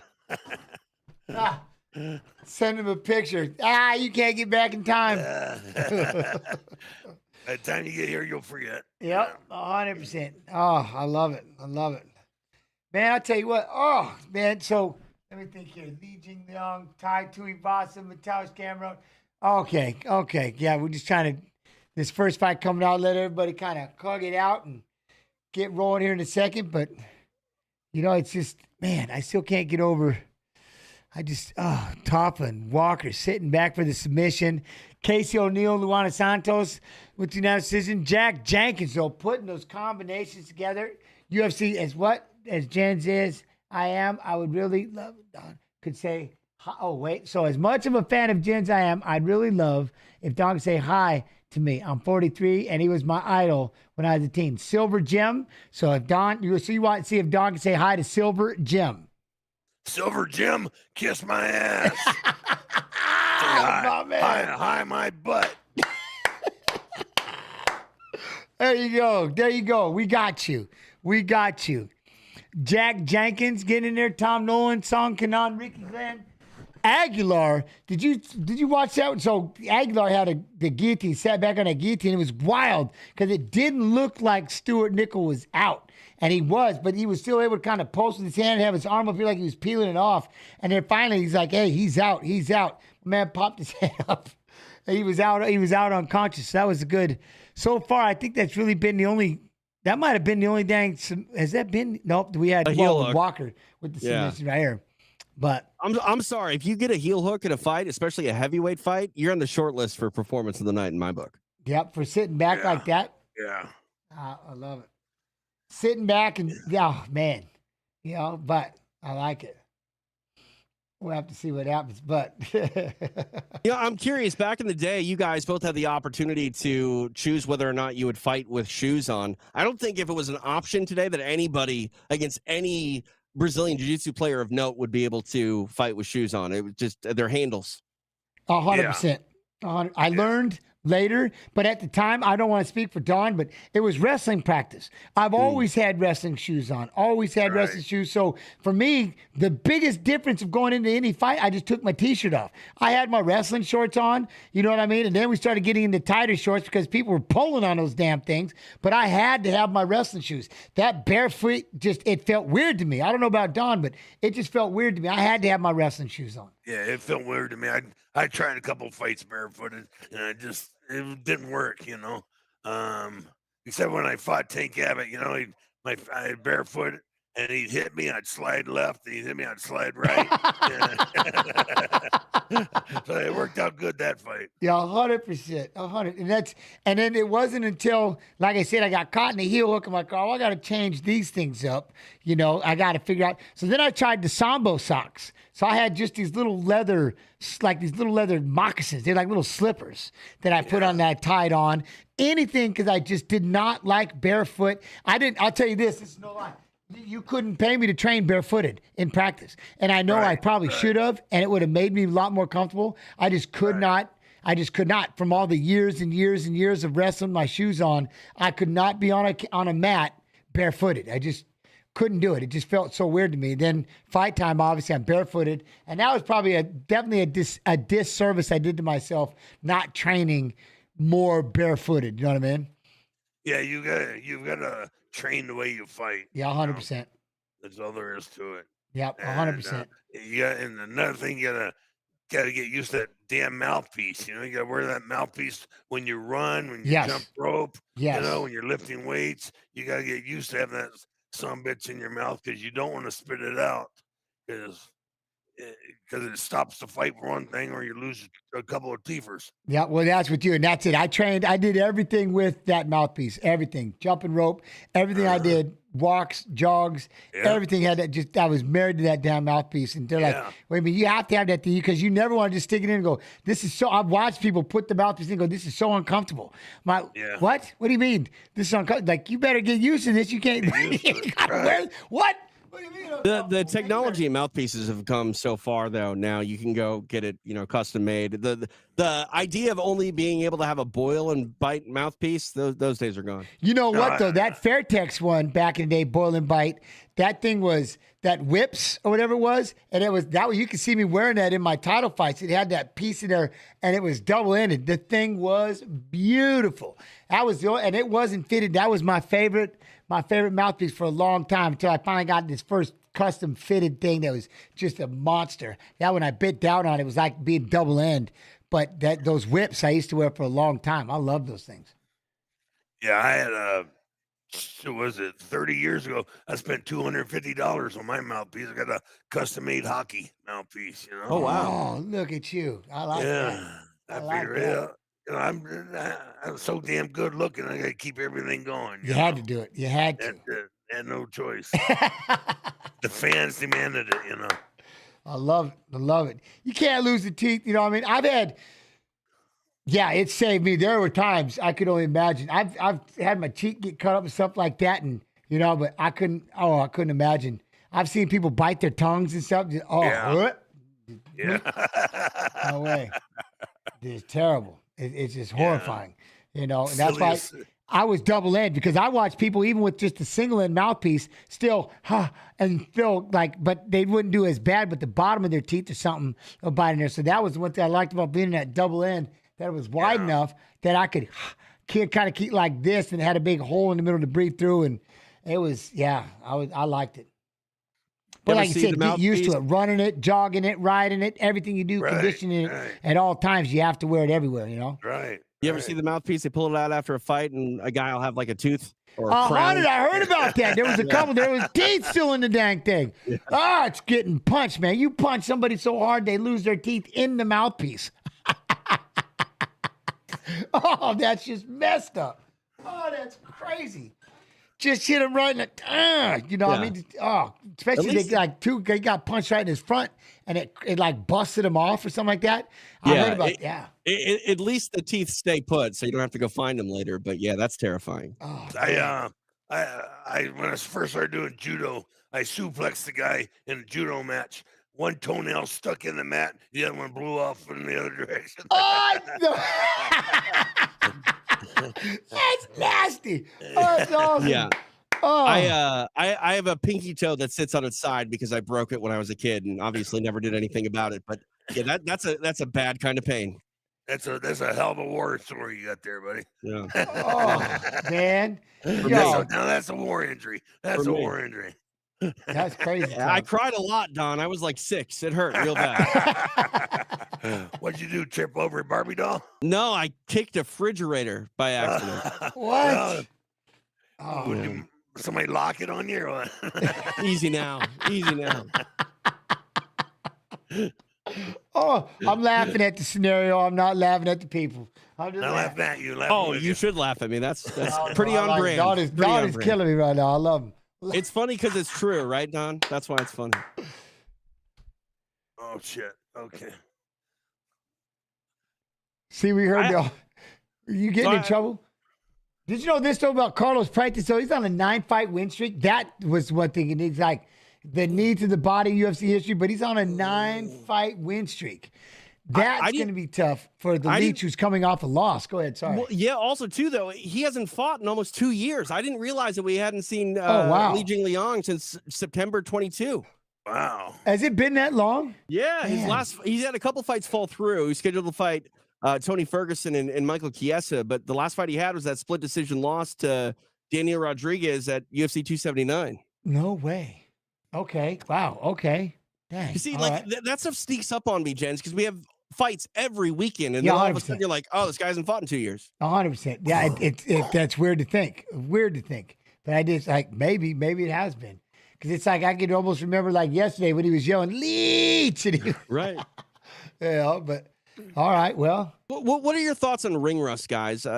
Jens, like, do you feel like you can adequately shake ring rust through a training camp and like sparring sessions, or do you not believe in it? I do. I think you can. You know, I think it's a lot more mental, than physical. But yeah, I think you can work through it. I think there's 100%. And I think it just depends how much rust you're dealing with. Now, if you just went from doing absolutely nothing and you've just been sitting around for half a year, then you're just spending the whole time just trying to get in shape rather than sharpening the blades. The damn thing's not even a blade anymore. It's just a big, you know what I mean, piece of metal. That's what people don't understand. You got to get in shape to train. Yeah, 100%. I mean, you just don't get up off the couch and start training. It takes 6 to 8 weeks to get in shape to go to the 8-week training camp. And that's it. And that's what I mean. Like what Don just said, and that's the problem is a lot of people get those confused, especially as we get older. We happy that we just got in shape for this fight. At no point were we sharpening the blade. We were happy to be in shape. But that's the one thing. Ring rust is one thing. But just happy the shorts fit. 100%, but that's exactly it, right? And so that's the one thing I think when it comes to a quote unquote ring rust is if your camp was just you getting back in shape, as opposed to sharpening that blade, you're always cruising around at 60%, 65%, and then you just come up and you start, and now you're just sharpening and it's a camp. That's kind of the issue that I would say would be a ring rust, so to speak, but otherwise, not really, man. I mean, you fight the way you fight, and if you're in shape, you're good to go. Timing might be a little off. That's the one thing we find out as we get older, which it's more and more shocking. The older I get, I'm like, wow, it really does diminish. Like I can feel one way, but it's just not the same. Like it just takes longer to recover. I'm wrestling with these high school kids, and it just takes longer to recover. Some of these aches stick around longer than I expected them. I'm not used to them. I'm like, this thing is still here. Like it's still bothering me. And your speed and your reflexes aren't what they used to be. Forget about it. Now everything is just about grabbing a hold of them, Don, and just getting nice and heavy and just holding them. Now it's just getting them into quicksand and squeezing on them because that's all we got left. We got a good squeeze and we're just nice and strong. But I ain't trying to play that speed game. I was just wrestling with these youngsters, and I'm like, oh, this is horrifying. I can't even keep up with them. So I can just grab a hold of them and I try all my little tricks. But then I get like it's a lot, Sit on their chest like you did to your little brother when you were a kid. 100%. Try it as long as you can. Hold them. Make them work. Yeah. What's that? Who do I got in the main event? Like I said, I think the biggest thing would be I just want to see if Izzy, what's he going to do to keep that range? I think it's really important for him to keep the range for this fight to land those moves, you know what I mean? And not get pressured just like the way he did from Strickland, and then Duplessis he's even more of a pressure fighter. So you got to do something right to back him off, hit him hard, make him think about closing that distance. And if you don't, after a couple rounds of that, it's going to start wearing on you. And I think, so it'll be fun to watch the game plan. Looking at Pratis in this fight, 6.5-inch reach advantage over the Leech. That's pretty crazy. And he looks angry. Like as long as he utilizes it, and if the Leech is going to stand out there and play a range game with him, He's got, the 3.5 leg reach, too. Oh, man. All right. 6'1" and 6 feet, but he's got that kind of a leg range? What? All right. But I like the Leach. I love this kid. Hopefully he can get it done. I heard, he changed up camp, so he's working with Zhang Weili, and I see her grappling coach is right there in the corner. Did he change? I believe, right? Leach changed the camp.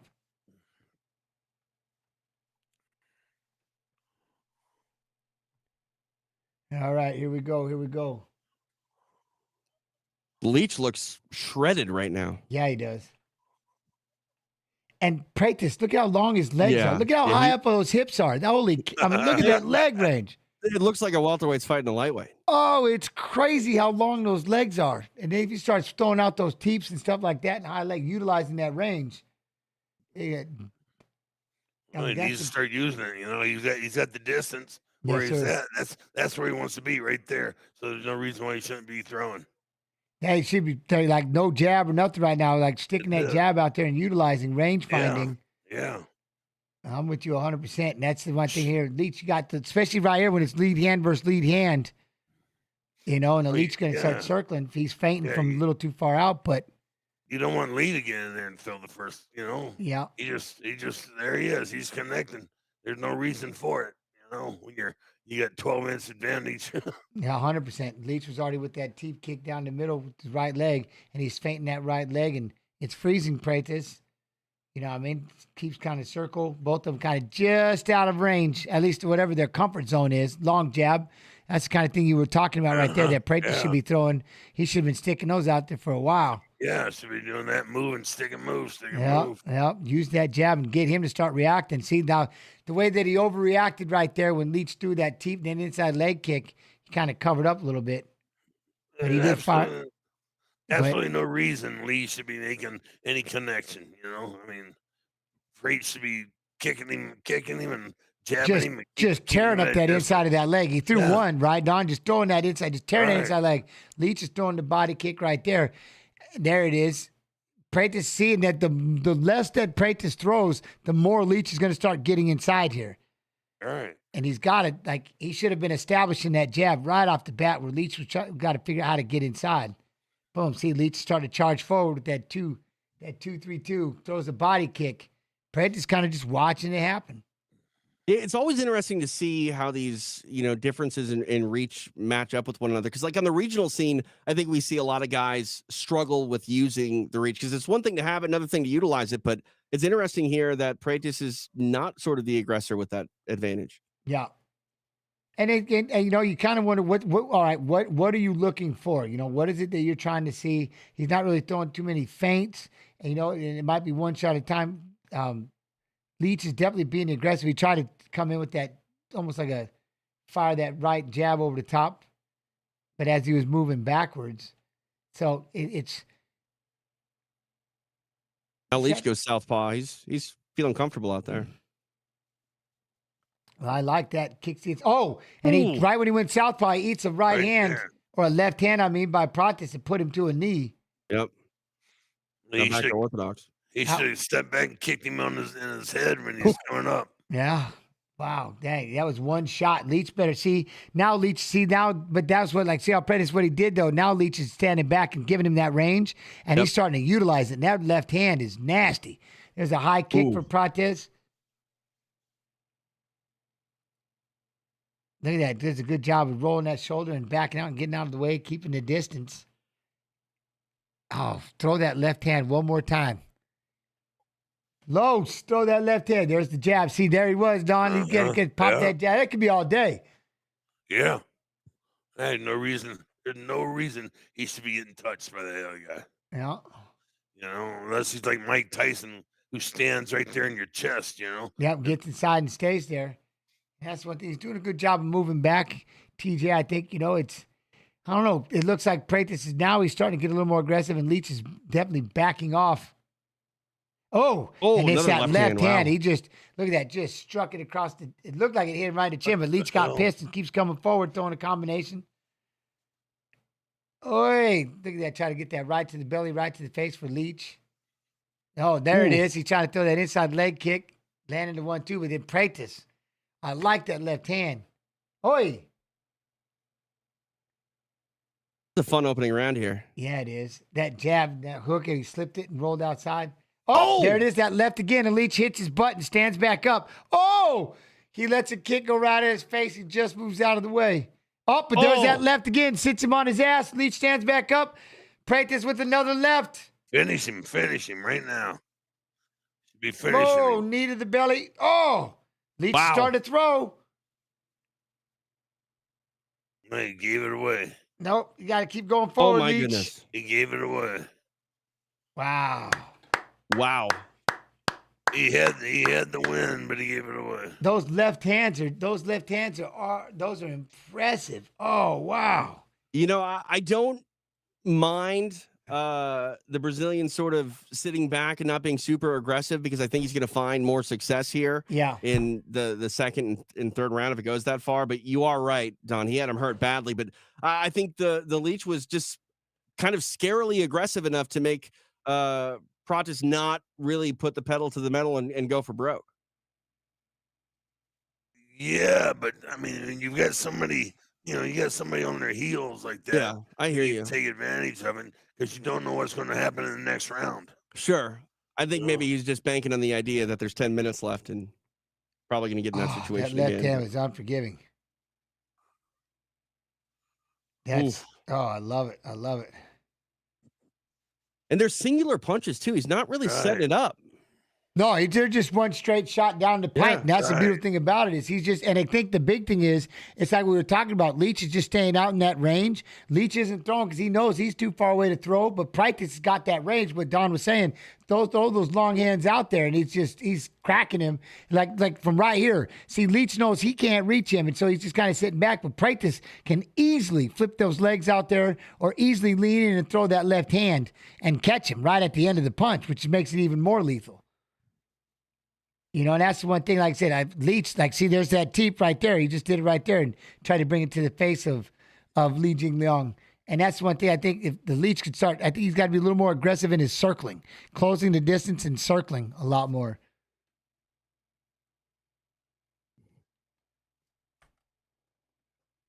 But that's the one thing right there. Carlos, he's like, I like that. He's just kind of playing there, keeping that left leg, bouncing that right leg up and down, just in that perfect tie stance, hands up. Bouncing that leg, peep. Holy Leach with that inside leg kick. I like that. Fighting like praying mantis. Yeah. Oh. Yeah, exactly. But see right here, and this is where Pratis gets him to stay just out in that range. That's his range if he takes advantage of it. Right. Lot of hand moving out there. I like that Leach. He's really trying to sell these side to side with the shoulders, trying to add a little bit of movement, but he's got to figure out how to get inside. I don't think he's really been within like a good enough range to start throwing. Now he gets inside, tries to throw a big right hand and misses, and Pratis goes out the back. But see, I like those two right there, those inside leg kicks by the Leach. He's lucky he's getting in there. Yeah. Yeah, at any moment, I'm just like holding my breath for another shot, whether it be a kick or a punch from the left side. Right. The Brazilian, it just at any point it can connect and obviously shake up Lee's world. It's funny right there when he just said, look right there. See, look how long that 1-2 is when he really just extends it out there. Good Lord, Pratis got a range on him. And there was a moment there when he planted and fired that left right down the middle. See, and Leach, I don't know if maybe he's getting a little more accustomed to it, but there he comes in and lands a good right hand on Pratis, but you know what I mean? You get hit with it a couple times, it doesn't shock you as much until it turns the lights out. But until that moment, it doesn't shock you as much. Now they're going to get inside and get a clinch and get him up against the fence. No plans on a takedown so far. Is it the lights going out that shocks you or the lights coming back on that shocks you? Well, the lights coming back on are shock. You don't even know that the lights were turned off. Yeah, you know what I mean? Yeah. The lights coming back on is when you're shocked, because then you got to ask about 15 questions to find out what happened. Right. Yeah. I was standing there minding my business. Now, why are you all looking at me? Oh, am I on a stool? Oh, what happened? Oi! Little Superman punch with the left hand. He needs to do that about 5 more times. 100%. Right, Don, I'm with you. I think he just needs to be a little more active with that left hand, because it is money when it's there. The jump knee out there in the middle with the left hand, they're landing. Yeah. Yeah. Then he throws the left leg kick, and Leach just kind of absorbs it. I know it was probably with a lot of the toes, but wow. Yeah, Prade's been able to throw from the left side just from all sorts of different angles. It can be the beginning punch of a combo, the last punch of a combo, not even in a combo. It's just, wow, it's crazy. You know, and that's the one thing. I'll ask that question, Eric Franklin. Don Frye, do you have merchandise T-shirts? He's the OG. Everybody wants a Don Frye shirt. Yeah, I got some of them. Beautiful. There's that left hand. We'll talk about it at the round. Right. Before I forget. But look at that. See, in their practice with that left hand, and Leach is just, boom, see that one-hit power. And the problem is right here is he's backing out, trying to get out of the way, trying to get his bearings back. Practice. Look at, there's that left. Hits him a hard left again. Leach is really on stilts. He should follow up with the right hook. And another left. Leach is still on stilts. Gotta hit him with the right hook. The straight left. There it is. But he went right hook, left hand, and put the Leach down altogether. He was lost, but he came back. He did the other way, Don. Instead of going with the left to the right, he came back with the right hook and just ripped that left. Looked like almost a 45, and down he went, man. Leach was in trouble. And that was, again, we were talking about it. That left-handed practice, that thing is something. That is a good punch. Wow. That was nice. Wow. That's an impressive punch. That straight left, man, it's got money written all over it. First time I think the Leach has been stopped with strikes. He's been submitted, and he's still out here on the floor. Wow. No, that one got him. I think he was definitely he was in trouble with the first couple of lefts right here. See that jab cross, that hurt him and put him down, and he stands right back up. And then right here, boom, that left grazed him on the chin, had him staggered. That left right on the cheek, had him staggered. Now here comes, like Don said, instead of going left, right, here comes, no, this is left. Now here comes hook. He just right there, boom, boom, and turned it into a hook and just boom. Yeah. Just, wow. Just a 3-4, boom. That forward timber. The Leach was looking like Ric Flair after a beatdown there. Boom. What a shot. What a shot. You know, it's funny you said about the Ric Flair. All right, where was that question? Hold on, I got to go find this because I got to ask Don about this one. Ask Frye what it was like being in the WWF in the Brawl for All in the 90s. I never was in there. Nah. That was Dan Severn. That's Severn. That was Dan Severn. Look at y'all asking the wrong question. Yeah, see, wrong dang. Guy. Racist. All those white guys, dark hair and mustache look alike. Racist. All the bald ones with glasses look alike too. I had to ask them. I don't think that. I'm going to ask just because I don't recall it, but maybe I could be wrong. Good. I have a memory still. I like that. But then you did say Magnum TA, so you definitely know old school. So I'm not. You're not too far. What? You never took a crack at it? Never wanted to? Oh, he did. Wait, where? You did pro wrestling, right, Don? Yeah, in Japan. In Japan, you did. Yes. Okay, I knew in Japan you did. But with Magnum TA and all them, like, that's old school. Magnum TA. Yeah, you said Magnum TA.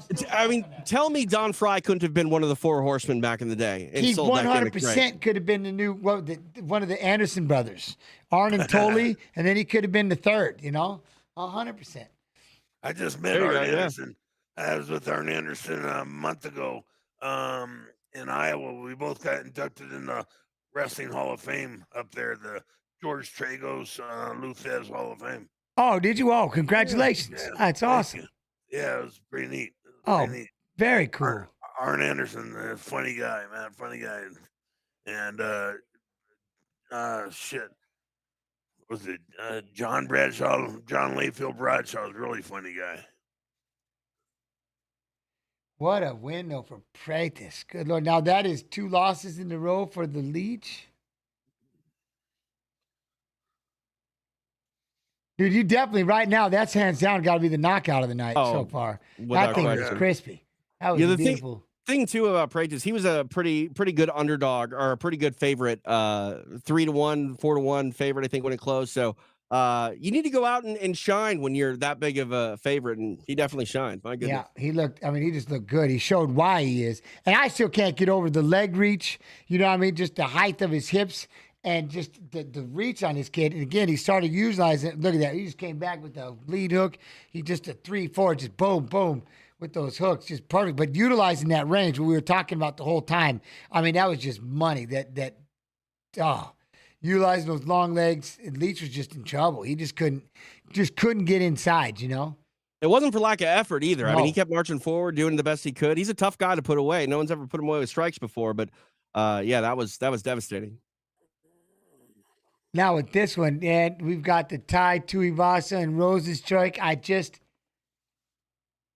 Who's he calling for? Oh, he's calling out somebody. Oh, Pratis wanted to fight someone. All right, I like it. We'll have to see. But he looked good. I'm telling you, not bad. Now can Tai Tui the Shoey get it figured out? Can he get in there and get after it? And, you know what I mean? I have to see. No, that is. I mean, this crowd's going to go crazy for Tuivasa, too. Yes, especially if he goes out there and just hits him with the hard left hand and, you know, and just smacks him. But who did the call out? No, well, it was Pratis was talking, but I can't hear. I have it turned down. I don't really hear what they're saying. I can turn it up. You guys, if you can't hear it, but, you know, I don't hear what they're saying. I got it.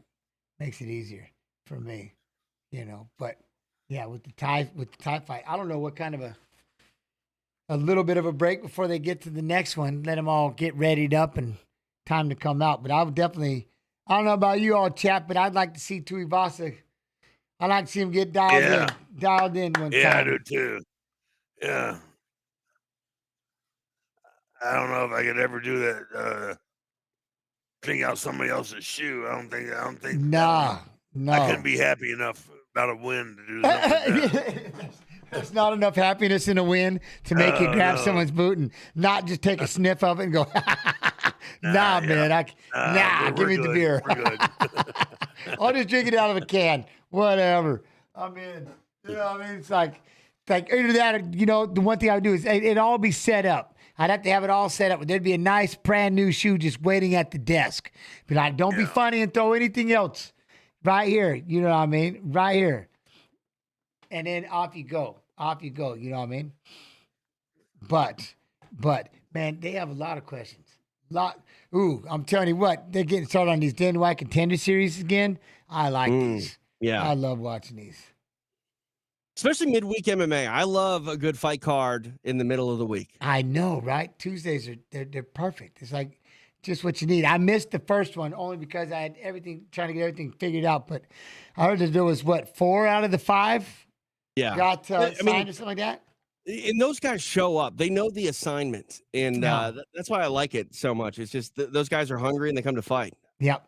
I mean, it's a hell of an idea. Always was. I mean, the way they go out there and that's it. You just know this fight right here, everything. You know what I mean? You don't have to go through an entire season of The Ultimate Fighter and play all the games and deal with all that. This is one fight. Everything's on the line. You know, can you go out there and wow the boss, so to speak? It's pretty impressive. You know, it's become one of my favorites. There's a lot of fighters. You know what I mean? Like this. What do we got? This Gustafson and I don't know that's how you say that. Pitlick. And then the Pitlick.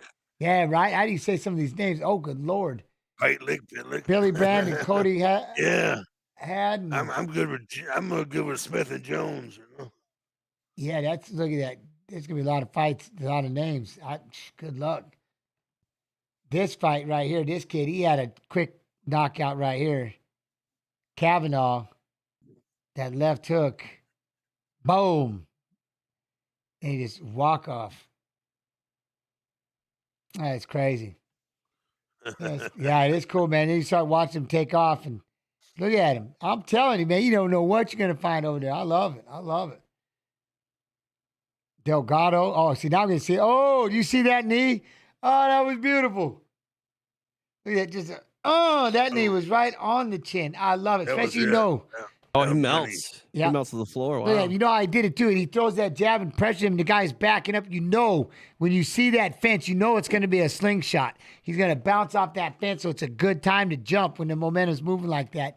And up you go. Oosh. I love it. I love it. You know, I've pretty much given up all interest in other sports because there's so much MMA to consume. Like, I watch college football, and that's about it. I watch the Hawkeyes on Saturday. Hopefully, there's not too much overlap with the fight card, and I'm out on everything else. I don't watch Hawkeyes. Yeah, I'm married an Iowan. Jens Pulver's a fan of the Hawkeyes. Yes, I don't watch football, but I love Iowa, and then of course the wrestling. You know what I mean? But I'm so into wrestling right now that it's all I do is just wrestle with my son, and it is, like I said, being the volunteer. I'm a volunteer coach. I was just up there wrestling with a bunch of kids and doing a camp up there this weekend, and it was the best. I'm telling you, Don, you'd love this thing. It was a barn and had the wrestling mats in it. It sealed up, and it was a big old fireplace in this thing. Wow. And oh my, did they have this thing so hot? It was like. Here's why these kids never lose, like they win everything, because they're so used to misery just from training in it. You know what I mean? It's like training in a sauna, and it's like that uncomfortable feeling from the minute you start. And how you're going to deal with that? Kind of like how you would feel towards the end of a match. They're starting that way, and they're wrestling like that the whole time. This kid is just a savage. And I was like, my son went up there, and and I'm like, this, like, you see how he's just self-made. Like, when it comes to being able to push yourself, having that conditioning and stuff like that, that's on you, your heart, your conditioning. And to see that from all these kids who just come together and they just had like a clubhouse. I'm like, this is gangster. I love this. It was so cool. It was fun to watch. I was having a good time watching them. And then I realized, being damn near 50, I was like, oof, you a little too big. You know what I mean? You a little too big. I was having a hard time trying to wrestle them. I'm just not at that physical level that I used to be. Yeah. Yeah, I haven't been there for 20 years. Oh, I tell you, it's tough. But I tell you what, I know I'm loving it. I'm having fun being in it. I love the coaching side of it. It's cool. Oi, look at that. Can we get the old Tui back, or will Rosenstrike come out there and just hit him with a big, like, I expect this to be a toe-to-toe fight, TJ. Really? I mean, I'm not going to see any grappling, probably no clinching, right? No. I don't think you need to worry about omoplata sequences or anything in this one. So it's going to be good.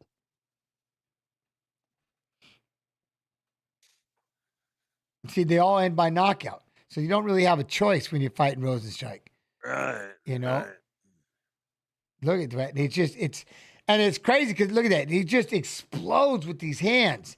And he'll rip you with shots, but you don't really think about, like, he doesn't have that one punch, but he does. But he just doesn't, I don't know, he doesn't look the part. Like, people don't take him as a threat as much as then all of a sudden he hits you and boom, see ya. I don't know. Yeah, I like watching him. We were talking about, athletic heavyweights earlier. Tuivasa is a former Australian rules football player. He made the transition, and despite not having the best go of things in the last 4 fights, like, this is truly a guy that can win on any night against anybody. Yeah. Well, and like you said, this is the point, like, and it's hard when you're coming off 4 losses in a row, as you do with Tuivasa, you start to question yourself, after 2 or 3 of these. And it's like what Don was saying earlier. It's like, all right, do I got to change the air I breathe, the water I drink, the shorts I'm wearing? Like, you start going there, like, what do I got to change up? Do I got to change a coach? What do I have to do? Like, you start trying to find all the little things. Yeah. Like, I need something to bring back that spark, right? And I just correct me if I'm wrong, guys. I feel like guys now look for problems too early when they suffer 1 or 2 losses and they change up everything. Yeah. It's like, you still got to be true to, like, who brought you up or who you are. 100%. Go small. You know what I mean? Wear a different pair of shorts. You know what I mean? Or different haircut. Don't go changing families and living, you know what I mean? And the coaches and everything just too soon, Santos Play, should I do what? Should I do my homework or finish the card? You should do your homework while watching the card. I mean, that's what you need to be doing. You can ask our question. You can ask your questions in chat, and maybe they can answer if you choose to believe it. You have all this help, Don't ask me, because that'd be put the opposite down, whatever I say. Dude, if Chat GPT existed when I was in high school, I would have probably done some things in life. Let me just say, I would have been at a higher level of graduating, what I mean, than I was, so to speak, if there was a Chat GPT out there. That shoot. There was internet for the most part. I don't even know if there was much internet in the beginning. Yeah, I only had the internet at school. Yeah. We didn't have it at my house. I couldn't afford a computer. Yeah, no, that didn't happen. Atari 2600, that thing stayed for a long time. There you go. Oh, Biggie boy. All right, I like it. And that's the other thing. I wonder if anybody's really feeling the jet lag. Yeah. You know, unless like a lot of them are from there or where they're at, but you know, obviously he's basically at home, but you both fought in Japan. How did you guys deal with it? It never really hit me yet. I went early. I went a week early. Yeah, well, that's it. I would go 3 or 4 days, but it didn't really hit me yet. I was just always tired. And I do remember thinking, there's no way I can fight at 8 o'clock at night. I can't even stay awake past 4. You know what I mean? I'm like, I'm in trouble. But come fight time, you know, the nerves kick in. You ain't, you know what I mean? Everything just changes. But it's definitely, you know, actually the jet lag, I don't know if it did for you, Don. It got me worse when I would get home. Then it was when there's no fight and there's no build up and there's nothing to kind of keep you occupied, then it just hit like a boss. I'm like, but I could understand the language that was on TV and things like that, so I was a little more comfortable, you know. What's that? What was Don's favorite stogie to celebrate a big win? I like Rocky Patel. Or Monte Cristo was always a good one to celebrate a win. Or a Dunhill. You gotta win after a big fight. You go ahead, you spend that extra $10 on, you buy a $25 cigar. Gotta do it. All right. Let me see, Toddy. Hold on. I almost missed it.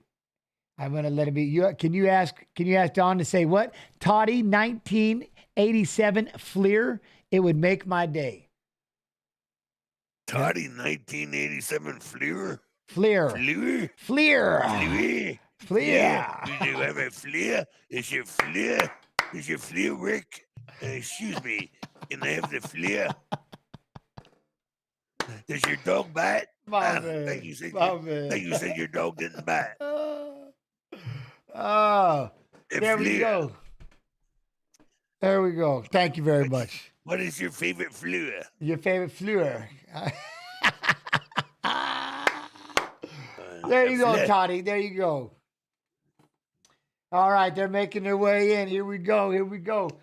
UFC Fight Pass, YouTube. How you doing? He said, all right. Ty coming out swinging. Now, that'd be the other thing, right?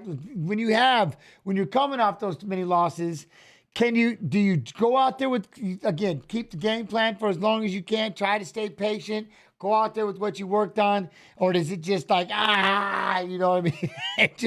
Right. Try to get out there, just blast him quick. Right. And that's the thing about Ty's losing streak. He's lost by both strikes and submissions. And, you got to obviously, be smart, but you can't be so conservative that you kind of abandon your power when you got somebody hurt because you're afraid to make a mistake. It's going to be interesting to see what Ty does if he starts to feel like a finish is within reach, because he can't afford to overextend himself. I get it. And at the same token over here, 36 years old, 6'2", 259 with that 78-inch reach for Rosenstrike, and he's a 240 favorite. Do you go right out there and like I don't want him to get any kind of momentum and just blast him right off the bat or get right in his face and Look at Ty coming in at 265. I wonder how much weight he cuts. I don't know, but he's right on right there. Pretty crazy to just be walking around at 265. MMA Booty, what up? Don't blink, gentlemen. These fighters do not want to burn calories. 60 seconds or less. I mean, I generally say this about heavyweight fights. Either don't blink or you can take a nap. I don't think we can take a nap in this one. I don't think this is going to go the distance. And we see two guys that are completely sucking wind after 5 or 6 minutes. I think we're going to probably get a finish. They want to get it done because the kitchen's going to close fast. If you're in this place, you've already got that thing on order in the back waiting. You ain't waiting on no kitchen. You're going to make sure it's all in. Bring your toaster oven with you. Catered to you. 100% catered to you. He said he got. Oh, Dawn, come my man. Oh, I love it. But in this fight, I don't think there's a choice. Somebody's literally got to go to sleep.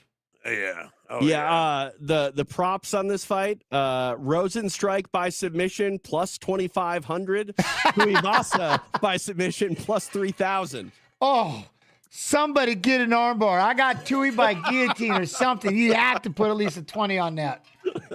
That would be funny. Heel hook on this one, me. Oh, God. Out of the world. Oh, I love it. I love it. Oh, could you imagine? If somebody told him, like, could you imagine? Hey, I'm in my corner going, look, man, that if you go out there and submit him, damn. Damn. You know what I mean? We get extra $50,000. And what? What am I going to submit him with? I don't know. Just grab something. Poke him in the eye and go for it. All right, here we go. Here we go. Round one. Now, I like that. Rosenstrike stands right in the center of the cage. He's like, I'm going to let Tui do the walking around here. No, yeah, I own this. Yep, try to add a feint my in there real or something. estate, man. Well, as far as, I think for the first 30 seconds, very calculated, you know, nobody really making kind of prodding away by Rosenstrike, just throwing that jab out there a little bit. Nobody making commitment yet. Tui stepped in with the feint, but look, they're right there on the center, just kind of dancing around. Inside leg kick for Rosenstrike, but this is one of those things, right? We're one punch away from this thing could be over. Yeah. Oh, exactly. Rosenstrike tried to bring a right hand off that counter to the kick by Tuivasa. 2 calf kicks now by Tui. I like that, though. You know, Rosenstrike firing that right hand. He's trying to at least make it pay for throwing it, yeah? Yeah. Yeah. You're going to insult me and do that to me. I'm going to make you pay for it. 100%. 100%. Nothing for free. Same thing there. Good feints. Oh, yeah. See, big feint by Tui. He gets Rosenstrike to bite. He bounces back. I like that. Good feint that hip. Look at these two. Just dancing around. They're singing inside the arena. I don't know what they're chanting. Sounds good, though. Who knows? It's constant. Oh, it ain't a Taylor Swift song. I'm going to hear that. Here we go. Look at that jab. I was talking to TJ Sherdog. I knew he was a Minnesota guy. I just didn't realize 7 generations of his family lived within 2 miles. Oof. All right. What now? Oh, I'm reading something in chat there. When I was talking to TJ on Sherdog, I knew he was a Minnesota guy. I just didn't realize 7 generations of his family lived like 2 miles away from him. Yeah. Right. Yeah. I had a house. My parents lived on top of the hill. My aunt and uncle lived on the other side of the hill. Love it. Love it. I'm always reading that stuff. Can't help it. So used to reading chat. Oi. Yeah, getting out of the way. Nobody's really stepping in. They're just kind of, look at that, just outside of range, double jab for Biggie, but he didn't want to get too close. Boom, there he goes. The lead hook, lead leg. Kicking the Tui. So they seem pretty adamant about just kind of the feeling out process the whole first round, or at least Nobody 3 minutes in, yeah? Do they? Nah. Boom. Now I tried to step in and throw a big. He tried to bury a good leg kick. But again, I think that right hand by Rosenstrike has helped, it's kept him from stepping and throwing that kick too many times. Yeah, I see Ty throwing that kick, and he doesn't set it up, and I just have flashbacks of Tim Sylvia knocking out Rico Rodriguez. 100%. 100%. I don't know if he's got the same arm length, but, but that's the one thing for sure. But he's still got to step in, and he's got those hands dropped. Which, there, he's trying to throw that kick upstairs. See, he's pretty adamant about trying to throw that calf kick, too, he is. Trying to pop that jab. I don't know, he was slapping that hand there. Oh, look at Rosenstrike trying to reach the left in there for the liver. I like that body shot. There it comes. So far, Rosenstrike seems like he's getting a little more comfortable. Like I said, going after that body shot, landing stuff, and Tui just seems kind of lost still out here. Right. Well, Rosenstrike's, made connections, Yes, and sir. hasn't got hit back. Yep. So he feels a little safe in there. That's it, like right there, that jab lead hook. Look at that. Now he really likes throwing that lead hand and that lead leg. And there's just always volume from Rosenstrike. Yeah. There's always 2 or 3 minimum. Tui just can't get started. He just hasn't. And again, this is, if he makes it out of this round, I don't want to be the jinx, but so far, because Rosenstrike just fired 2 big right hands and he was able to duck out of the way. But if he makes it out of this round, maybe a little more confidence, maybe he'll loosen up and get in there a little more in the second round. Because it's kind of like the way he's sitting out here without just more or less hesitating. It's like he's just waiting for Rosenstrike to just blast him with the right hand. Not that he wants him to do it, but he's not really. There he tried to come back with a big right hand. Tui just let a big. Okay. 6. He threw 6 total strikes. You see what I mean? You can only do it. You can't throw much. Otherwise, Rosenstrike's really going to start pushing. You know what I mean? You got to get him and make him question life. You got to make him question things. But if you're only throwing 6 punches, he's going to pick it up. And that's the thing, too. We're talking about, Ty coming off 4 losses. Like, is he overthinking right now? Or is he just not firing because he's being conservative? I don't know what the answer is, but he's going to turn up that volume.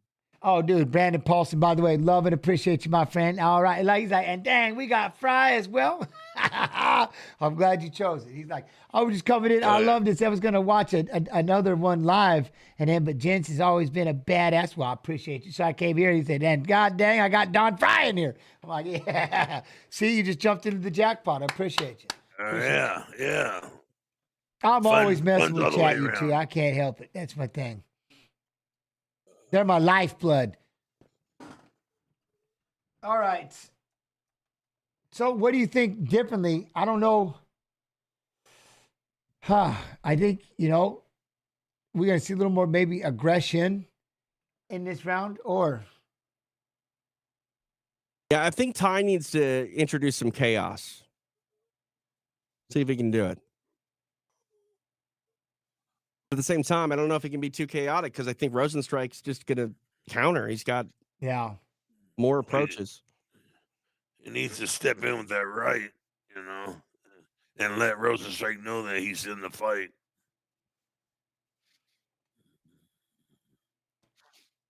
Look at that. Just get it. Oh, he tried to land a big left hand. I'm telling you, I love it. Look at that. Let's see. Let's go. It's just kind of. But I get it because both of them have the ability to one-shot you. So it's like, how much do you really try to go in there and get caught and get countered? They're both kind of looking for that one punch to get that stagger. Look, Ty's letting the hands ride. Yep. He let that right hand go and then come back with that left hook. It seems like his punches are a lot fast. Oh, there he goes. Hits him with a good, clean left right there, but Rosenstrike just eats it. Here comes Tui. Now he's going to feel comfortable. Oh, Rosenstrike throws a good knee right there in that clinch. But I was just going to say, Tui definitely has the faster hands, you two, it seems like. Yeah, I agree with that. When he does fire and throw in volume, his hands are incredibly fast.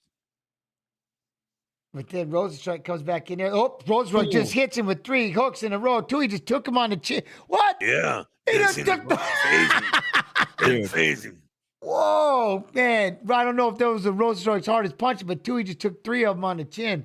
It was crazy trying to get off the fence. Oh, I love this. Look at that. There's that feint. I wonder if we see Ty now get a little more confidence because I think he took a couple of the best punches he could have from Rosenstrike a moment ago and walked through. And he just ate another right hand right there, though. Look, then he eats a knee. And that was it. Like, I think he was reaching a little too far to try to land that punch and get in and not get inside long enough. And Rosenstrike was able to punch over the top. Oh. He needs to step in and sit down on this punch and turn it hard. I like it. He's reaching too much. Yes, sir. And then the other thing he's got to be careful when he does that, too, is that when you reach, your head pops up sometimes. Right.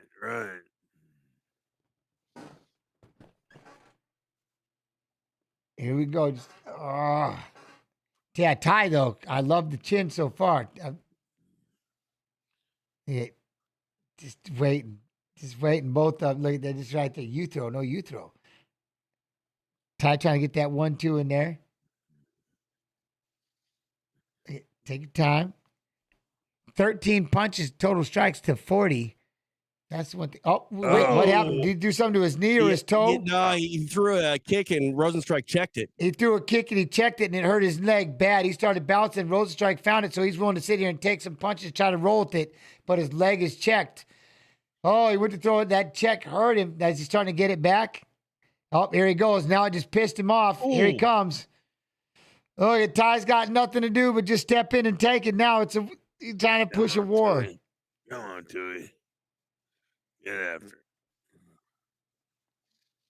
Man, he threw that kick and it checked it. It said, he just kicked short. Yeah, he stuck like he missed it. Oh, he just missed it. Dang. All right. That's crazy. All right, now look, he's trying to bounce and get his leg back a little bit.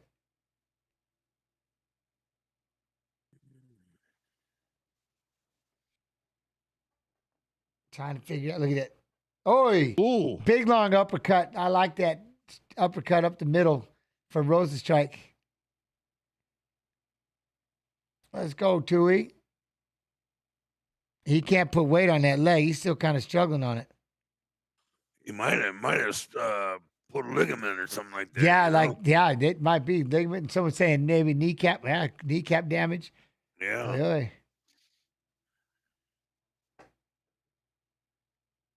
Yeah, the whole demeanor of Tuivasa's changed a lot. Yeah. It's like when you snap a punch and you miss it and you pop your elbow, man. That overextend, that hyperextend. Right. Yeah, all right. You do that on your knee, it's worse. Oh, I bet. We'll have to see. All right. Trying to figure out, let's go. He's bouncing a little bit. They're he's definitely, whatever it did, slowed him down. So we're going to have to go through another round. And that's kind of, I don't know, because Biggie isn't really picking it up either. But I think Tuivasa's landed 14 total strikes to 53. Yeah. I mean, his 14 are quality. They are quality. But they make him seem like he's in the fight. Yeah. Until you look over and see those numbers. Yeah, he's not going to win with this kind of output. And I just wonder if he can rally enough with that leg to get really any volume going in this third round. Well, he's got no choice. Either has to or he can quit now. Yeah, he's got to throw it. And I don't know, Biggie Boy. That's the other thing too is, Rosenstrike. Do you know that he's hurt? Are we going to go ahead and are you going to try to press a little bit, get after it, get in there and mess with him? He's able to land that knee. Look, through those big hooks right there. Look at that. Tui just eating those shots, but that's like the U push. Look at that. Good left hand in there. Uppercuts. Oh, just missed the knee. See, he went to throw that kick and he hurt his toe. And that's what it was. His toe, he kicked the knee with his toes. That's wild. So Rosenstrike, though, I'd like to see him try to push. And that's one thing, right, Trax? And but I get it. Because the hand speed of Tuivasa is definitely different. Oh, yeah. He's thinking about other things. Yeah, sir. Rather than the fight, He wants to survive. Yes, sir. That toe's hurting too much. There we go. Nobody's really feeling that. Again, they're just kind of sitting there poking and prodding at each other, landing one inside leg kick. Right. Nobody's got commitment. Yes, sir. It's interesting to look at the evolution of MMA. Because you look at these heavyweights and like the equivalent of this in, 1998 was Tank Abbott. Tank Abbott's never thrown a leg kick. Right. Oh, he never did. He never needed to. No. Yeah. That son of a bitch would punch. Oh, I love it. Look, but right here, see this. Neither one just gotta step in. Just can't do it. Nobody's just closing it. Boom. Good jab though for Rosenstrike. We need a knockout. That's it, man. Ty has to. He's got to risk it. Yeah, he's got to step up and start trying to. You're gonna have to take one or two unless the toe is just that bad. He's got to know he's down. He's got like, let's go, get in. That was a half-hearted overhand at a distance that wasn't going to land. He's going to have to punch his way in and try to crack him.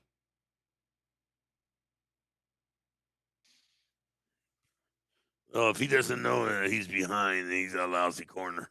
You know, they should have told him, you got to go for broke. Yep. And I don't know, like, you know how you get into that rhythm and you're kind of just stuck out here just poking and prodding. It's hard to break that rhythm. Right. You know, you just don't want to risk it, but he's got it. Somehow, something's got to snap inside there because Rosenstruck just picked it up, landed 2 shots, and then hit him with the jab. So he's still just kind of that kick. He's going to just sit out here and just get. Yeah, he doesn't have to do anything. No. You know, Rosenstrike doesn't have to do anything because No. he's got it won. You know. Yep, he just kind of sit out there. He's just flipping out that jab, throwing that leg kick, nothing crazy because he's just at a range. And Tui's going to stand out here at this range and just eat that jab, eat that kick. See, just like there. And well, Biggie Boy's outlanding him just by countering. You know what I mean? He doesn't have to take the fight to tie at all. And nope, he's just sitting there, just popping that jab in his face. Inside leg kick, that jab. He's got him bloodied up. You know, look at it. Every time, just that jab. Yeah, Tuivasi's just got to go after it right now. 100%. I need a 3-4 punch combo from Tui. Can we get it? Can it happen? He's got no reason to save anything, you know? Yeah. Catch him low, maybe? No, we're good. Yeah, kicked him. Kicked him where the sun don't shine. All right, here we go. Double jab. Ty's looking for that elbow. If he can get it, maybe. But look, he's got to figure out something. He just closed the distance right there and didn't fire that overhand. Slid into the range. Look at, again, right there. He missed it again. Rosenstruck, that jab, that simple jab. Just boom, boom. Keeping his distance, not to get hit with something big.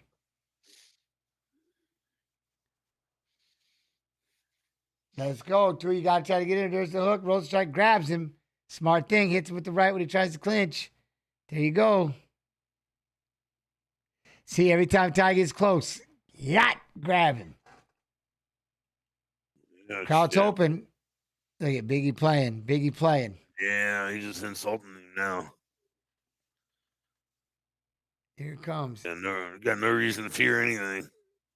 The thing I feared, 22 punches for Tuivasa for the fight. Yeah. That's not the performance you want in what could be your 5th consecutive loss. 100%. Candle blew out, buddy. Flame is gone. And that's going to be the hardest part. Like, that's tough. Only throw 22 punches. That's, man, you know, I don't know. Like, how do you get out of that?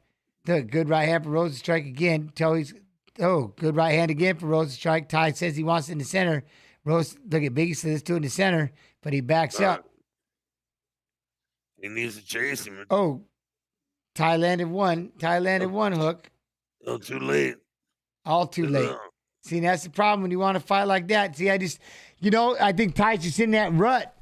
23 total, 23 strikes in 3 rounds. It's just getting worse and worse and worse.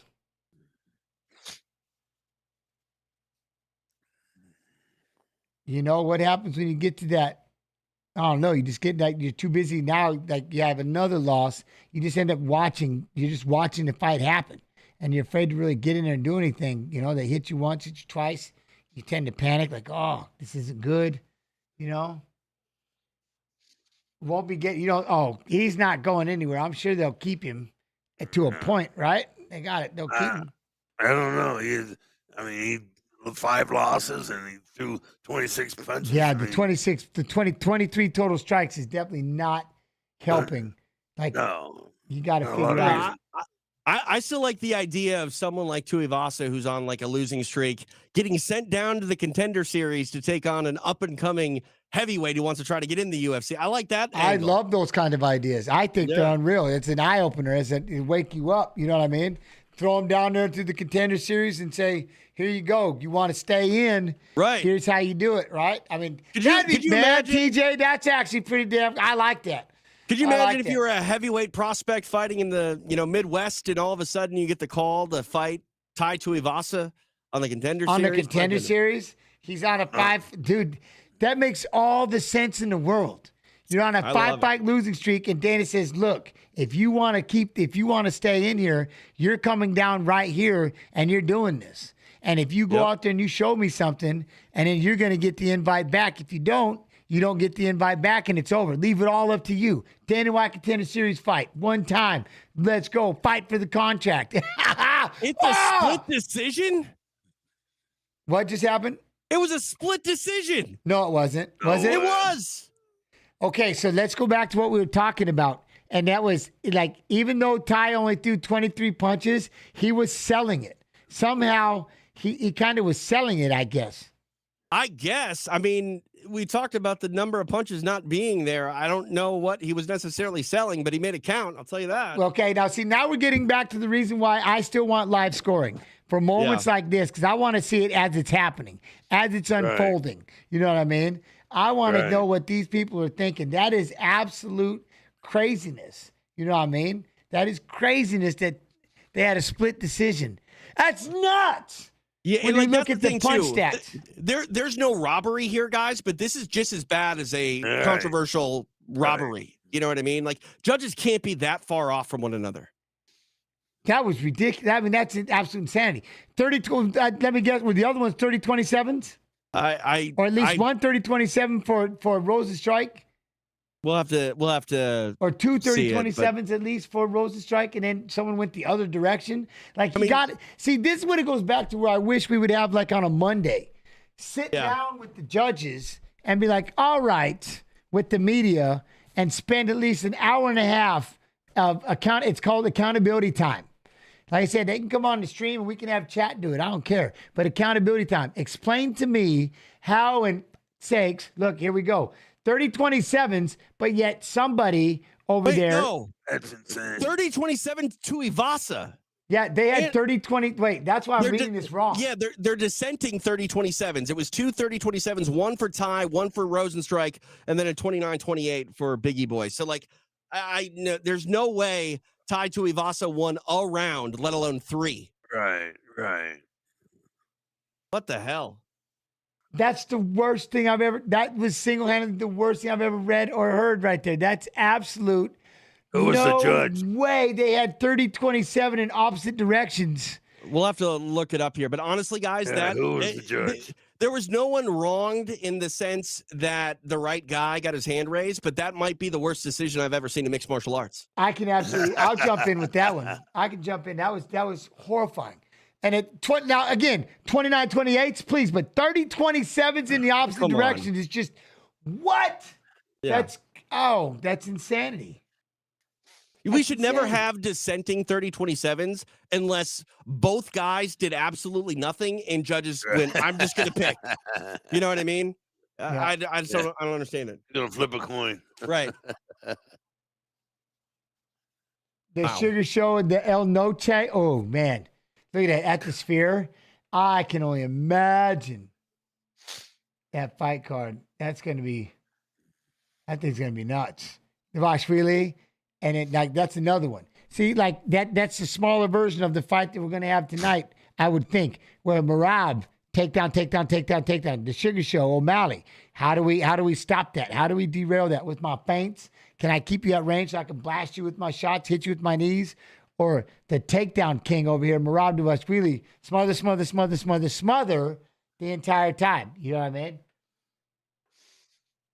That's crazy. Chat, let me give you something here. See if this comes up. There it is. Chat, have a look at that card. Look at that with Tuivasa, 10-10-10. They had Rosenstrike losing every round. Howie Booth. Now, Charlie Keach over here, he gives Tuivasa the first round, and then he loses the next 2. And then over here, we've got David Lethaby rolling all 10s for Rosenstrike, all 9s for Tuivasa. But Howie Booth, like, I would love to sit down with Howie Booth and go explain to me. Literally. You know what I mean? Your job depends on it. Explain to me what it was. And if you can, and it makes sense, then all right, but at least you're accountable, if that makes sense. Yeah, there needs to be an audit, and I don't know if it needs to be public, but I think it does need to be done in some sort of way that it's transparent so we can make sure things like this doesn't happen, especially in the highest level. Public hell, you gotta put it in the room with a light and get a rubber hose and beat on it. You know what I mean? But it's good because, again, with us, man, it makes a difference when, especially in fights where you get a purse to show and you get another purse to win. Yep. And you can cost people a lot of money on top of the advancement of their next fight and stuff like that. I mean, you can cause a lot of problems with these decisions. But that is just to have it like so blatantly. 18, he landed 22 punches to 60. And that's the thing, Jens. Like, I feel like because the right guy got his hand raised, that not a lot of attention is paid to the poor math that was done to. We're going to just move on. He won. Yeah. We're like, oh, that's messed up. But that's why, again, one of the reasons why I want live scoring. So you can just literally be sitting there going, what the fuck? You know what I mean? Throw in a towel. Like, hold on, stop. Stop in between rounds and go, wait a minute. Somebody's going to have to explain to me why, in God's name, did you just have this fight? Like, how did you do this? You know what I mean? Or at least on a Monday, have at least an accountability. And if you can tell me a good reason why you did it, then maybe. But to be this far off, it's just, you're really ruining this. It's terrible. That's another reason why, like, get rid of the 10-point must system and literally start flipping points over. I'm like, just go with the old scorecard, like the old wrestling matches. Just start flipping 2s and 3s and have the ref 3 takedown, Rosen strike, something like that. But, it's just maddening. I don't get it. Do we show the fights? Well, no, we don't show the fight 6'3", 7'5", 6'3". We work for the UFC, and like, it's a pay-per-view. Could you imagine the irony? Like, that would be a bad business decision. That would be a horrible it would be a quick, very fast business decision. We wouldn't be working here ever again. No. Ever. Our bosses would turn this thing off and we'd all be in trouble. We would fail. Yeah, no, we ain't. No, we're the official UFC. Yeah, no, can do. No, can do. All right, but we have a fight coming up, Mateusz Gamrot and Dan Hooker. And guess what? I've got a video for you all to check out. We'll see you right after. Wait, where is it? Oh, it's right there. Go. When I signed contract with UFC, my dream was fight the best guy in the world. I am only like 3 years in UFC, still young, still hungry. Look out for the hard-charging Mateusz Gamrot, who is another fighter that's put Polish MMA on the map. Yeah, this guy's very dangerous. Good striker on the feet, but let's be honest, it's his takedowns and his control on the mat with his submission skills to back it up that makes Gamrot so dangerous. Everybody think I have only wrestling, but this fight I prove that I am mixed martial arts fighter. This man smothers people. His cardio is off the charts, his aggression is off the charts, and he has all the look of a top contender and a man who will one day challenge for the title. Holtzman in a world of trouble. Mateusz Gamrot. Beautiful finish. Oh, I just love to fight, bro. That's just what I am. Fight, it's easy for me. There's nothing in the world or makes more sense to me than fighting. He made his UFC debut back in 2014 in his native Auckland, New Zealand. He went down to the wire, one of the very best in the world at 155 pounds. I feel like I'm just a complete fighter now. I think I'm fully developed as a fighter, and it's taken 10 years to get to this point, but I feel like I've reached that now. I can knock you out with any weapon I damn well choose. Right kick, left kick. Oh, there it is again. That might do it. That'll do it. Right knee, right hand, left hand. Oh, he tagged him with the left. Gilbert's in big trouble. That's the it. Hangman does it again. I'll put people down with damn near anything. Oh, there it is. When I saw the name, Gamrot's name slide across the desk, it's an easy one because it's just super straightforward. It's obvious he wants to drag me to the mat, and I want to keep the fight on the feet. It's in terms of mixed martial arts, the tale is old as time, striker versus wrestler. Of course, I am a wrestler. Wrestling is my DNA, but my style is night mark for him. So this fight, I will be accelerate every minute. Every minute is gonna be more intense. Oh, this is bad. Mateusz Gamrot submits Jeremy Stevens. I'm going to Australia, ruin the show, and I wanna finish him. It doesn't really matter. It's his problem to figure it out. He slips up one time, he's gonna wake up with half his paycheck.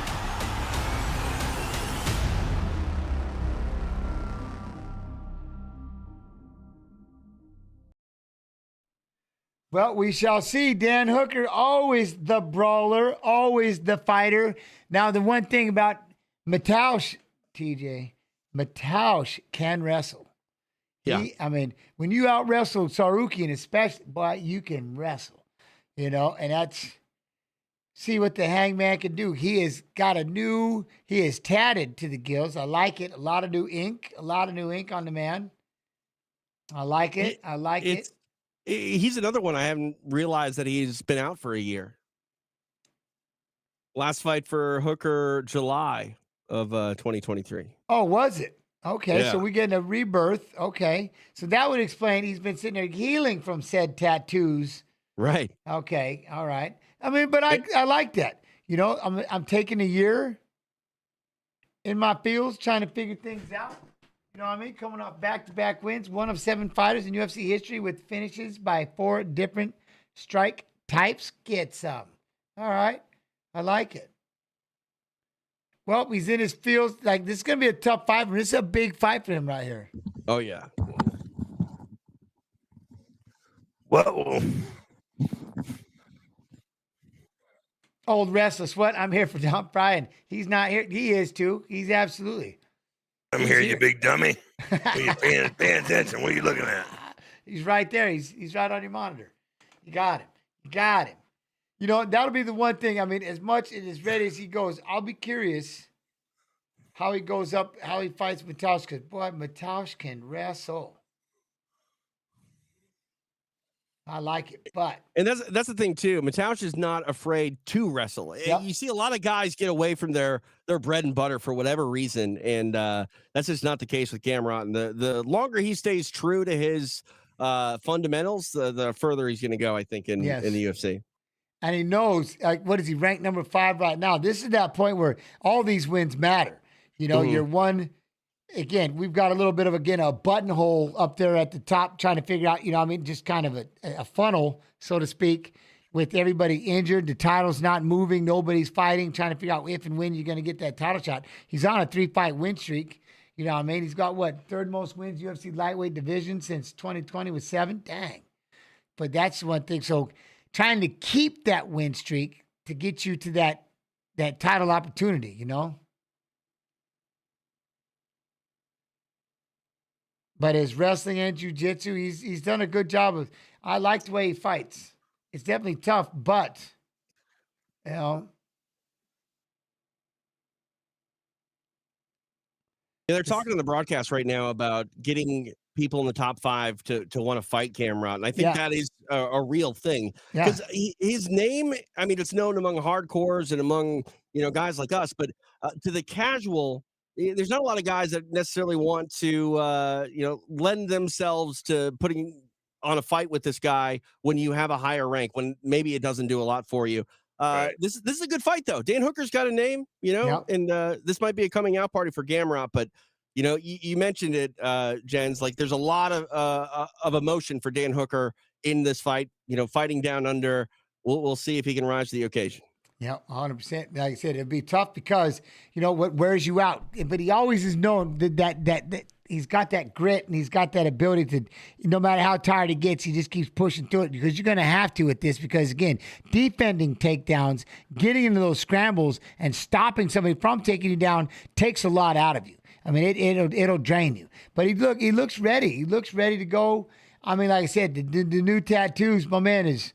He's on a different role right now. I love it, but he's like a video game character who just bought some new skins. You bought some new skins, you started tatting him. Oh, I love it. I love it. You know what I mean? And it's gonna be like this will be tough for him to that's the thing. Gamrot is just so explosive. And good luck. Like, again, we got to figure out who, 4, 3, 2, and 1 are and what do they have going on fights. It's tough to break into that top 5, man. It's just, it's hard. It's rugged. But MMA voodoo. What? So let's see. But I do like it. Look at him. He is a beast. He beat Sarukian, which took him back a little bit. And whatever. That's my guy, but we're all right. We'll move on. But Hooker, as a watch-along fan, as a watch-along partner, we've already got there's already who I'm rooting for. And Dan Hooker's must-see TV, man. Like, you can never count that guy out. He pulls off the unthinkable all the time. Just super entertaining. Been a fun career so far. He's just been in wars. He's been there with everybody. It's just craziness.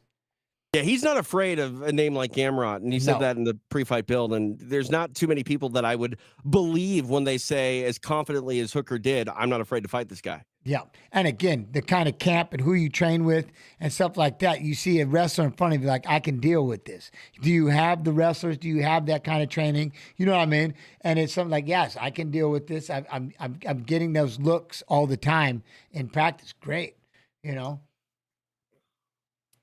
I've got a good game plan. I like, again, both of them. Hooker just circling. He looks big at this weight. And it'll be, again, when Gamrot, who's taking his time, walking him down, trying to stay in front, throws a big right hand. When he decides to shoot, it'll say everything with how Dan Hooker, you know what I mean? If he can stop that first shot, right, Don? Yeah. If he stops that first shot, it'll screw with his head. It messes with you. Dan's throwing a lot of kicks here. I'm surprised that is something that he's willing to do against a solid wrestler. Right. It gives him something to grab. And you see how long, Gamrot just went lunging in for that 1-2 with a big looping left-handed right hand. Look at another right hand. That's got to be careful. He is whipping those right hands. And he's raising his chin when he does it. Yep. And that's the problem. Those hands are dropping and chin's popping up a little bit with Hooker.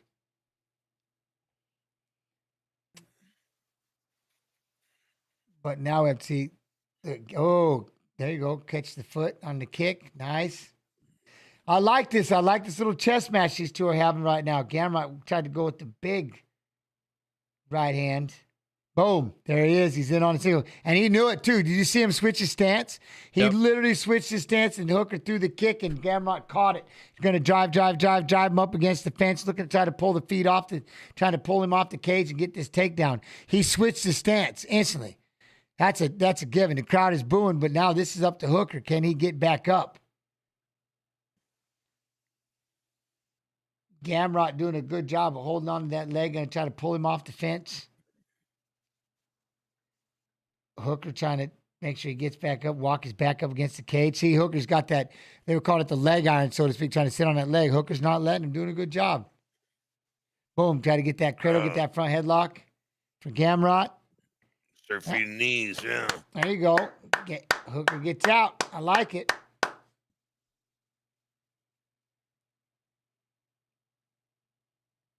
And that's it. Then I like that idea. Oh, wait, what did we buckle from right there? I don't know. Did his knee give out? What just happened? Because he just fell down into it. Gamrot just locked up a guillotine. Now Hooker had to go in and pull the guard. Something buckled. Whatever he was throwing, and he went straight down. Now Gamrot must think he's hurt because he's trying to go in for the finish. He's throwing big shots. He's covering up. We've got blood on the eye of Hooker. Now he's trying to figure out, he's get his hands on his hips. Hooker's doing a good job of tying him up. But he's not kicking him away, No. It was the right leg, I think, that buckled. Now we have to figure out how, try to stand up here. He's going to try to work his way back up. Gamrot's got his back. Get behind him and choke him. There he goes. What he's going to look to do, yeah. I'm trying to see in this situation if there we Hooker go. Now we're freeing back to the center. What made him fall? It looks like he's okay. Maybe the back leg just slipped out on him. I don't know. Oh, maybe got stunned by a jab. I didn't see. Maybe it could have been a short shot when he stepped in. I don't know. Because look, he is whipping that right hand. Gamrot threw a good right hand right there. But yeah, whatever it was, it's like a knee buckled there for a minute. There we go. Big shot. Oh, yeah. Big left hand. Staggers Gamrot. And he steps out of the way. Gamrot tried to grab a single, but Hooker wouldn't let him do it. Oh, Hooker, you got him on stilts. Oh, Hooker with another left. Oh, but I think Gamrot come back and caught Hooker with one. And if Hooker had anything left to finish him up. Oh, now he's got a plum. He's going to try to throw a knee. Here we go. Hooker's going to stay in his face, walk him down. Gamrot look like he's got panic a little bit. He's trying to back up along the fence. He's giving you too much time. Yep. Then he's going to try to go in. Nice stop on the shot. Get away. Look at Gamrot's holding on to that leg. Start punching Big time holding on to that single. Going to try to turn it into a double lift up. Look at that. Now he's got to try to figure out. He's going to start throwing some elbows to the body. Look, he's going for the submarine. Going to try to spin around. Oh, there he is. Hooker gets out. Back on his feet. Oh, Gamrot's getting tired. Look, now he's on his wheels trying to run along the fence. Yeah, he's on his wheels, Don. Gamrot's running. Wow. Yeah. He knew the time. He knew how much time he had left. Man, I'm going 10-9 Hooker, I think. Oh, I have to. You got to, right? Oh, yeah. You have to. You have to. And you know what I love? It's like what you were saying. Everything Hooker said that he was going to do in this fight, he's doing. Yeah. He's getting back on his feet. He's pressing him. He's pressuring him, and he's wearing him out. And at everything, he's making Gamrot have to work so hard, and then he's also hitting him. You know what I mean? And stunning him. Like, wow. He's like, Hooker. This is a new Hooker. I like this guy. What? I mean, he had to have gotten that round back. He's definitely gotten beat up with a couple of cuts, but that's just Hooker gets cuts when he just starts getting. You know what I mean? Boom. That's what it was. See? Like, he ran right into that little short jab and knocked him right on the knee. And that's what happened. He stepped in violently, but he got it back, landing these big shots. And he had him, when you have him on your wheels and staggering like that. You see, that's when it comes down to damage, Jens. Like, Yes, I don't know. Like, I worry that the cuts on the face of Hooker that are superficial are getting weighed more than the completely rocked world that Gamrot was living in there. Yeah, well, and that's, but because the only hope I give to these judges are a lot of them know boxing and they know staggered. You know what I mean? They know a staggered standing individual, and so they'll tend to play that, like they'll take that, you know, in that situation. But again, right here is like, you can tell with Hooker in his training, like he's ready to take this into deep water. Like, let's go. Let's go. You're going to take me down. But he's instantly going to start trying to figure out how to get back up to his feet. Good takedown by Gamrot. But how long is Hooker going to let him stay down here? Trying to already climb up the arms. You know what I mean? He's got to get his feet inside, start trying to push off, because Gamrot will sit there and hug you and hold you and take the whole round away. He's going to step off the side control. Nice job by Gamrot. Yeah, this is a much different situation on the takedown here in the second round. Now you got to be careful. He's got that head and arm on the far side. He could drop into an arm triangle, little things like that. Dan does a good job of trying to keep those arms underneath. See, look at that. He's getting that arm underneath. That's how you do it, ladies and gentlemen, when you're watching, to avoid that arm triangle. Get underneath the body. But now he's got to try to figure out how to turn into him with the underhook. No, but Gamrot gets it. All right. Gamrot smothering inside control, you two. Hooker should reach up and armbar him. Got that arm right there over his shoulder. Reach underneath and grab that lock from underneath. What's that? What did they do? My man can do that Ezekiel or whatever. Right there. Buggy choke? Yep, the buggy choke. But see, there's the problem right here. Now he's got to be careful because Gamrot's got the arm triangle up. There he goes. He slid out. Nice job getting his feet in. Doing a good job. The one thing I love about Dan right now, getting both hooks inside and look at that. Now you're going to try to lift to create space. He's not letting Gamrot sit. He's making him work. He's got to rally, though, here in a hurry if he wants to try to he's got to get this back up. There he goes. He scoots away. Gamrot jumps on him, though. He went after him. He's like, nope, get back here. Jumped on him. Now he's got him pushed up against the fence. Boy, he slid away for a second. Gamrot just jumped on him. Said, I'm back. You all right there? Teacher's like, what I lost y'all for a second. There you go. Now he's got to be careful. Gamrot's going to take his back. But Dan's standing up. Fight the hands. There you go. Good job. Fight the hands. Now, getting back up. Who's going to be more tired from all them wrestling scrambles? And that's going to be the thing right here is like, how deep can you push? Because I like that because Hooker's stepping forward and he's trying body shots, Dan. Oh, man. One thing I don't like for Gamrot thus far is in these first 2 rounds, it seems like Hooker rallies in the latter part, and sometimes that speaks a lot louder to the judges. 100%, because they're not remembering the first 2 minutes, but that last 30 seconds, macho time. You know what I mean? They got take it. That's what Ali and Leonard used to do that. Yeah, 100%. Those last 30 seconds, right? Hector Macho Camacho used to go crazy. Macho time, last 30 seconds. But I like, see, again, Dan standing right here. He's got it, but he just got to get those hands and let him go. Boom. And see, every time you get close, Gamrot, but there he goes. He locks up the choke. Ooh. Oh, Hooker with the choke. He had to give up the space. So look, he had to go north-south. He had to flip to his back for 1 second to get out of there. Nice. Now he's going to hold on to that single. You got to keep that leg back as deep as you can. Stay heavy on that. Stay heavy on that head and don't let him pop it up and start ripping elbows. You know what I mean, Don? You know he is. He's got to get that leg, keep it straight back. Yeah. Nice and heavy hips so he can't lift you up. Yeah, Could you punish him right here? Could you imagine if Dan Hooker could throw knees right now? Oh, man. Well, the one thing is right here, he's going to run into the fence here, so he's got to rip these elbows. Now, get that choke again. Get that choke. He's going to pop up. There it is. You got it. Oh, made him back out. Crossface. Gamrot in on a single. Good job. I mean, Dan Hooker is fighting like a boss. I love this. At least on the defensive side of things. Don't lock that up. You won't lock up that anaconda. No, okay. But look at that. Gamrot is in on that leg. Like, I am getting this leg. Elbows to the ear hole. Nice. Hooker's winning this fight. He could. If he could wobble him again, he's got him hurt. Look at that. Dan is right back in his face. Defending it. I love it. Defending it. I got Gamrot up here in the second round still. Yeah. But ever so slightly. One big combination could do something big. Oh, big shot again. Gamrot drops down for a single. Hooker starts throwing elbows to the ear holes. Just ripping them. End of the round. It's all going to come down to this third one. Look at that. Gamrot's still slow to get up. Hooker walks back to his side. You know what I love about this, you two, is Hooker, like, you can just tell, like, he just got ready just to take this thing into deep water. He is just pushing this thing to a level that Gamrot is just, it's like, it's got to be horrifying to keep up with. Dan Hooker's kind of fight. He's not afraid to go to war like this. I tend to think that last round was Gamrot still. I'm almost leaning 10-10, which everyone hates, but this third round is going to be so important because right now, honestly, if you're going to tell me this fight ends in stoppage, I'm going to say Dan Hooker's the only one that might be able to get that stoppage right now. Benho, what? UFC, gents, the judge from the Thai fight apparently got pulled. As well they should. They got pulled. And they should, too. And fired forever. That's crazy. That's weird. When they pull you right out of it, you must have went bad. You know what I mean? If a judge gets pulled.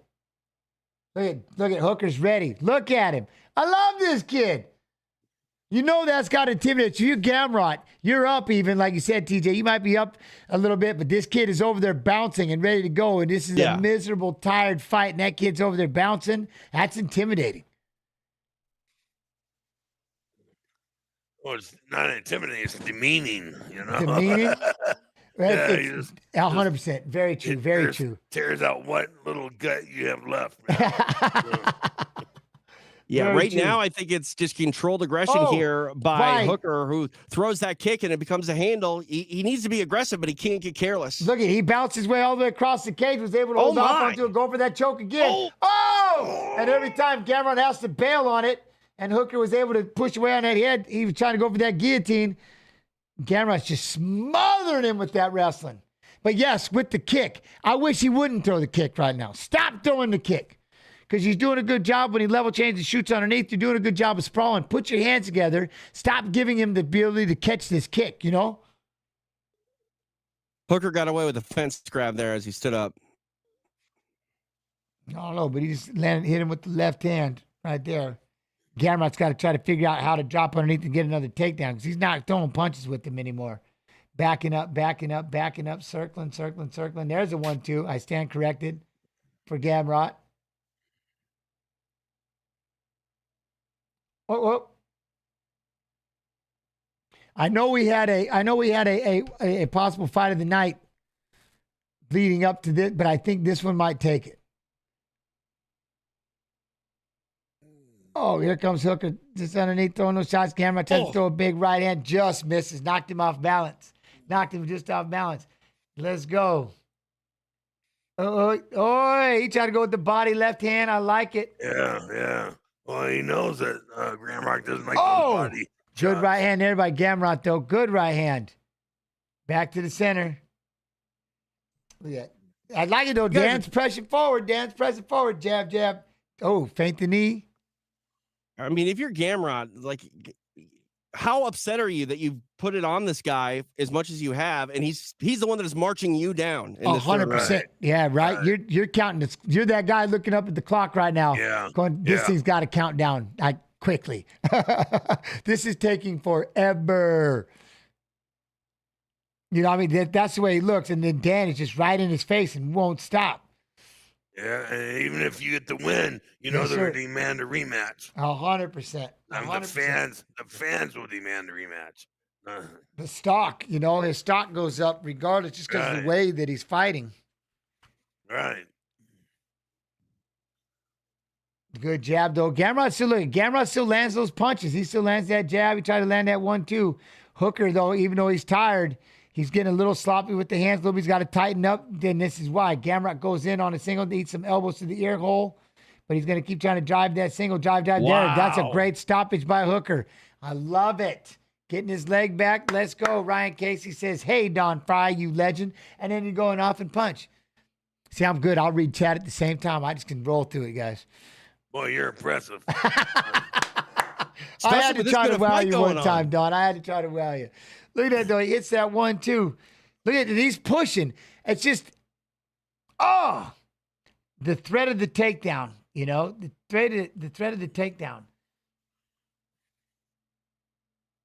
Look at that. There he goes. Comes back with the 1-2.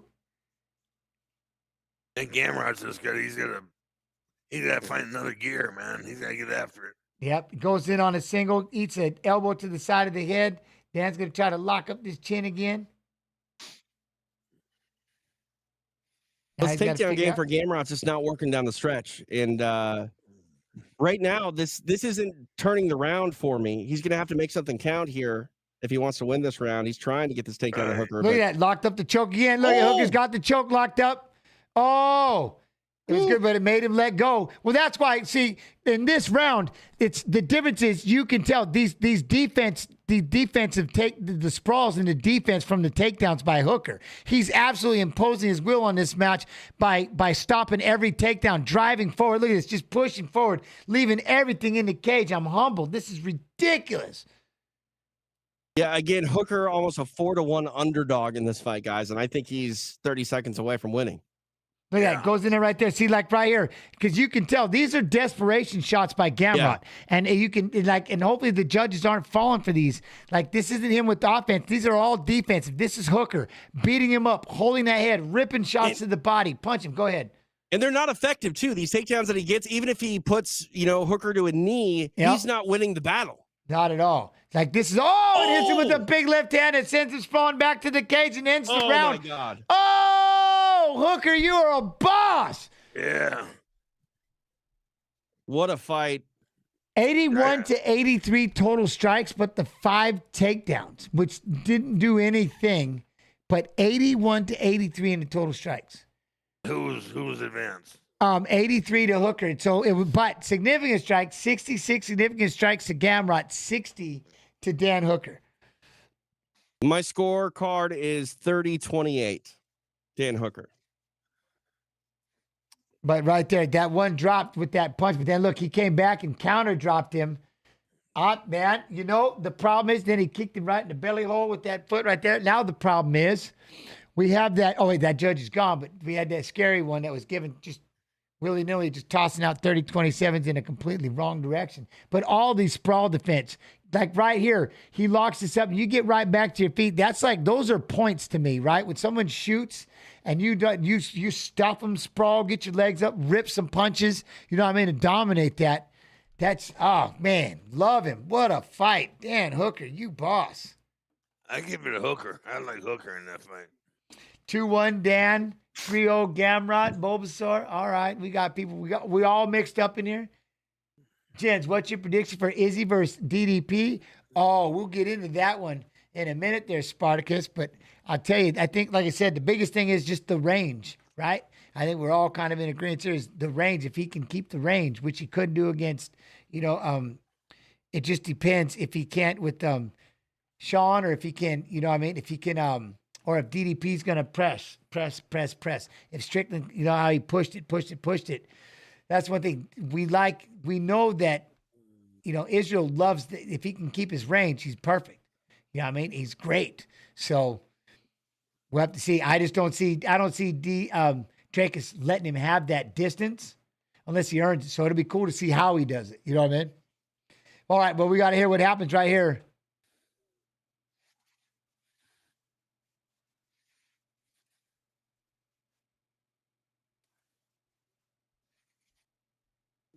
$29.28 Gamrot.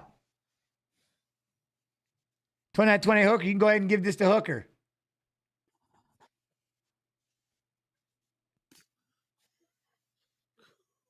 Dan. Yeah. The Hangman. Yep, absolutely. Takedown defense. Like getting in on the leg and not being able to take him down, getting right back up to your feet, landing the big shots. I don't know. Do you two agree? Yep. Yeah, my scorecard was 30-28 with a 10-10 second, but both rounds I thought that were clearly first and third were Hookers. I think he did great. I think he did great. Look at him. Look at Hangman. What a boss. What a boss.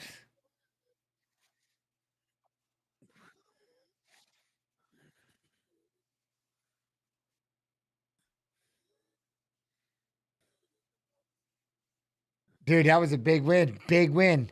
Big underdog in this thing, wasn't he? 3-5 win streak. Yep. And that's the type of win that tells you a lot about what Dan Hooker has left. It wasn't just a tactical win. It was a win that relied on his heart and determination to go through a really tough fight. And yeah, man. That's big because he did. He had to really muscle up. This was, and against the guy what we were talking about before, Don, that's constantly wanting to shoot and wrestle. It's so hard, right? That energy that it just to expend to keep that thing on your feet. Right. Yeah. He needs to add some things to his repertoire. But I tell you what, boy, he was in shape. He was ready to go to deep water. My man was ready to take it all the way. That is so impressive. Like, look at him. He worked hard. Look, I want everything. I want Conor McGregor. I want a title eliminator. I want everything, he says. And that's the thing. With Dan Hooker, there's no wrong answer. You give him anybody, and people are going to watch him and pay on a fight like that. Like, do you think, I think his stock just rose immensely with a fight like that, Yeah, so, he said he didn't think he fought that well, and maybe that is true, but I will tell you, fights like that endear you to fans for years to come. That was perfect performance. Well, that's the problem when a fight like that is he fought incredibly well because Gamrot could have taken you down and held you there. You know how hard it is to battle from your back. Back from your back in a short amount of time, you know what I mean? Where it looks like he hasn't had any kind of control. And Gamrot, if he had his way, would sit there and eat off minutes and minutes and minutes of each round, but he didn't. He pushed, pressed, and he got, how hard that is to get off your back and get up with a wrestler like Gamrot? Most people can't do it. He had to go extra, and he really had to burn a lot of energy to do it, which is just, again, I can't believe his heart and his conditioning in his fight is what just stood out to me above everything. Just absolute insanity. Yeah, I think that was a fight that is going to be remembered for a long time. And, Hooker's always been this fringe guy, you know what I mean? And that win might be one of the most impressive of his career because, he's longer in the tooth. He's still very much a factor in what I think is the toughest division in mixed martial arts at 155. And the Hangman's here to stay. Yeah, I love it. Yo, Incognito's what? Insanely tough to get up, man. Another solid. I appreciate you. But that's it, and that's it. It's just, I love it. I mean, man, I just can't, You know how many times I can't get over it. To get taken down, to get back up, taken down, to get back. It's like punishment, Don. You know how it is in that wrestling room? Yeah. Taken down, get up, taken down. It just breaks your spirit, but he just kept doing it, and he was winning. It got to the point where Gamrot was taking desperate shots and just holding on and doing anything he could. And then it started, you could tell, like, now he's literally winning the exchanges. And again, throw some damage in there in the process, ripping those to the elbows. And you can just tell that he was taking over. It was beautiful. Beautiful. Oh, I love it. I'm telling you what, though. So now this Kai Carter France, Steve Urseg. I can't even. Damn that Dan the Hangman. I like that kid. He put on a good show, I'll tell you that. That was a good fight. Good fight. Again, props to Gamrot. I understand, but it looked like you could tell it was desperation-ish, right? When you're dropping down for those takedowns and just trying to fall into it and, you know. But it's funny, man. I love it. Dan wants it all. I want it all. Yeah, that was a good show. What's that? I do like that. Gamrot did gas himself going pretty hard in that first round, but at the same token, he was going for that win. But I think above that is just, you could see Dan Hooker just dug deep watching that fight. He was just in it. Like I said, I can't get over it. It's so hard to get back to your feet, like that over and over from the bottom. That just wears you out. Yep, it's 100% wears you out. And you're wearing out the other fighters. Like, how many times do I got to take you down, damn it? Stay down. Stay down. Take somebody down and catch elbows or fists in the head. You know, that's just miserable. That's miserable. Sir. No, hey, I just want to take a second here and applaud whoever removed that judge down there in Australia. Those are the types of decisions on the fly that need to be done. And, hopefully, people can get behind that, because, we talk about accountability. There's no better accountability than removing a problem mid-problem. Absolutely. Bradshaw, what? Judge Howie Booth probably had the fighters mixed up. That would be the only way. Like, that would be his only savior at this point. But I think Judge Howie Booth should never do it again, because what you do is but the problem is you really make this thing really look corrupt, more corrupt than, you know what I mean? It's horrible. Like, there's no other way you could almost explain it. Like, you got to be out your mind. How is there any possibility? And sometimes there's close fights and you can do that. But 30-27 in that direction in a fight where my man landed 22 punches. 22. And it wasn't like it was a grappling match. You know, I mean, it was obvious he was losing that fight. And then to go out there and throw it, like, it just makes no sense to me. You're going to have to run into some accountability. I hate to say this. I don't know that judge's name off the top of my head. I don't know if he's a regional guy. Right. If he is, it makes it even more questionable, because Ty is the guy from the area. 100%. I'm not trying to say I know anything or that's the case, but, it just, on the outside looking in, those are the questions that immediately run through my head. What? Huh? You for real, Judge Pulver? You talk too much, but he has some. What? I don't talk too much. That's crazy. Hell no. Do you know what happens if we just sat here in silence? It'd be boring without. You would hear nothing without that. That's my man. Thank you too.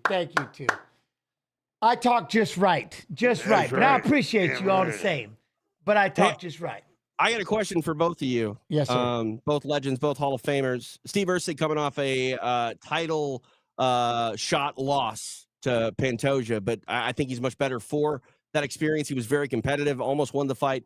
Can either of you think of a time where you guys lost a fight and were made better for having the experience? Yeah, when I lost to Coleman. Yeah, first fight against Coleman. Yeah, it made me I was obsessed with that fight. For years. I'd watch that fight every fucking day. Every day. It just drove me crazy. And then finally I just washed it out, Oh, no, I get it. Well, I do have a fight, but it's something that we can talk about, because what we have is a co-main event, and I've got a video to show all of you of this co-main event. Then we'll come back, and I have an idea. I already know the fight I'm going to talk about, I suppose. But yes, I like that question. Check out this co-main event, y'all.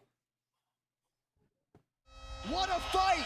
Alexandre Pantoja, Steve Ursig go the full 25 for the undisputed UFC Flyweight Championship. It's something I visualized for quite a long time. Everything that I'd done leading up to that point put me in a spot where not only did I have the skills to beat and become the champion, but the confidence to do so. That didn't happen, but mentally I think I was in a good spot. I thought I performed pretty well. I pushed the pace, I was going forward a lot. It felt the same as a lot of the other fights. I feel like I lost the contest, but I won the fight. I learned that I can definitely hang with the big dogs. I've been doing a lot of things right. I want to prove that I'm the best. Steve Erceg has been so tremendous in such a short amount of time. Unbelievable at range, power in those hands. Not only does he seem legit, he is legit. Oh! That's it. Astro Boy Steve Erceg. My job has never been to go out and try to win a decision. I'm always trying to go out and end the contest. So there's no doubt in anyone's mind who the best on the night was. Holding the edge in experience in this matchup is the third-ranked Kai Kara France. My last fight against Amir Albazi, I felt like I was more busier, landing the cleaner punches and just a variety of attacks. By the end, I felt like I was at least 3 rounds up.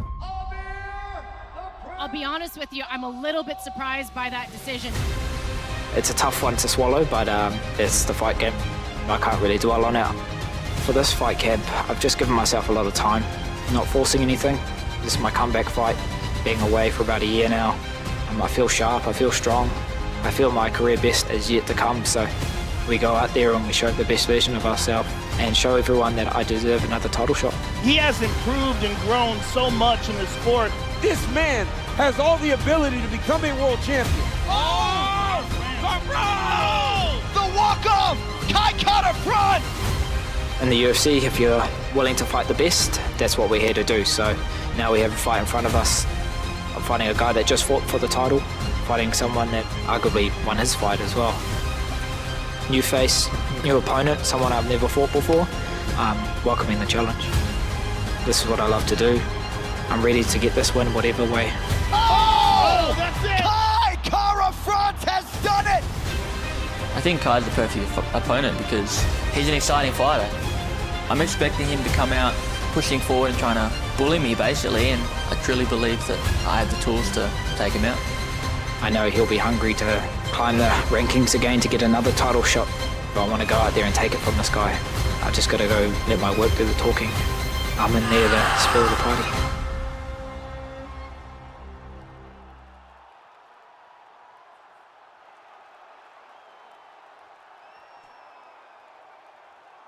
Oh, and we're back. I don't know now necessarily, you know what I mean, compared to what he is when he was fighting. Give some more detail about the fight, like why he's going on. Was the Alexander? You know, the one thing I noticed about Alexander over here, Alexander is not going to like it when it's just me over here running this thing. He's going to be like, Jens, you talk too much. You way too much. Yeah. What's up, everybody? We're back. We got the co-main event coming up. Anyone stick out for you two? Are we looking? Is there any Steve Erceg, Kai Kara France, or just a good fight? I'm curious to see how Erceg rolls it forward, having that experience against Pantoja in a fight that he was very competitive in. Made a couple mistakes on the stretch, but Kai Kara France been out for a year. Looking at online says he was dealing with a concussion. I'm always curious how fighter comes back from that and whether they're confident in mixing it up. And both of these guys can stand and bang. So we'll see if this fight is one that, you know, looks to test each other's chin. Concussion never bothered me, man. I love you. Oh, that's awesome. He is, look at him. He is pissed. That's the one thing. Kai Kara France is walking this thing just like he's determined. He got that, look, he just mean face. He just, like he's too serious. Erceg just kind of going out there like, yeah, I'm just going to pop you with this combination. I already know. Beep, beep, beep, beep. I'm going to let these hands go. I was so close to winning a belt. Like, I'm ready to go back to that belt. Oh, I'm excited to see this. I like it though. But yeah, he is fired up right here. But both. Now, who did Kai Carter France lose to? I'll pull it up here.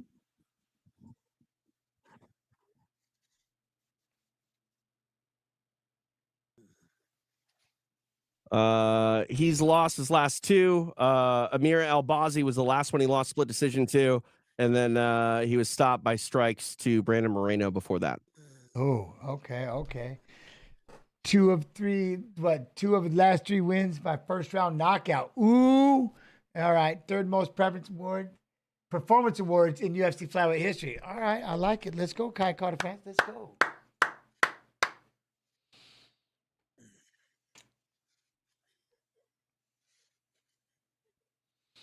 What's that? This is basically like a title fight, very high level MMA income. 100%. 100%. Like it took me a second to be like, wait a second. Oh, wait. This isn't a title fight. I almost thought it was. Like, that's why, yeah, I'm with you on the high level title fight. I'm in. Oh, I got you. Okay. Could you please ask Don Frye if he would ever try power slap? No, I would not. not unless I was already had my head shoved up my ass, and then there's only way to getting it out. Love it. Oh, I love it. No, I will not, unless it was stuck and I needed someone to slap. My man. Oh, I love it. Oh. I see no reason to give somebody a free punch. Yeah, see, I'm with you. I see no reason to not be able to just to stand there, and I just can't do it. I mean, more power to the ones that do, but right? Like, just stand there and just see if you can just tee one off of my face and I fall down. I'm not in for that. No. No, there's no logic in that for me, you know?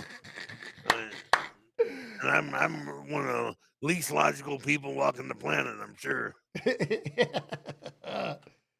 Look at him. Look at that. Look at Usyk, though. He does not look too, you know what I mean? He just doesn't have that menacing scowl or that, but he can punch. I like him. 5'8" is the other thing, where Kai Carter France is 5'4". So he's got length, right? We'll see if he puts it to use here. I'm curious how Kai comes out.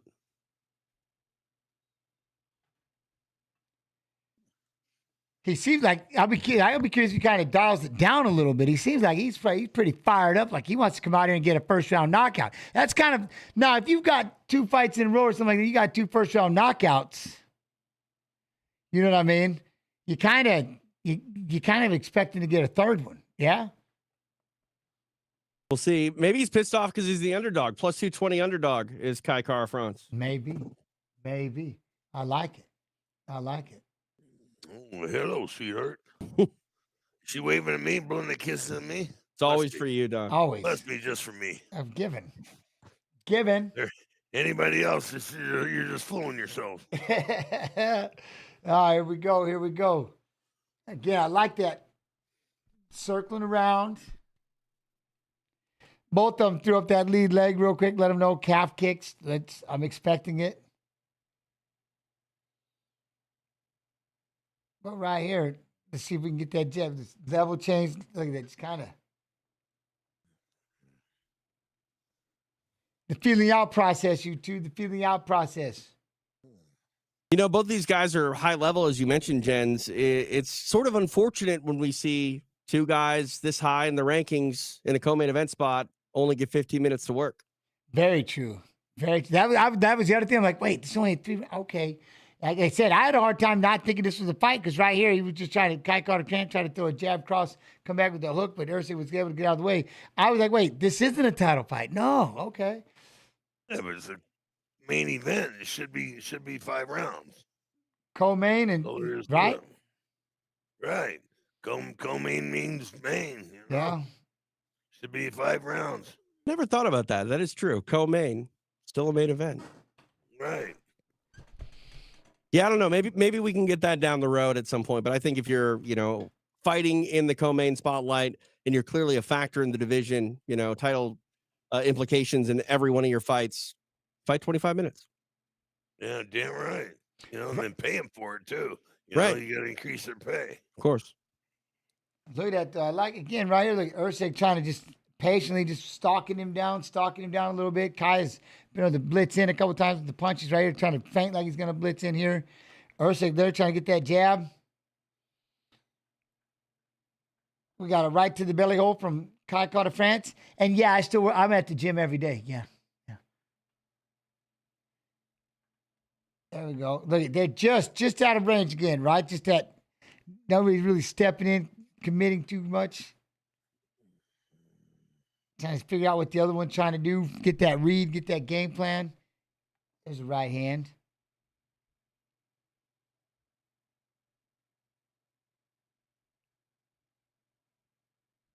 I like that. There you go. So you get that lead hook, right hand coming in from Usyk, and then Kai moves out. And see how he lunged back in with the lead. Try to throw that big lead right hand right there. Then see right there. Boom, boom. Lands that 2-1. Ooh. There he goes. Try to get after it. But did you see how Usyk stepped back and fired a little right hand over the top?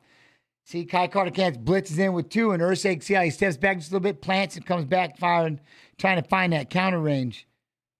Look at that. Good jabs. I like that. Good jabs.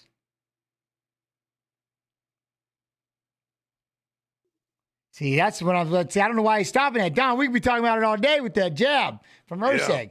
Yeah. There you go. Right. Try to come with that right, left hook. And that's it. Like you can tell, I don't know. Kai's trying to figure out again. Like he's backing up a lot. Usyk's starting to kind of dominate a little bit with that 1-2, backing him up. Kai's not blitzing in, trying to figure out how he can get inside. Yeah. Yeah, Usyk's so much taller. I'd be using that jab just to irritate him, piss him off. 100%. Stay in his face. See, there you go. Give that little feint to that shoulder and throw that hand kick for Kai Carter France, and eats 2 punches from Usyk in the process. Underneath, there you go. Try to jab to the belly. Look at that. Usyk's kind of got the range dialed in. He just gets out of range, makes Kai miss, but he's able to get back in and land that jab, land that hook. He's starting to utilize, he's finding it. He's finding that range. I think you can look at Francis. Look, he's really and then he lunged in and he lands a big left hand, drops Usyk on his back. Oh, he just timed it with that third punch. Usyk's able to try to get back up to his feet. He's going to try to tie with him. Kai's going to go back in, hits him with another left hand. Down goes Usyk, and there he goes. Kai Carter France lands it and knocks him out. He got him with that third punch. Good. Look at him. You can't let those short, squatty guys get in. He's a beast. Yeah. Good. It was that third punch. He just extra landed that big long right and then come in. Just that big overhand left caught him as he was backing out. Boom. First time Usyk has been stopped in 15 professional fights. Wow. And Kai Carter France gets another one in the first round. Yeah. This little beast. And that one's super impressive. Super impressive. And that was the one, like the way that he closed that. He had to close a big distance. Watch this right here. Look at jab, jab, big right, and then he loaded up and he fired that left. You know what I mean? Jab, jab, big right, and then just loaded that left and caught him. He just couldn't step back far enough. That was perfect. Look at that jab, slapping at it, missed with the right, and then stepped in with the big switch. Just stepped in, big switch, boom, lands that left hook. That was beautiful. Look at how long his punch is. And that was the end shot here with the right hand. They already put him back on his butt. Wow. Wow. He's got unbelievable. Power. Yeah, you can if you can avoid going straight back 100%, maybe circling out of the way, but that's for sure. I mean, obviously, easier said than done at the same time, but you kind of want to circle out, get out of the way, but that straight back, he just put a lot more into that hook, and he was able to catch it. What a shot. Dang, he went extra. Yo, thank you, Billy. I appreciate you. Thank you, Billy. Man, that was awesome. He had to do that extra step and just load it up. I love that jab, jab, big punch, and then get the feet underneath and boom, lands that hook. I don't know, like I said, Usyk was backing out, thought he was safe at that distance. Boom. You know what I mean?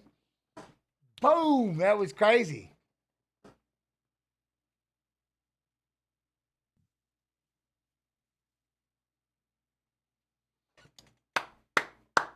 That's huge. Nice job, Kai France. Yeah. He is emotional. Look at him. I like him. He does. Oh.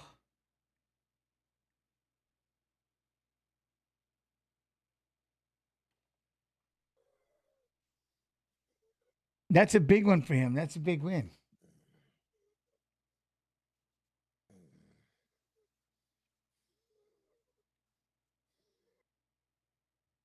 Take time away, time to reevaluate. You know what I mean?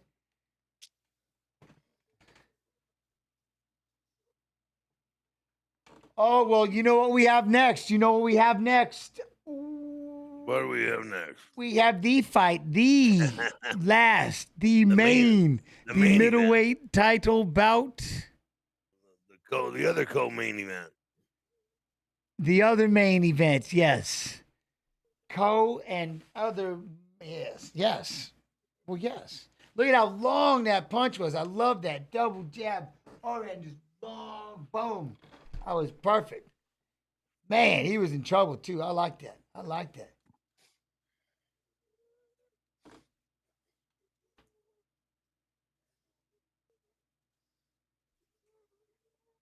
Oh, I love that. Don Frye scene tonight makes me think of my dad. You lost him with the big cancer a few years back. He was a big fan of yours, and we watched you fight Tank Abbott back in the day. Oh, that's cool, man. Thank you. Appreciate it, brother. MMA original list. They're in their fields. Man, all right. I'm not gonna lie. I thought I was a little more. I didn't think he was gonna get that. I didn't think he was gonna get it off. I was getting sold on that Usyk the way he had that fight in it. Boom, landing that fight. But look at it. Oh wait, I forgot about the gold gloves. Ooh, gold gloves. How's everybody doing? Everybody doing all right? Hope we all good.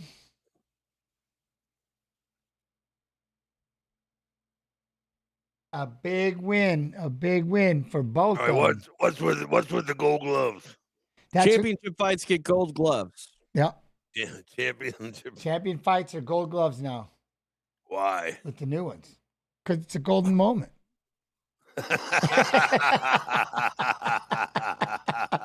Right? I mean, yeah, that's a ticket. Yeah. It's a golden moment. You fighting for the gold. Got to have the gold, right?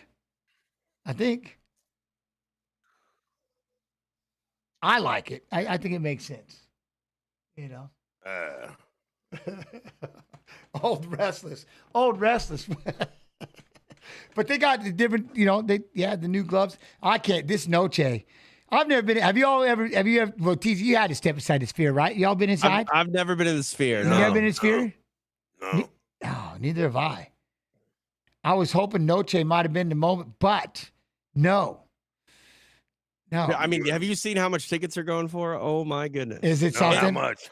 Like $2,000 cheapest seat to get in the building. But honestly, if you're a UFC fan and you can afford that, it's going to be a once in a lifetime experience. He says it too. He says he's going to raise the roof on that thing. They're going to go nuts inside there. I'll be cool, but I'll be sitting right here doing a watch along. So, and I'm sure, like I said, I hate to say it, Jens. I think that the best seat for that might almost be at home with all the production values that might be lost on you in house. You know what I mean? Well, that was it. I think it was going to be too tough. We'll do another live one of these days. I love that live bit. We'll have to do another one, but that one, yes, I'd like to be right here and and finding a good spot. I want to kind of see everything from this end, But it looks cool. The idea of it. There's something. I know people do concerts and stuff like that, but they have the fights in there. And Dana already said he's going to go extra. Like he's going to go extra on that. So I don't know. It'll be fun. I'll tell you what. So we've got one fight left. We have Dricus du Plessis, Israel Adesanya for the middleweight title bout. Who will it be? I don't know, but I got a video. Let y'all find out. I'll see you afterwards. Go. All right, so here's the 5th-ranked UFC middleweight contender out of South Africa, Dricus du Plessis. Prevailing thought is the winner of this fight could challenge Israel Adesanya 9 weeks from now at UFC 293. UFC 290 in Las Vegas, I was there cage side watching, and this guy's already been talking some Want to be the first real African champ, trained, born, bred in Africa. He tried to say that he is the real true African champion. That ticked me off a little bit. So I want to give him a lick. Big strikes raining down by the South African. Whoa! Do you believe it? Drake is Duplessis. Wow! Stops Robert Whittaker inside 10 minutes. Wow! There is no doubting the South African now. That earns you a spot at the very top of the mountain. And the man you will face next is the great Israel Adesanya. What's up, bitch? Yeah, my African brother. Yeah, my African brother. I'm African, but I ain't no brother of yours, son. Ladies and gentlemen, we got a world title fight. I will gladly drag his carcass across South Africa. He's behaving like a clown in there. That's not how a champion behaves. I mean, this is the battle for Africa. We got these dudes out here going crazy. He was hurt, decided not to take the fight, so that was disappointing, but we moved on. So they gave me Strickland. As the most active champion in history, 5 fights, 18 months, it was just too much for me. One of the biggest upsets in UFC championship history. I gotta imagine that Drake Duplessis will be the next guy, especially after being the one that was supposed to be here tonight. I tell you, he's kicking himself in South Africa right now, because if there was a time to get at Adesanya, tonight was the night. When the Strickland call came, I was ecstatic. That was a lifetime of work coming together on one night. Oh, big right hand for Duplessis. He's a tough dude. I hit him with some big punches that would have put down a lot of guys. After the fifth round, I was 100% sure I won that fight. Israel Adesanya, get your ass back in the UFC so we can settle the score. It's official, UFC 305. This fight is going to be ridiculous. This fight's about history. It's about legacy. Izzy thrives in tough situations. He doesn't like Drake Duplessis.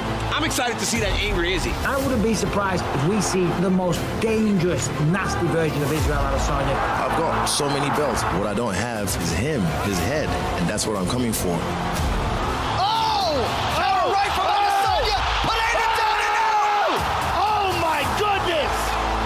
This man is trying to convince himself that he still wants to be here, that he still has what it takes, but he will never get what he had again.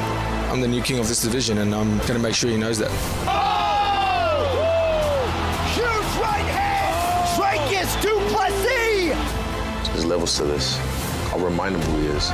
Go in there, beat him, and make it look easy. That's the last style bender, folks. Y'all must have forgotten. He's a warrior, but he's not ready for what's about to come. At UFC 305, I'm finishing Israel Adesanya whichever way I want to. There's the tap! I will manhandle him. I want to whip his ass so bad. He started this completely on his own, but I'll end it. I'll make sure I end it.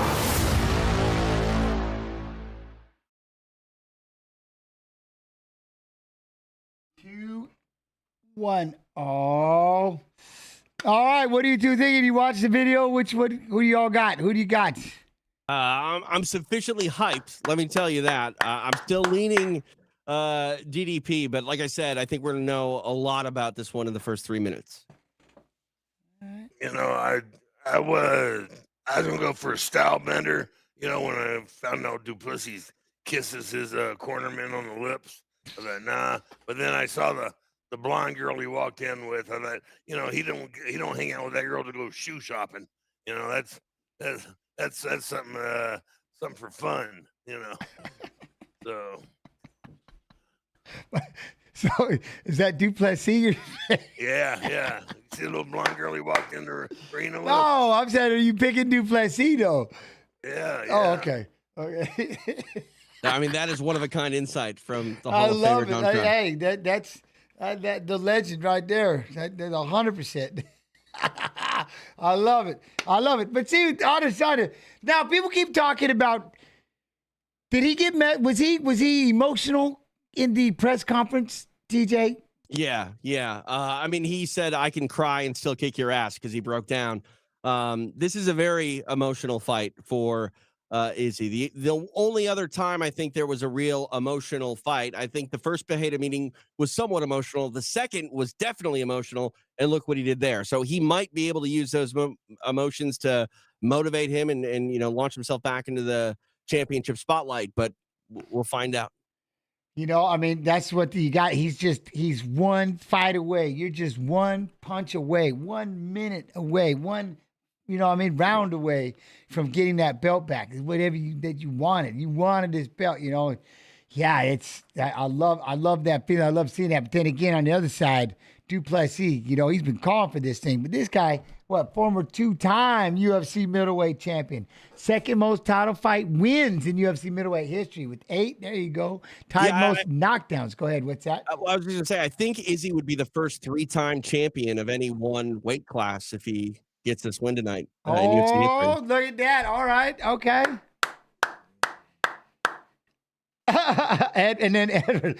I don't know if Poetan's ever coming back down to 185. That was a weight cut. I like the idea of him maybe, like I said, I know that Dana said no can do. The thought of him and Bones Jones meeting at around 220 pounds, that was pretty good. Stay away from Aspinall. That man's he's a beast. He way too big. That's a whole nother level, So and let Bones Jones and Poetan have that one fight for supremacy, and then they can go ahead and Aspinall come in and take everything away from him. But I thought that'd be a good fight between. I'd like to see that with Poetan and Bones.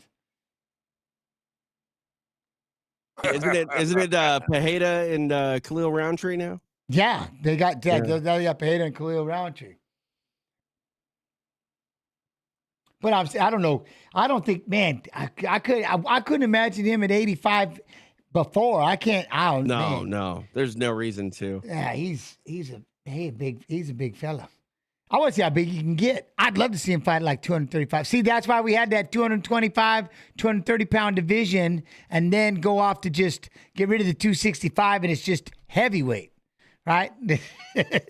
Just heavy after that or something. Who was the last person to successfully defend the middleweight championship? Was it Izzy? Because so Duplessis beat Strickland. Strickland was in his first title defense. When Strickland beat Izzy for the title, it was Izzy's first title defense off the Pereira win. Pereira didn't defend, right? No. When he beat Izzy, I don't think. Nope. So I think Izzy's the last person to successfully defend the belt. Oh, really? Yeah. Oh, all right. Well, against Jared Cannonier, that's the last time. Oh, okay. July 2022 was the last time the middleweight title was successfully defended. Okay, so there's gonna be some pressure. There's some pressure right here for him, right?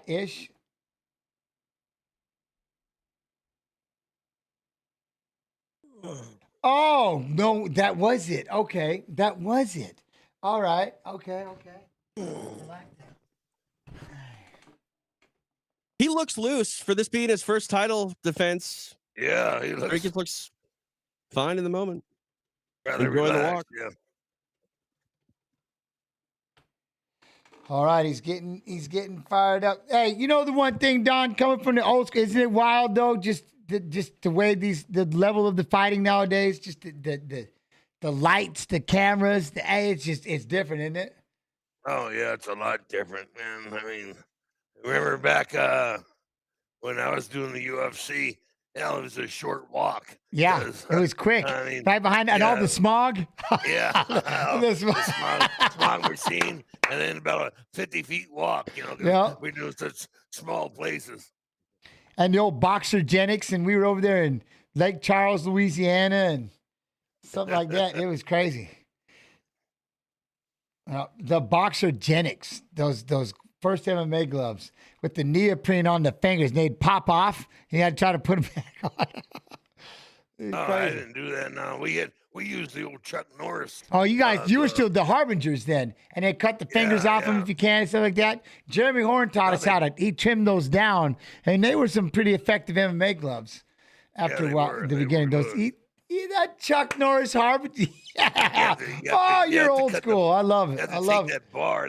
They had a bar inside. Yeah, the You bar had to right take here, the and then the bar out. padding on the Yeah. back. Get rid of the bar. Yeah, And then, did get you rid of the remove the bar? You're damn right I did. Okay.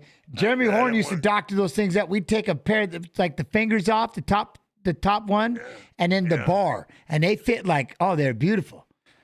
Yeah, you damn right I got rid of that bar because I didn't want any excuses, for when I hit people.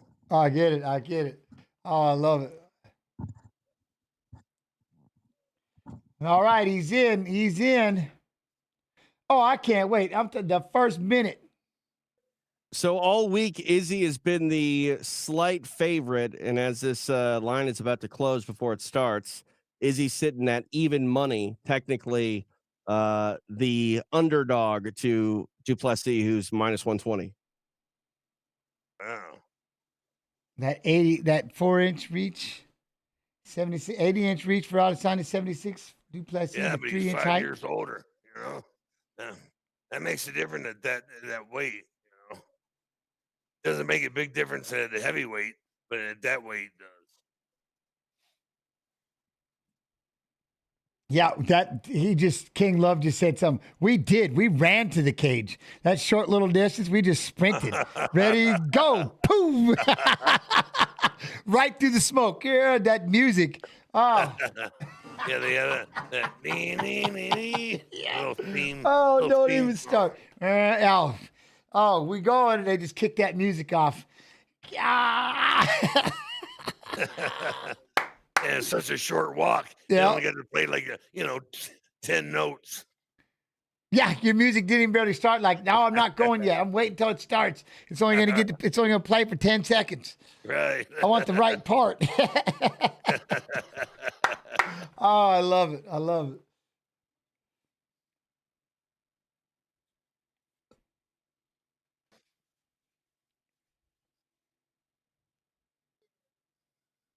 Oh, Buffer's using here a we third go. lung right now.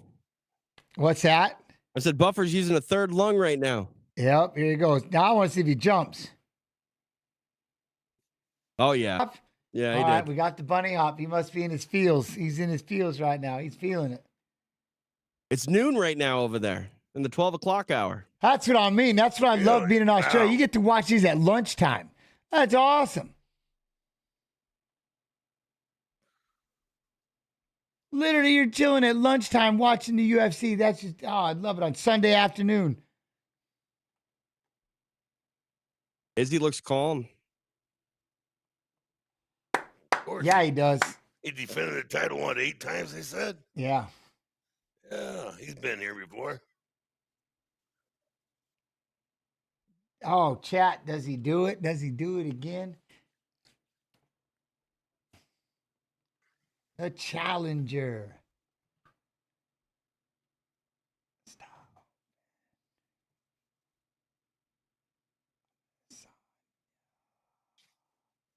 Seems fired up. I don't know. We'll see. We'll see.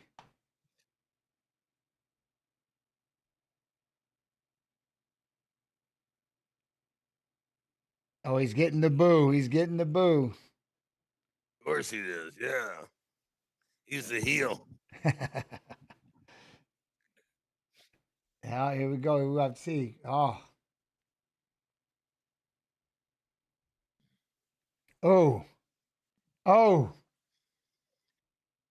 UFC. It is something when they say that stuff, man. It pumps you up. Yeah.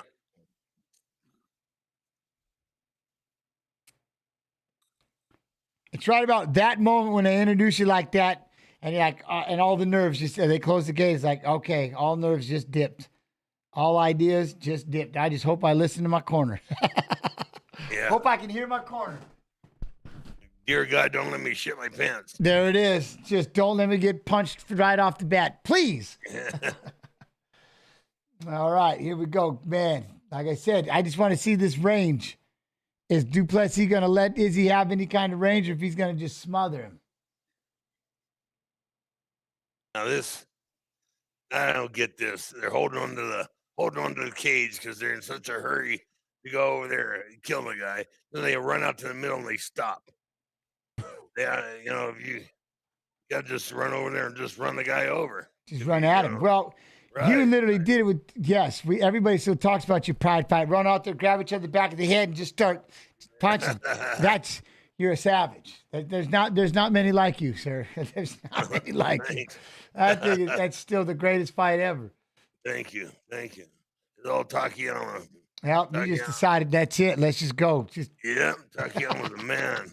He was a man. I was just trying to keep up with him. Oh.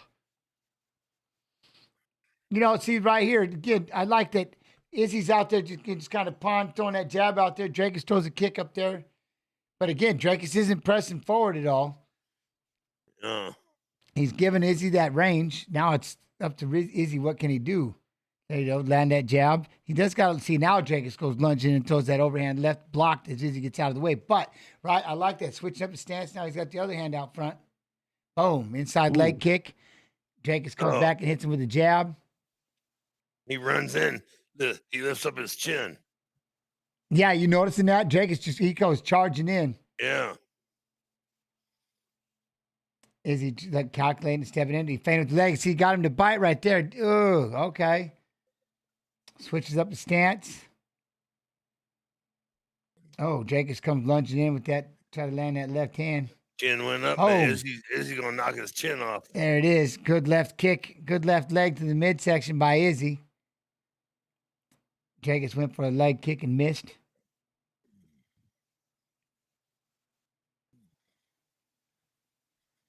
Again, Izzy just standing right up there swinging that first arm. You know what I mean? Feint. Oh, just trying to lob that hand out there. Dracus. See, he lunges in. Now it's almost if Izzy can just sit down on one and just fire that right hand down the middle when he lunges in. Look at that. The feints are starting to work a little bit by Izzy. Calf kick. Nice leg kick, though, Izzy.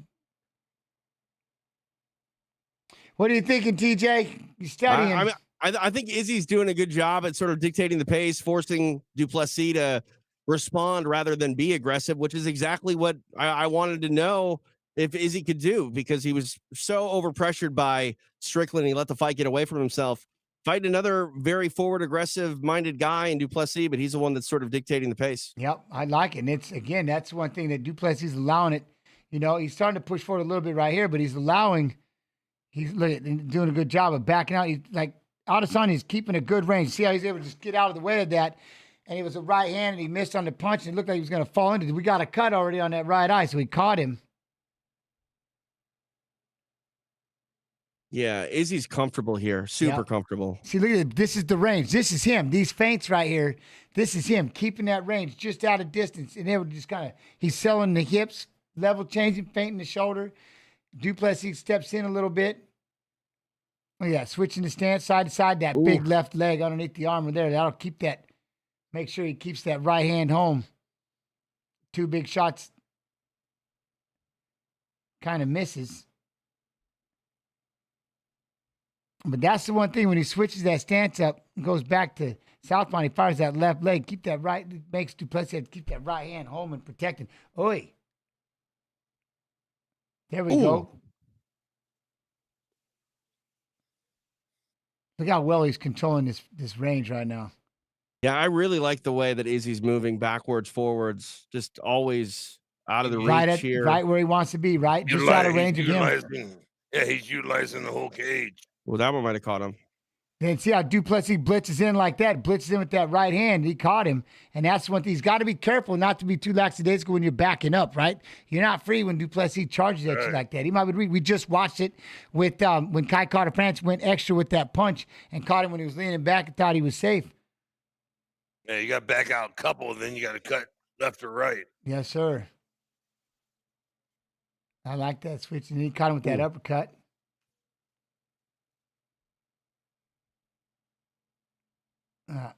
Oi! There's a right hand for Duplessis. Nice high kick. Man. Ooh. Oh, I love that big right hand to the body for Adesanya. He stuffed the jab, held in his face, and then fired that right hand underneath. There you go. Duplessis goes blitzing at him. I like that blitz. It's working. Then that high kick that he throws. That left leg. Yeah, it's good. That was a close round. It's a lot closer than it should have been numbers-wise. Like, Adesanya outlanded Drakus by a significant amount, I think, but Drakus had some really quality shots. Yeah. How'd you score it, Jens? Like I said, I mean, the big thing was, what's that? How'd you score it? Well, no, I'm in the same boat. I thought Izzy won the round, I think, just because it looked like Drakus was kind of lunging and going after those punches, where I think Izzy was more calculated with his punches and with his kicks. And I know they're 11-14. He landed 3 more, but it just looked like he was kind of more in control. Really good job with the range, stepping forward. And I'm not sure. I'm not going to say it wasn't desperation, because that's kind of, I started realizing that's kind of how Drakus lunges in. But it looked like almost like, you're just trying to close that distance, because Izzy's doing a great job, at least in that first round, of range control, in my opinion. It looked like the aggressive bursts from Drakus were a bit from annoyance. You know what I mean? Frustrated. Much more aggressive. But it worked, because he could catch you too, and he could take it over in a second. But I don't know if, like I said, it didn't look like he really disrupted Izzy. Look how he's just starting to pick it up a little more. And see how he's just moving back? It's like there's that a 2x4 right between him, chest to chest, just that perfect range, his range. And he's just doing a good job of keeping it forward, backward. And seeing he's just getting out of the way, except for that spinning back kick right there by Duplessis. That was all right. And you could tell they kind of picked it up a little bit.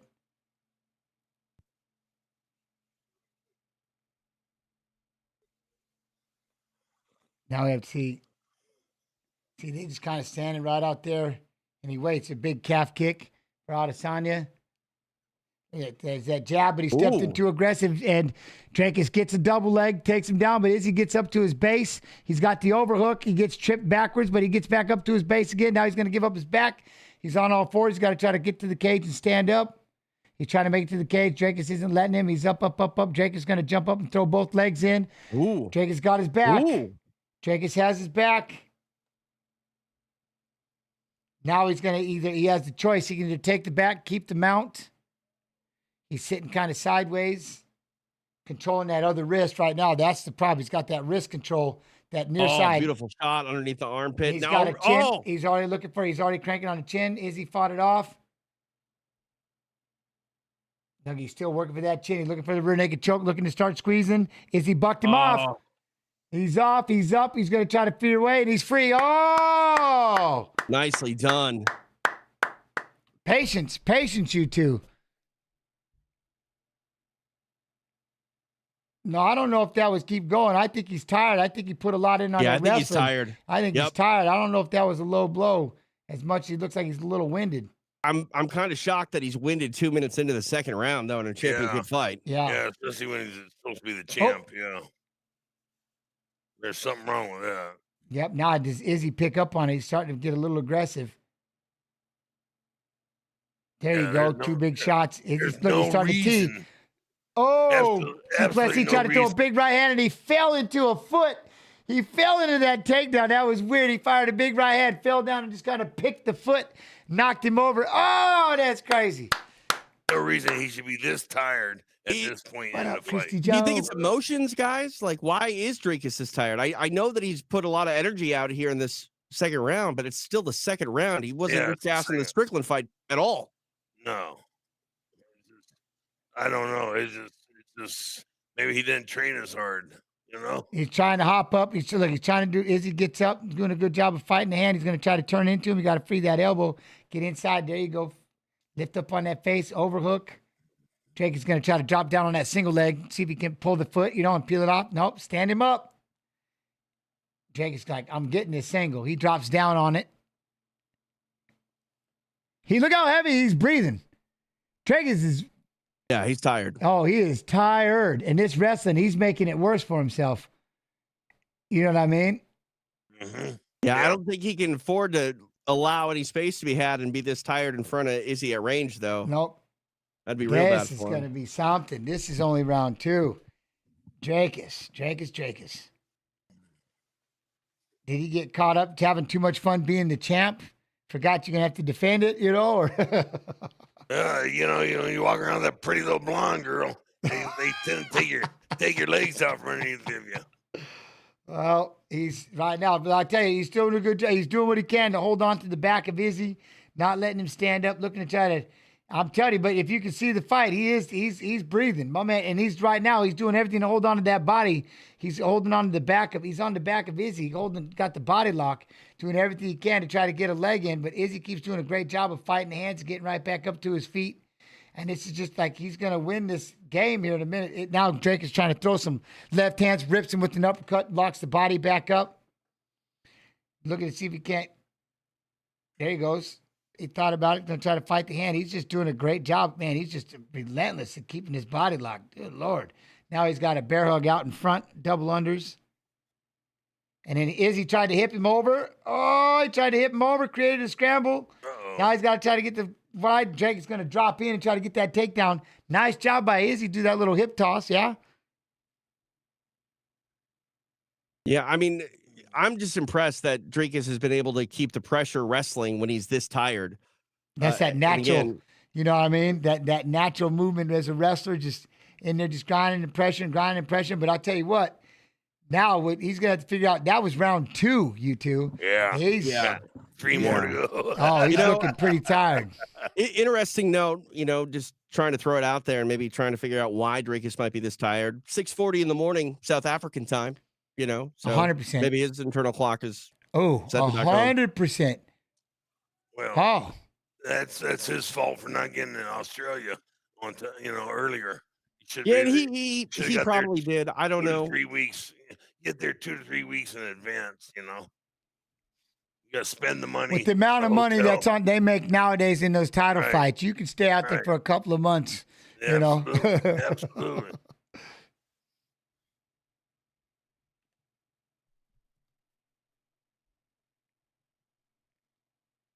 That was a good takedown, though. It's just like I said, he's the one that's been inflicting this, and he's the one getting pretty tired. You know what I mean? Yo, are you new podcast? Oh, what's up? Thank you for being here. Thank all of you for your time. Love and appreciation. All right. 19-19 after 2. Here we go. Just the momentum swings in this one. I can't believe it's only 10 minutes in. It's been crazy. Yeah, and the one thing right here is like, look how good Israel looks on his feet right now. But the big thing is he's going to have to figure out how to get away. Like, no matter as tired as Drakus was, he was able to keep him pressed and locked up against that fence and held there for a long, for the amount of time that he is. And that's, again, when you want to try to free up and start landing these shots and winning the round standing up, you can't let him just sit there and hold you,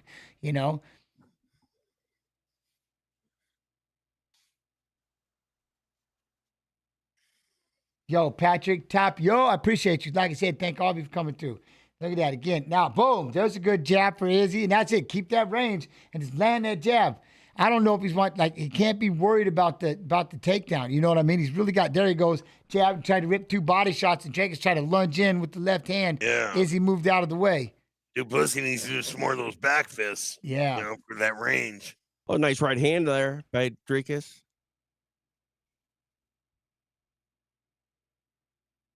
Boom. High kick. Look at that. He just threw it up there. Izzy started, he just started to throw these pot shots out there. Keep that range. He literally almost stiff arms him and then rips to the body with that jab. But Drake is still pushing forward a little bit.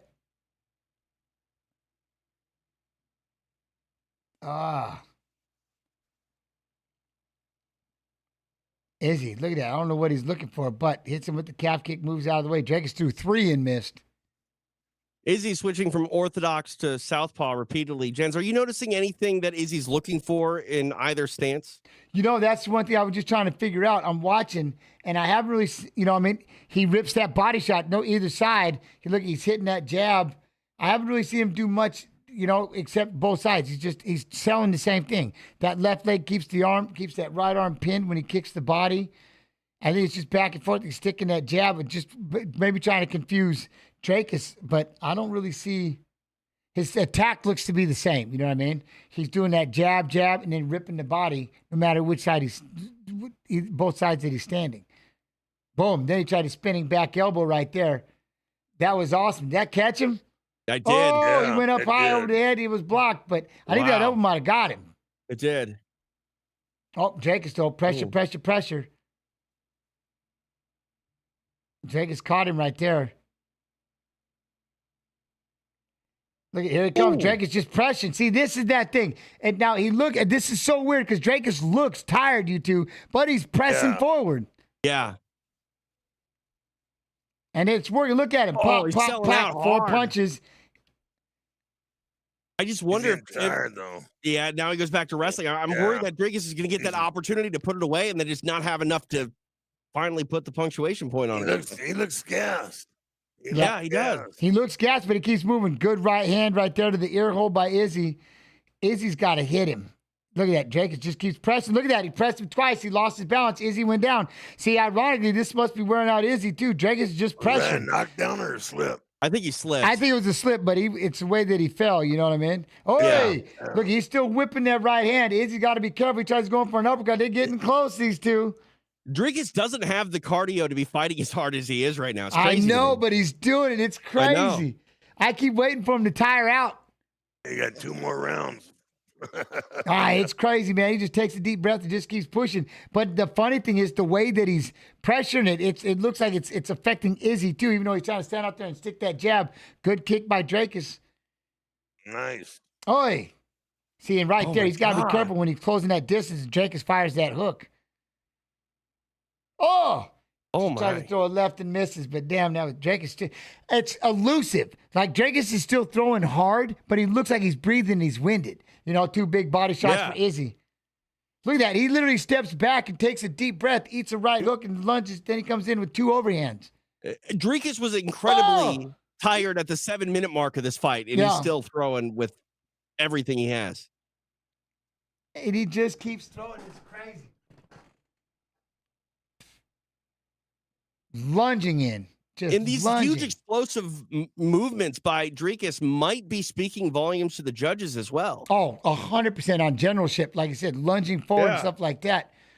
Salesmanship, you know? That's you gotta take into consideration. We about to go championship rounds, but look at Dracus smiles. He just takes that deep breath. He's gonna just keep going. He's got that one pace, Don. He's got that one pace. Yeah. Yeah. Hope we can keep it up for 2 more rounds. What? They haven't seen him explain his whole breathing condition. I thought he got that. Didn't he get it fixed? Yeah, I thought he got it fixed. He took time off to get it fixed. He took time off to get the nose fixed and stuff like that. He had to probably have to do everything through his mouth. I mean, we've never seen him this gassed before. He wasn't this gassed in the Strickland fight. Yeah, it's just weird. He just, the way that he looks, it just sells like it looks like he's just, you know what I mean? But I know before he was having to breathe through it, but I thought he got it fixed a little bit and it was able to help him. But he just looks tired. And yeah, Izzy, I think Izzy needs to try to turn it up a little bit, make a statement. Would you try to, if you were in the corner of Izzy, Jens, would you suggest to go more to the body, attack the cat tank that way? I mean, Yeah, you like I'd the body. attack that liver. I'd Gotta for go after liver. that Oh body, my don't God. you? Yeah.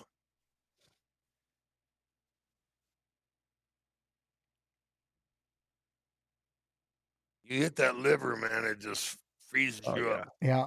And like Duplessis' corner, what you're saying right there, moving him backwards. And that means Drake is, see, I like it. He still covers up good defense and just pushes forward right there. Yeah, but he's not committing. No. He's just going halfway to it and stopping. Oh, Ooh, big beautiful body punch shots, and combination then there. Dracus goes in on a takedown. Oh. He gets stuffed. He landed right on his face. Izzy What took a a big sprawl. shot. Big sprawl defense. Yes, and I'm with you. And most of the time, I'm with you. Dracus always looks tired and keeps pressing. But I'm telling you, in this one, it just looks weird because he just took a shot and literally shot right to his face. And the fact that Izzy's starting to poke these body shots and then kicking him in the belly hole right there, you know what I mean? Yes, but the fact that he can keep going through it, definitely salesmanship. It's a good poker face if he looks this tired, can still press the way that he does. It's something.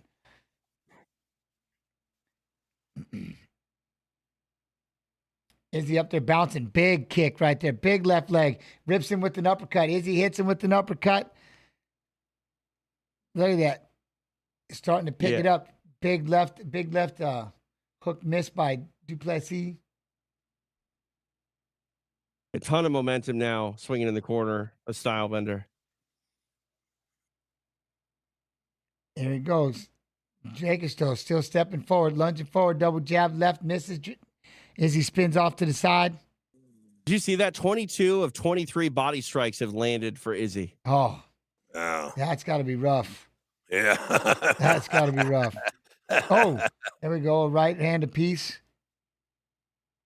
Duplessis came back with the right on that one. And that's the one thing is Israel's got to be careful he doesn't get lazy, you know what I mean, on the return, because that's the one thing. Duplessis is still throwing these shots. Yeah. So standing there. He said, boom, backhand left. I like that. See, Dracus just picks it up. Look at that. Now he's pushing and pressing forward like he caught his win, and here he comes. Dracus just picking it up. It's crazy. Get that second win. It's all over. Then he gets ripped with an uppercut and a left hook by Izzy. Oh, see how he's got that dialed in, ripping that uppercut. Boy, I tell you. There's 2 more body shots by Izzy. I don't know who his conditioning coach is. He needs to be fired. He's pushing, but I'll tell you what, he's still pushing forward. Throws that left, trying to come at him, trying to throw that right left not again. conditioning. That's hard. Izzy spins out the way, lands a right hook. Bounce, bounce, bounce. Oh, oi. Ooh. Nice lead hook for Dracus. Okay, there he goes, chasing after him. Izzy's like running away. He's like stumbled there for a second. No, look at that. Dracus all over him. Landed big shots. He just rushed him. Dracus just rushed him, jumped up on his back, now has the back of him, hit him with 3 hooks. He fell down. He's got the rear naked choke, looking to put it up. Izzy trying to fight it. Dracus has got him holding on, and Izzy tapped. What? He just decided that's it. He threw 3-punch combo, took him over. Izzy just turned around, fell down, jumped on his back, choked him out. He turned and lost his balance. He turned and lost his balance and walked away. God. That's beautiful. That was beautiful. That was nuts. Wow. The pressure of Duplessis charged after him, and it's he literally turned and started trying to what did he say? He just walked away to Santis what? He tried to disengage and make space, and Duplessis just never let off the pedal. Duplessis just kept charging. God. It's such a weird look because it wasn't anything that Dracus necessarily did to have Izzy get that off kilter, but man, he saw an opportunity. He took it, and good for him. Just quick. Like I said, wasn't that weird? Like the way that he's breathing, dude, I'm telling you, there's something to that because he's got everybody believing he's just struggling on the breath, but he just keeps pushing forward, Don. He just keeps pushing forward. Me faked out, I'll tell you. I mean, he's something. I can't believe it. He knew he had him. I don't know what he hit him with, but it looked like, watch, Izzy does this wild. So they're right here. They're facing. Jab, jab, boom. There it was. Okay, he hit him with a big left just above the ear. And I think that must have did something because then he comes after him. And look at Izzy just turns away. Literally turns away. And yeah, but this is the jab, one where... Jab, right hook, right hook, right hook. Izzy turns his back way, and then Jacobs just grabs him, hits him with 3 right hooks, wrestles him to the ground, throws in both legs, and done. Wow. So crazy. Yeah. You know, that's... And then he short choked it, no hand fighting that thing. Grab that short hand. Yeah. That was impressive. Very nice. Again, that was the biggest thing. Like, was he going to be able to stop him and keep him from, you know what I mean, the pressure? And he pressured him. Had me fooled. I thought he was worn out. It did. The way he looked, right? The way he looked. But, man, I'll tell you what, he put it together there. The 3 right hands. Boom, boom, boom. That's hard. Grabbed the body, wrestled him to the floor, and threw in both legs, and done. That's hard. You don't train that. That's hard. No, that is impressive. Oh, man. Man.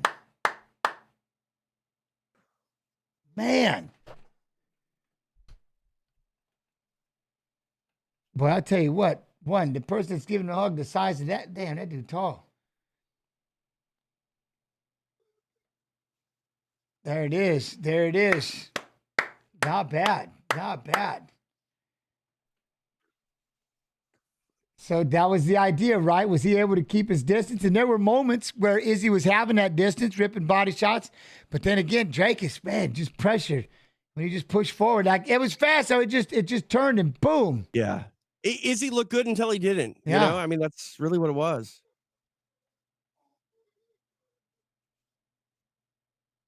Rear naked. Still. And to do it in the 4th round. Yeah. That was impressive. Really big one for DDP. Wow. You know, now, I mean, I think the biggest thing, like, what do you think? Performance of the night, fight of the night. Oh, yeah. You know, we got to figure out, is there a fight in there that sticks out for y'all? I think. I really liked Hooker and Gamrot. Yes. Yeah. I like that a lot. Yeah, I'm in.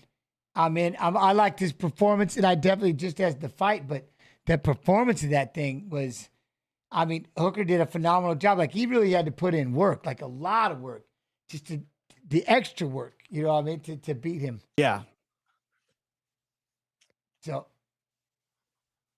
Yeah, I mean, would you give that fight of the night, or do you just give Hooker a performance of the night? Well, because then there was, who was the one I was talking about before that I was really liking was, that might have been, there was one I was like, nah, that's my fight of the night. That's my fight of the night. I thought it was Dan Hooker and Mataush. And then performance, I think, I don't know, I'd have to go back to, I got to give that Jack Jenkins. Jack Jenkins has got to have my performance. He just looked unbelievable. I mean, he looked unreal, and he destroyed that calf of Herbert Burns, and then he was ripping body shots. But the way he was putting the combinations, 4, 5, 6 punches together, that was my performance with Jack Jenkins. And my fight of the night was Mataush and Dan Hooker.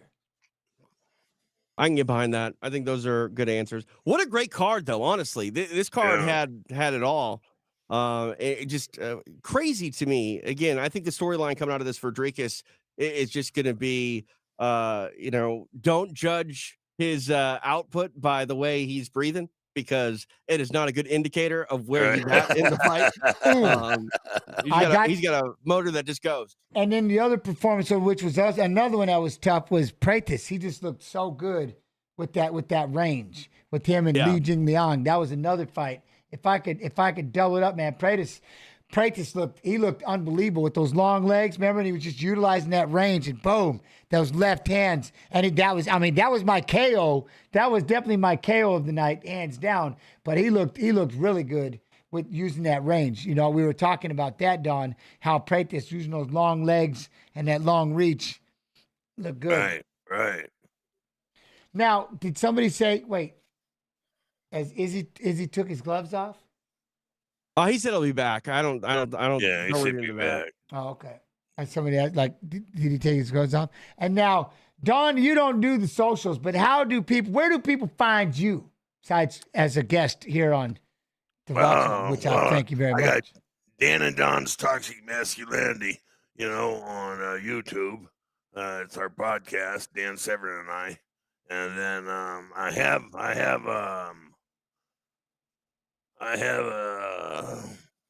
Facebook, and what's the other one? I think they used to call it Twitter. They now call it X. You on that one? Yeah, no, I'm not on X. Instagram, you on that one? Instagram, yeah. There he is. But I don't do those things, but somebody runs it for me. So, but if you want to get a hold of me, he'll get me, Oh, I like that. Wait, what is it? So, is it the Predator? Don Frye? Which one? Don Frye the Predator, I think. Okay, I'll look for it. I'll search it. I bet when you find it, you found it. Yes, 100%. I'm looking. I don't even know. All right. Now, wait. People keep saying Israel retiring. Wait, what? He's not retiring. No, he's not retiring. He said he'd be back. All right, because he's standing there waiting. Look, there he is. Israel Adesanya. Crowd's cheering.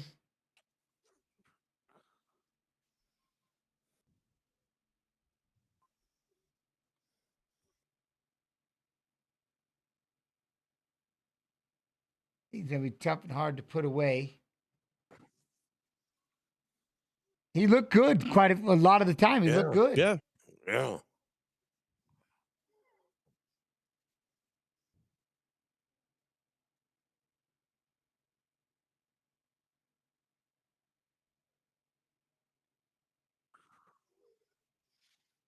Didn't do what I wanted to do, but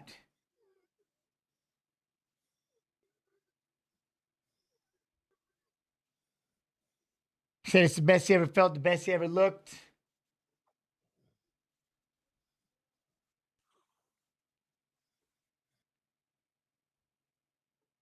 12 straight title fights. What's next?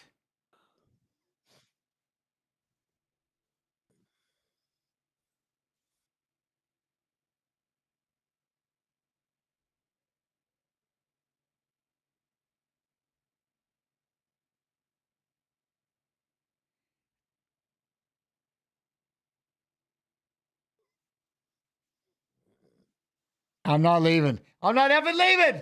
All right, my man. All right. I know y'all want to see me down, but I'm not leaving. I'm not leaving. TJ DeSantis, how can everybody get a hold of you, my friend? I'm everywhere at TJ DeSantis. Look up Extra Rounds on UFC Fight Pass, and that's it. I love it. And you know me, I'll be right here at Jens Pulver on Instagram. That's the one. And right here. You know what I mean? Every weekend doing the UFC Fight Pass watch along with guests, and other times by myself if it's on a fight night, unless TJ gets froggy and wants to jump in. You know what I mean? But it's always so. But otherwise, like I said, I'll always be here every weekend, Friday and Saturday. Friday at 6 p.m. EST, watching Fights of Fighters fighting, and Saturday's fights. This Tuesday on Twitch TV/UFC, we'll be watching the Dana White Contenders Series, doing a watch along. So you're all more than welcome to do that. And yeah, that's it. As usual, and as always, thank y'all so much. Really appreciate you too. I had a blast. Thank you both so much for coming on and hanging out with me. It was cool. You, man. The Predator, you little boss, I love and appreciate you, my friend. I had fun, Bertie. Oh, good. I'm glad. I'm glad you did. I appreciate you. And of course, TJ, as always, thank you. Anytime, you know that, right? My pleasure. Thank you, Jens. Oh, man, we always, and then, hey, Noche. I'm just saying, we've got the Noche coming up. And then, of course, we got 2 fight nights before that, Burns and Brady and Cannoneer and Ohio. So it's going to be a lot of fun, everybody. But as always, love and appreciation. Thank y'all so much for your time. Appreciate you. Y'all be real. Y'all be good. Y'all be real good. Love and appreciation. Talk to you later on. See you next fight. Thanks, babe.